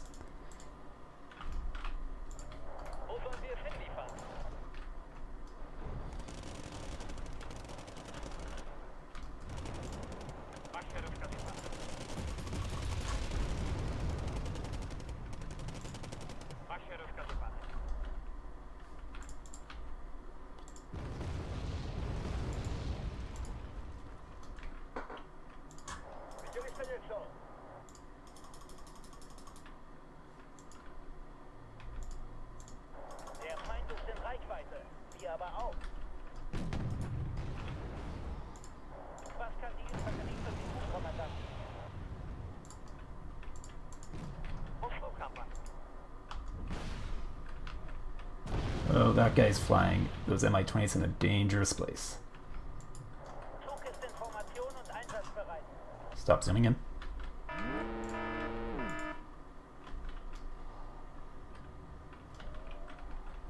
Oh shit.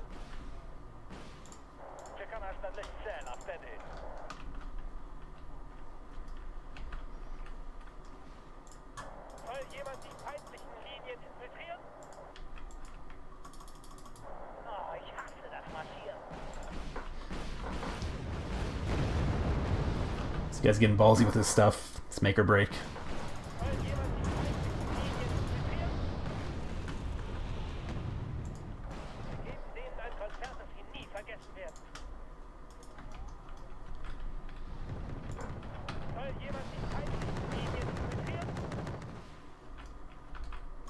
Reminds me, I should move up. Get a couple sopals.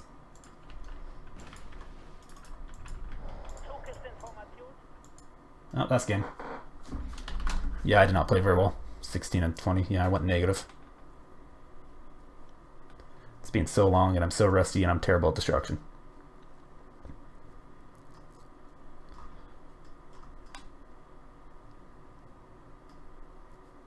My smoke was not very good. What else? What else? Yeah. Just wasn't very well played on my part. Was funny knocking out some of those helicopters at the beginning, though. Yeah, 2 Lynx 3s with 1 Sokol. That was funny. Oh man, so I have 40. Shot down the Buccaneer.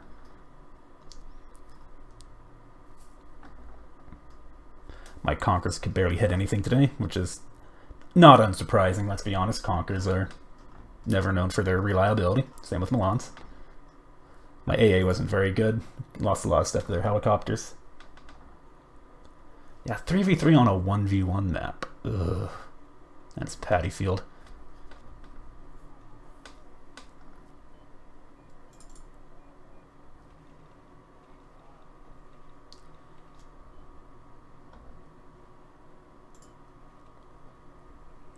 I was going to switch to blue.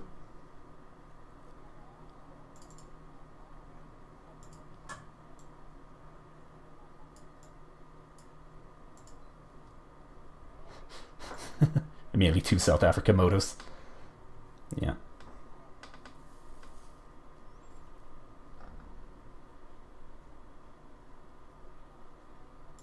Oh, I'm ready. Don't know about anybody else.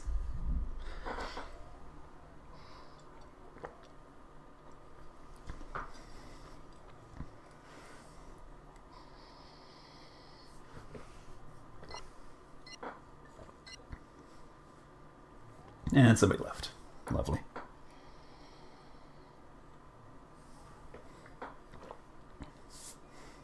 And I'm out of tea again, which makes me sad.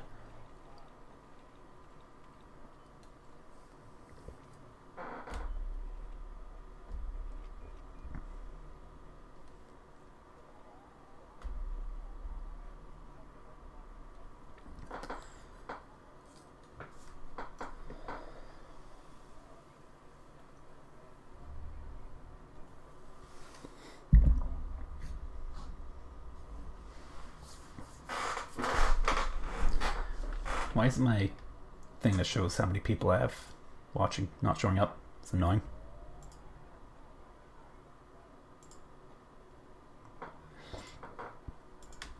Whatever.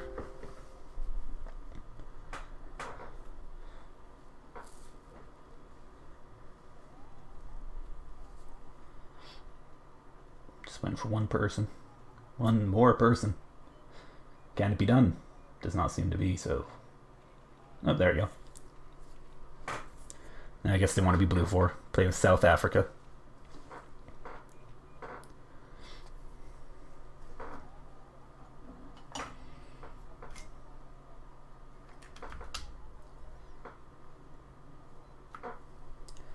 Yep. Nope. There we go. Oh, two people keep changing at the same time. There we go. Oh my god. There we go. Getting a bit silly for a moment there.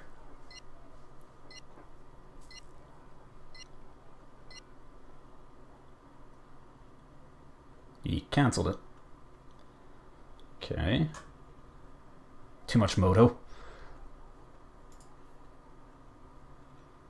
Okay, now we're mechanized. What's this guy have against moto?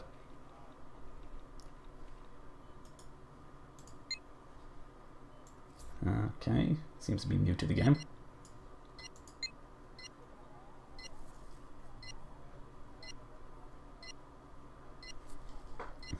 Red Dragons, Eastern Bloc Soviet versus Scandinavia, South African Moto, and West German Mech. This should be interesting. Alrighty.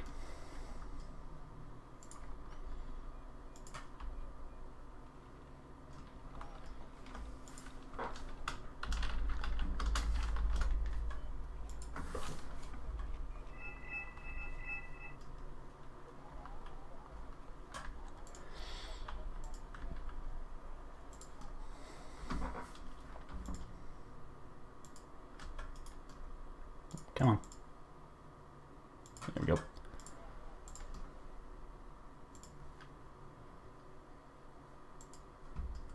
I feel like this battle's going to be a complete and total shit show.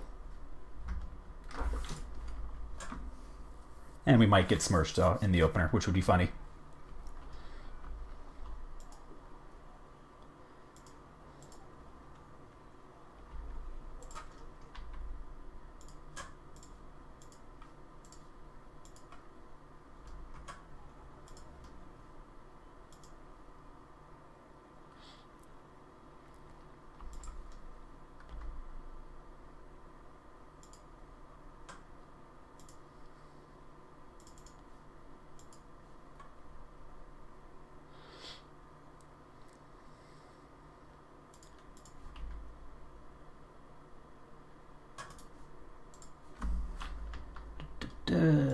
Come on.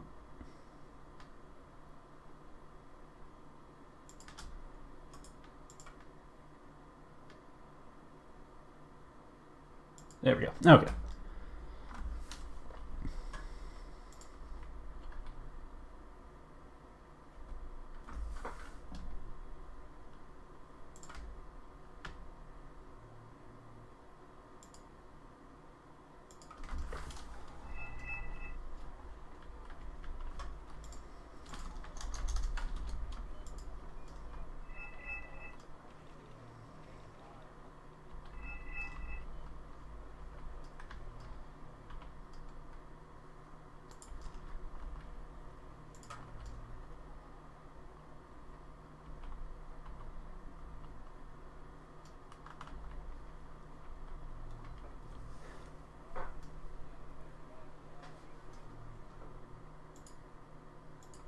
So I want to land these guys here and then, yeah, moto rush everything else in there. See how that goes for me. Probably not well, but you never know.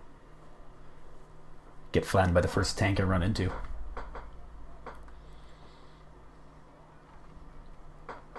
Oh, starting with a BCAM 1C, this should be good.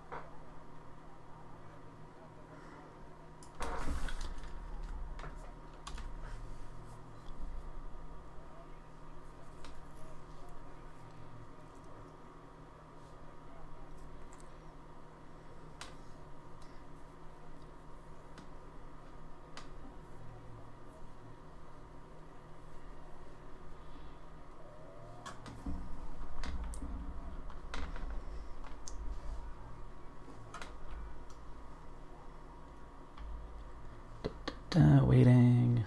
Sit launch battle. Maybe I'm the last one. No, I'm not.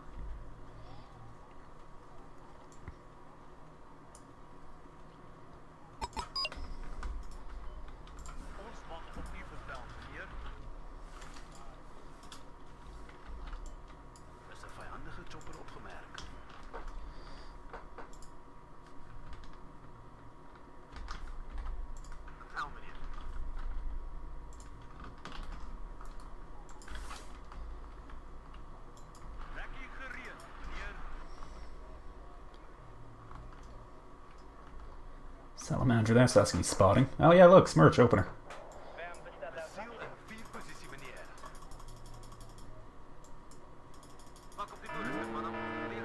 Is he lost that?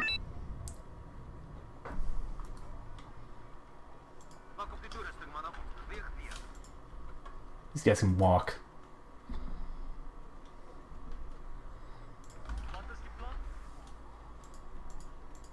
Can I?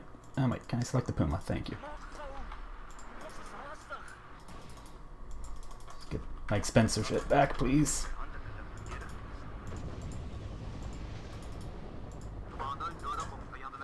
HQ7, yeah, it's not good.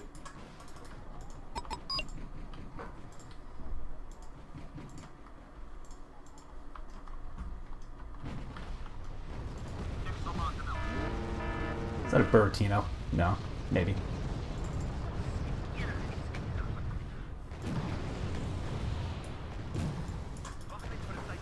Oh, I know I moved my mortar up. Shit.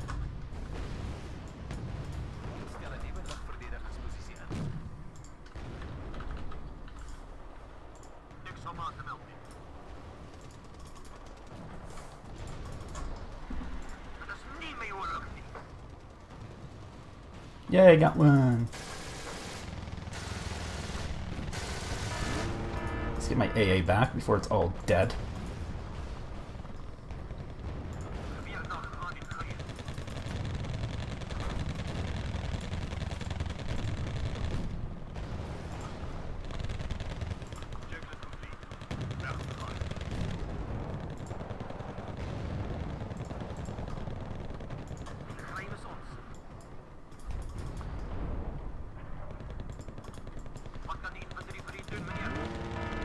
No aim. There does have the Igloo buses, but they missed.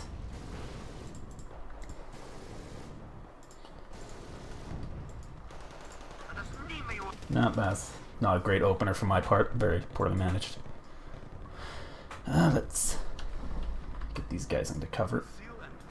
Can I? There we go. And there we go. Supply truck to the rescue.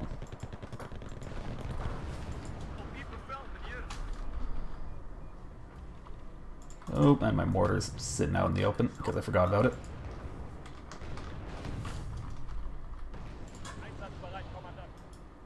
Oh, I grabbed the wrong guy.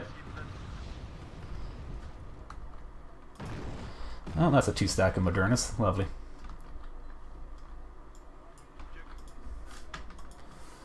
K-2's getting a little friendly.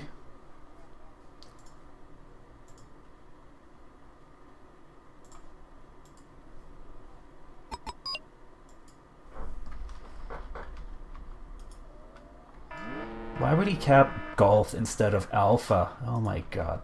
Fucking noobs. I'm playing like a bag of shit, but even I know the basics of how to play fucking Paddy Field.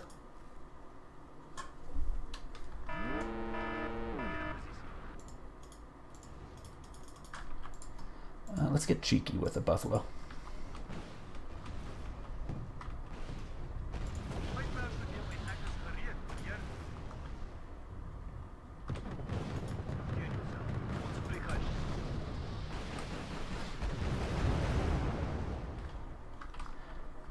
If I had a howitzer, I could totally whack some of those. Yeah, the recount 105 is not in the useful spot.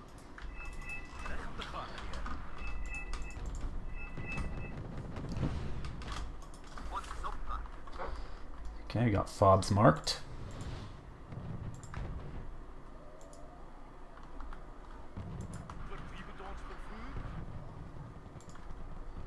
Recat spotted. Get back.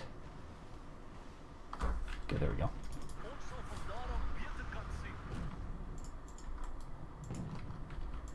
You can move.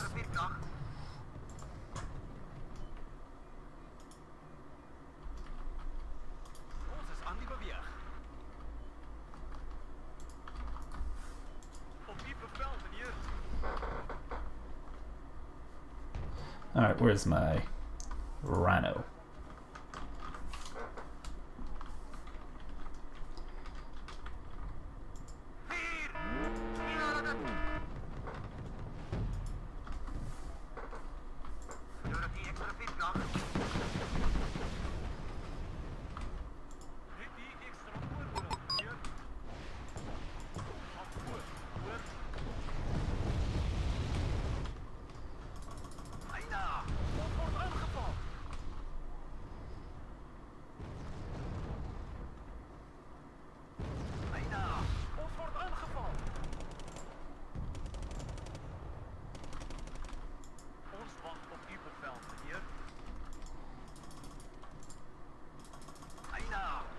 Okay.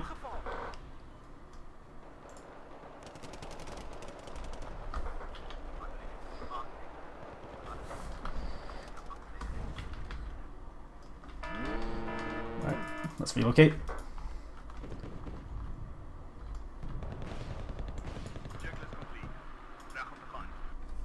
Let's get these guys off the front line so they're not, you know, sitting there waiting to die. Okay, let's also stop calling out the 3 stacks. It's not very helpful. Or the 4 stacks.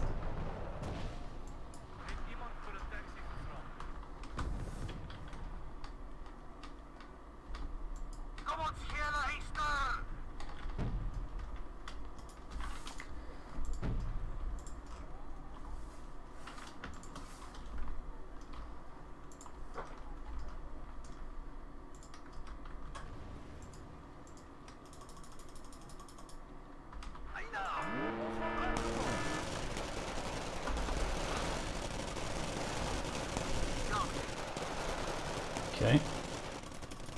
Let's chase that guy off.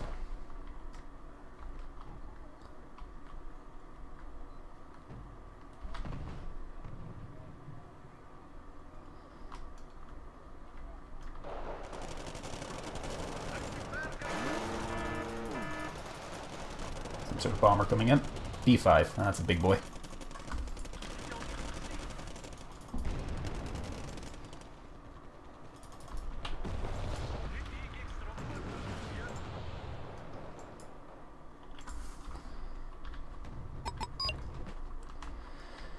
Oh my god.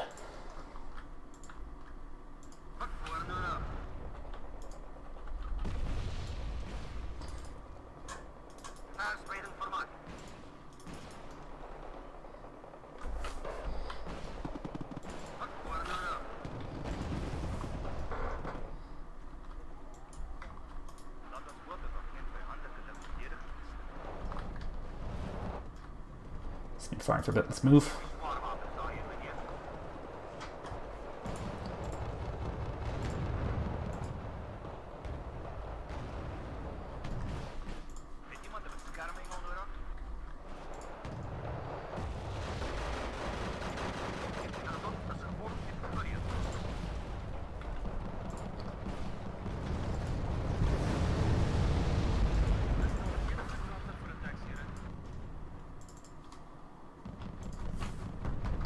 Oh, that guy surrendered. Lovely.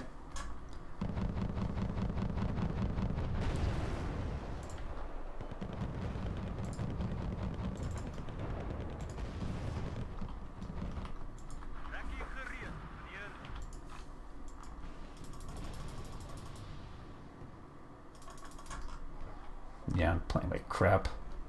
I'm not used to this deck, and I've never been particularly good with motorized, so yeah, it's not surprising.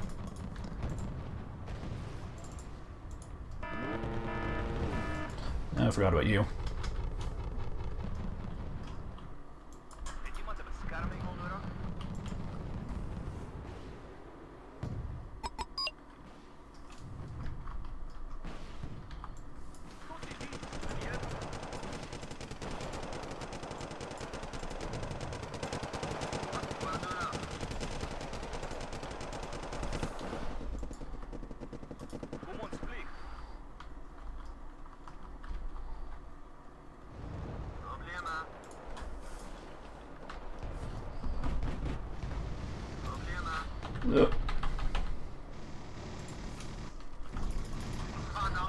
what do I got to work with?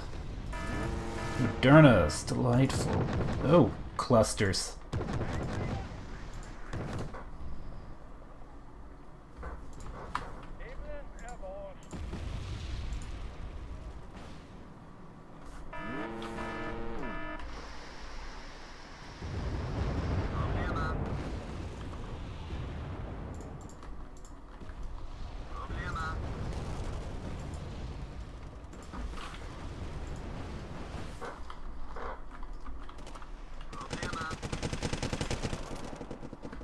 One of us got shot down because I wasn't paying attention. Oh, did the other guy surrender? Yes, he did. Lovely. Can one of you start shooting?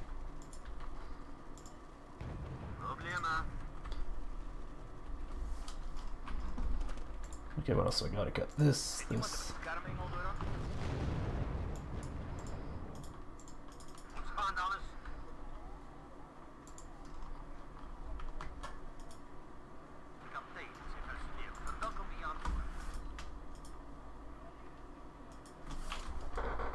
I think that's his game. Oh. Yeah, that guy left that. That's not a very good CV spot, but whatever. I should have moved it.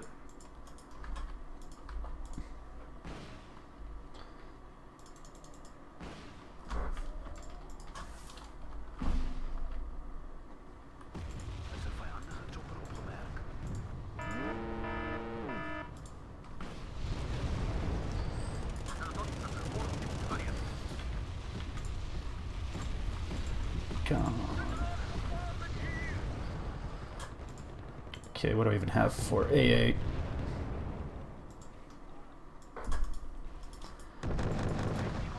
Those guys already even cover. That's delightful.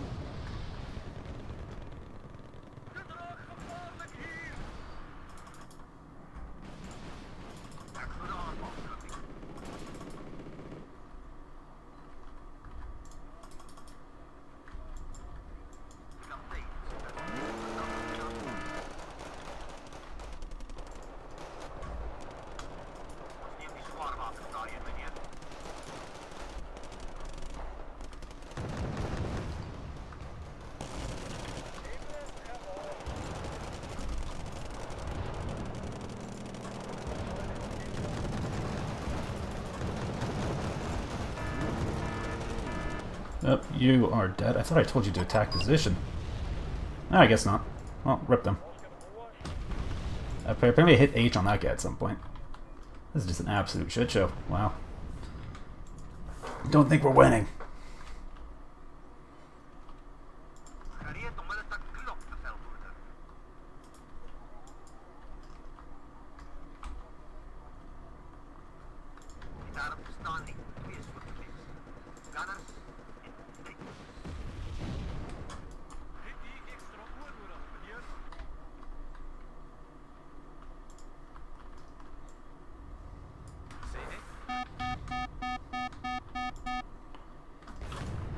Never call that more AA, which is a problem because AA is good for your health.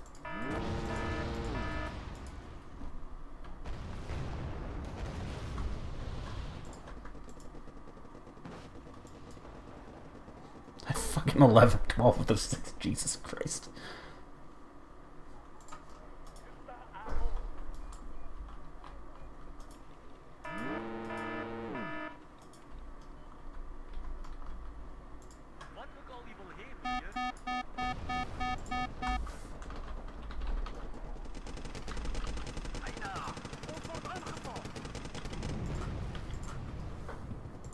Oh no, not the cactus and the supply truck.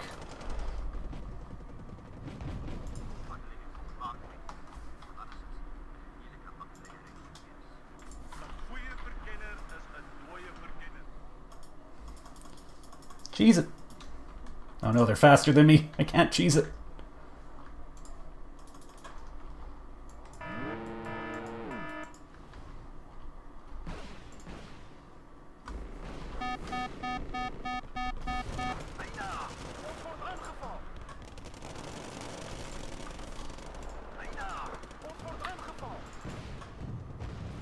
Oh, you naughty evaxer, you are dead.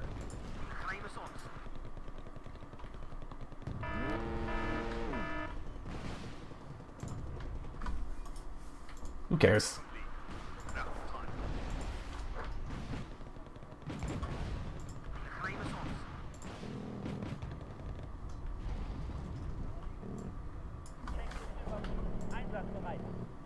What the hell? I thought I told him to attack position. Oh, anyway. GG.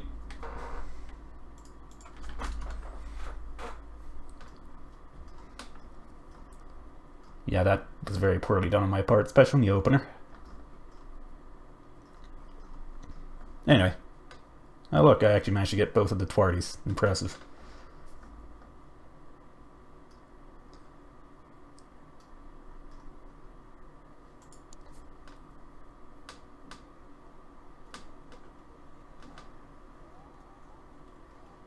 Alrighty.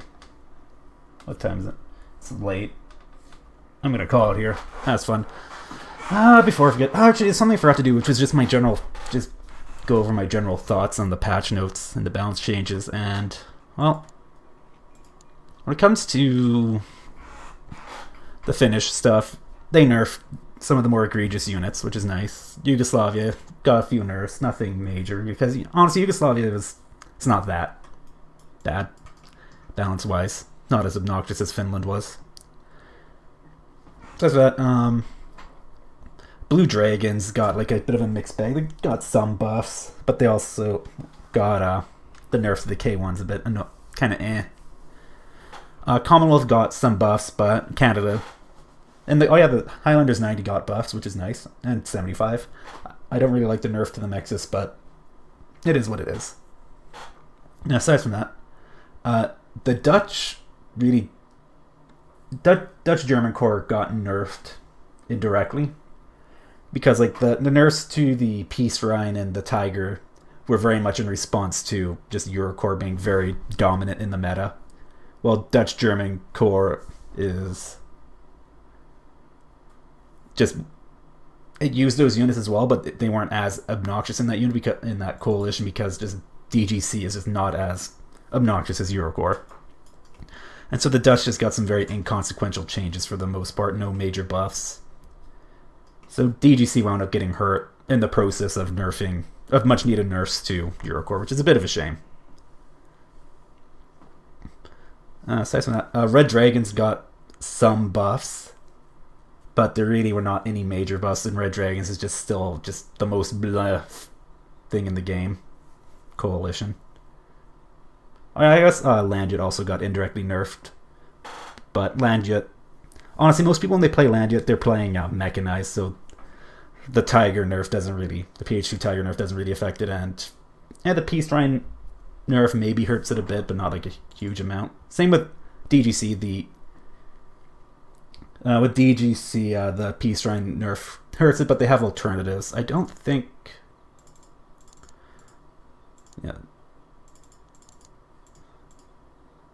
Yeah, they still have the MLU and to rely on for anti-tank. So it's not like it's a huge nerf to the coalition. It's just a slight nerf. Eurocorps definitely got whacked a bit, which was nice.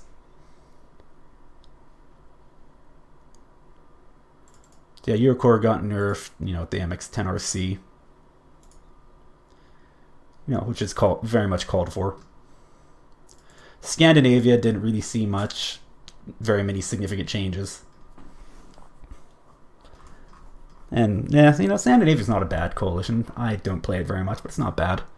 Commonwealth got some buffs, got the availability bonus, got some, obviously the Challenger 2 availability got nerfed, but aside from the Challenger 2 availability nerf and the availability nerf and price nerf to the Mexis, Commonwealth basically got all buffs, and it's nice seeing SAS on the ground transports. Definitely some nice things for Commonwealth. Also, Anzac got a bunch of buffs. Not big buffs, but they got some buffs. Blue Dragons, once again, it's the F-15J. There it is. No, that's the wrong one. There we go. I can identify planes. Don't mind me.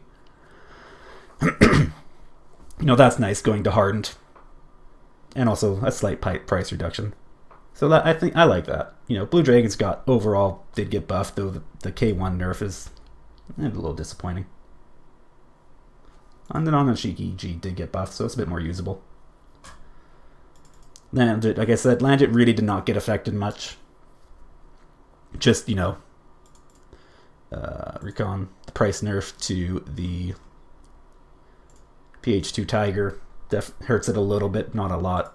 Same with the or Peace Run getting only one card instead of two. That hurts it a little bit, but not a lot. It's not a significant change. NORAD, well, let's see. US got a few minor buffs in their tank tab. The Raven's price got nerfed a bit, but it's not like it's a significant difference for the Raven. You're only ever going to buy one of them. And it doesn't take that long in most situations to accrue the extra 20 points, so it's not a huge difference, but it can make a difference. The Mexus nerf maybe hurts NORAD a little bit, because it is very much... The only other tank they have that's like in the price range is the M1 IP Abrams, which very much fills a different role compared to the Mexus. Yeah. Like the Mexus is, you know, it's not a tough tank for its price, but it has a good gun, reliable gun. You use it to whack other light, you know, you use it to whack other cheaper tanks and just similar price tanks. It fights in its price range. The M1 IP Abrams is not very good at anti-tank. It's not the worst, but it's just at its price, its gun is pretty underwhelming. Its big thing though is that it has all that armor for its price. It's a very chunky tank. Same with just the regular M1. It's a very chunky tank for its price. But they do fulfill a different role compared to, you know, the Leopard C2 and the Leopard C2 Mexus, which are more, you know, they're not there to take hits, but they're there to give them. While the Abrams are not very good at giving hits for their price, they can take a hit for their price for the M1 and the M1 IP. So it's a bit disappointing seeing the C2 nerfed, or the Mexus nerf like that, but it's not a big deal for NORAD. NORAD does benefit, however, from the price buff to Highlanders. Not so much Highlanders 75, but to the 90. That just makes them more usable at their price. They weren't a bad unit at 25 points, but they were literally just, you know, Legion 90, but worse. Now they're, you know, they're cheaper than Legion 90, so they're no longer just Legion 90, but worse. They still obviously one-on-one lose to Legion 90, but whatever, they're slightly cheaper, so it's justifiable. And I don't really think there's any other big buffs or significant buffs or nerfs to NORAD. Or I guess, Pathfinder's right. The Pathfinders got their machine gun buffed a little bit. Not a huge deal, but yeah, it helps. DGC, oh, come on, there we go. Like I said before, they're indirectly nerfed by the nerfing of Eurocore, so PH2 Tiger is more expensive, which is really more makes a difference in the opener than it does throughout the rest of the game. But hey, 20 points in the opener can make or break what you're trying to do. And also, yeah, the Peace Rhine did, you know, instead of 2 cards, you get 1 card. But you also do still have the F16A OCU with ATGMs. So it's not like I said, it's nerfs to a coalition that didn't need nerfs, but they're not major nerfs. What else? Okay, Eastern Bloc. Eastern Bloc definitely came out on top in this patch. They got availability bonus, which is nice. They got the... Was it this? Motschützen. Get their 10-point BMP1 back, which is nice. No, definitely missed that when it got removed.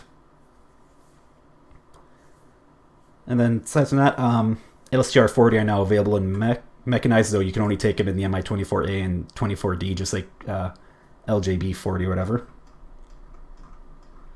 FBJ, that's what it is. Not LGB, but FGB. I can remember acronyms and initialisms, don't mind me. I'm tired, okay? It's past midnight. Aside from that, so that was definitely a buff. Whatchamacallit? Light shoots and got some sort of change. But these guys got, their price buff, which is nice. So you're probably still not going to use them or see them very much, but a 15-point 10-man ATGM team can be situationally useful, even if it's not a very good ATGM. I say 15 man is a 10 man. 15 points. I'm trying to think. Let me look at the notes. Czechoslovakia got some buffs, that's right. With the Vidra 2.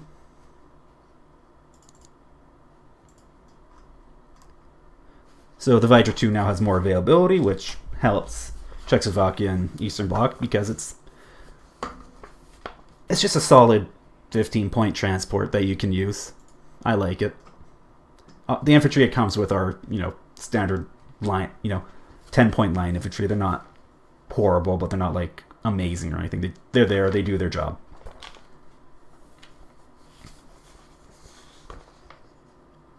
Aside from that, anything else notable? I don't know, they got... Oh yeah, right, the Wilk got its price increased a little bit, but it's still fine for its price. The Polistrella 2 got better availability. Oh yeah, and all the MI-17s got their price nerfed by 5 points, which is...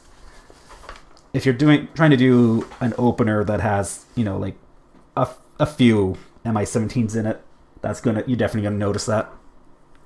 But over the course of a game, it won't be hugely noticeable just when you're calling them in regularity. But in the opener, it makes a difference.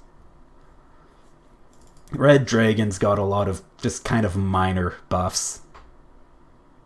Don't think they had any nerfs of any kind. B2's back to 2 per 1 card of 2, which is nice. But overall, Red Dragons just didn't get buffs that actually affect the way it plays. Or, deal with any of its shortcomings, which are many.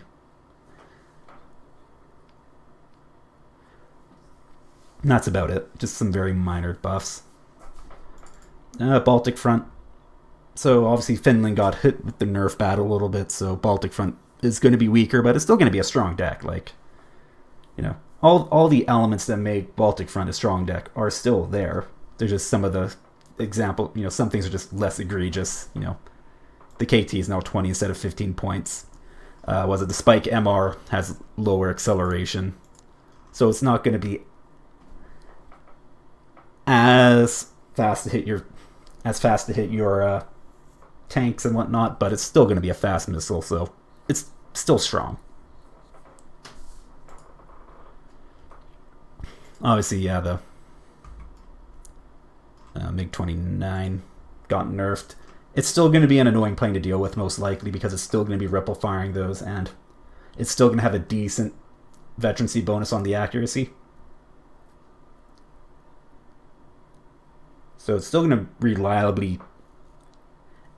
if you have a pair, if you do that, if you buy both of them and have them sortie at the same time, they're still going to reliably whack a plane, but they're not going to be able to do it as reliably as they used to do before. Entente, a bit of a mixed bag. Yugoslavia did get hit with a few nerfs, obviously. The big one being the,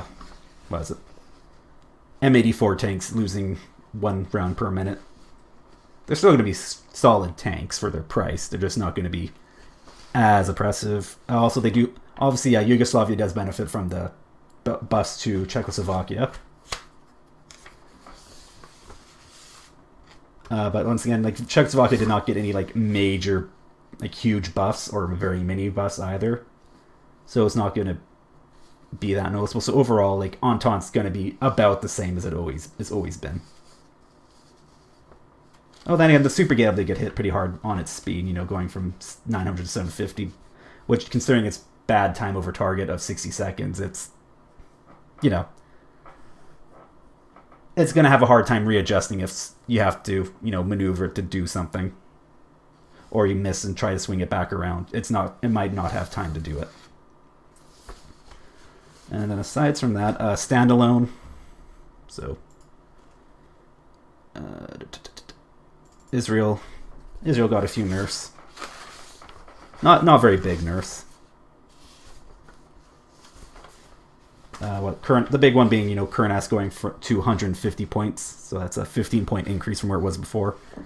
Over in the words. So it's kind of like some of the other nerfs we talked about, like the MI-17 nerf. It's if you want to do a Kurnas in the opener, it's going to affect something. If that extra 15 points can be very awkward to get from something. If you have a certain opener you like to do with Israel that for using the Kurnas in the opener. It's still doable to do opening in Kurnas, but once again, you have to adjust a little bit. So whether it makes a difference, but if it makes the difference, who knows. Aside from that, it's spike missile acceleration decrease 1,000 to 700. So just like with the Finnish one, it's a bit of a nerf, not a huge nerf. It's still going to be a fast missile. It's just not going to get up to its top speed as quickly as it did before. That's about it. All right, speaking of the Dutch, I forgot to mention, just because it's hilarious, at least I find it hilarious. So, just to re-go over, so according to the patch notes, Dutch AMX 13 FL15, this guy right here, has been reclassified as a cavalry tank. As you can see, Netherlands does not have that in its filter. So if you go to a nation that does have a cavalry tank, like France, there you go. There you go. Those are cavalry tanks. Go to the Netherlands, nothing. They don't get it. It's still counted as an MBT 40 or less. That is just such a stupid non-factor of a change. Doesn't make any difference one way or another. But it just amuses me so much. Oh, Eugen. Oh, Eugen. Oh, yeah, aside from other standalone, that would be, well, aside from South Africa, which I still need to play with it more. I've only played one match with it so far, and I don't want to play any more tonight. I spent way too long going over the patch notes at the beginning. Anyway, South Africa is just, I don't know. It's definitely has some strong units, and you can make it work. I'm not very good at motorized stuff. Like, that's it. I just need to get used to how the deck plays before I can really give an opinion. It definitely seems like it definitely has some strong units in it, and some interesting units. It definitely goes about things a bit differently than a lot of other nations and decks. So it's just kind of esoteric in that regard, in terms of playstyle compared to most other nations. And so far, I don't think it's going to be like an oppressively strong deck. I think it's it might wind up being maybe an upper tier deck, depending. I think it's more of a how do I want to word it? South Africa, I think its thing is it has a high skill floor relative to other decks. That's what I'm going to say. I don't know how high its skill ceiling is, but it definitely has a higher skill floor. Like Finpool, Baltic Front, whatever you want to call them, that definitely has a relatively low skill floor, I find, which what makes it oppressive among lower ranked players like me who aren't as good at the game. But obviously, when you're a better player, it's not as bad to deal with. But I'm not a better player. Soviet Union. Soviet Union got some changes, not a huge amount though. That's standalone. So the big ones off the bat would be the Gornostrelki buffs. Gornostrelki and Gorno 75 and 90. They are 5 points cheaper than they were before. So they're a little bit less expensive to run. Though they still have the same, Gorno 75 still have the fact that the base Métis is just not a good ATGM in my opinion. It's probably not the worst in the game, but it's not very good. And then, the Métis Anzac, still has the same not very good range, but it has better accuracy, and it does have the AP, 26 AP, which is, significant. It's just the fact that Gorno's 90 are just expensive to deploy. If you want to call them out, you're looking at least 50 points, and they're coming in a helicopter that's not very good.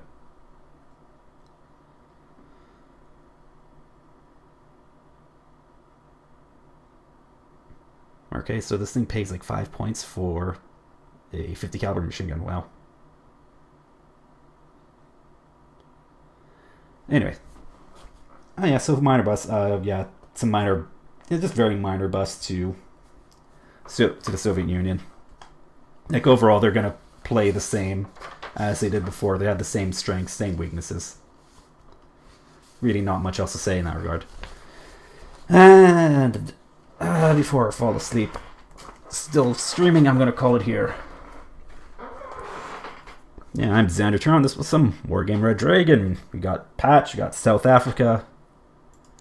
Some things that needed nerfing got nerfed. And yeah, catch you guys in the next live stream, whenever the hell that is. If you want advanced alert on when I'm streaming, you can follow me on Twitter. That would be @TuronXander on Twitter. If you want advanced notification, that's literally the only thing I do on that Twitter is just post, a few hours before I live stream when I'm live streaming. Anyway, good night everybody, or good evening, or good morning, or good afternoon, whatever time zone you guys are in. Y'all take care, and I'll catch you in the next live stream. In the meanwhile, have a lovely day.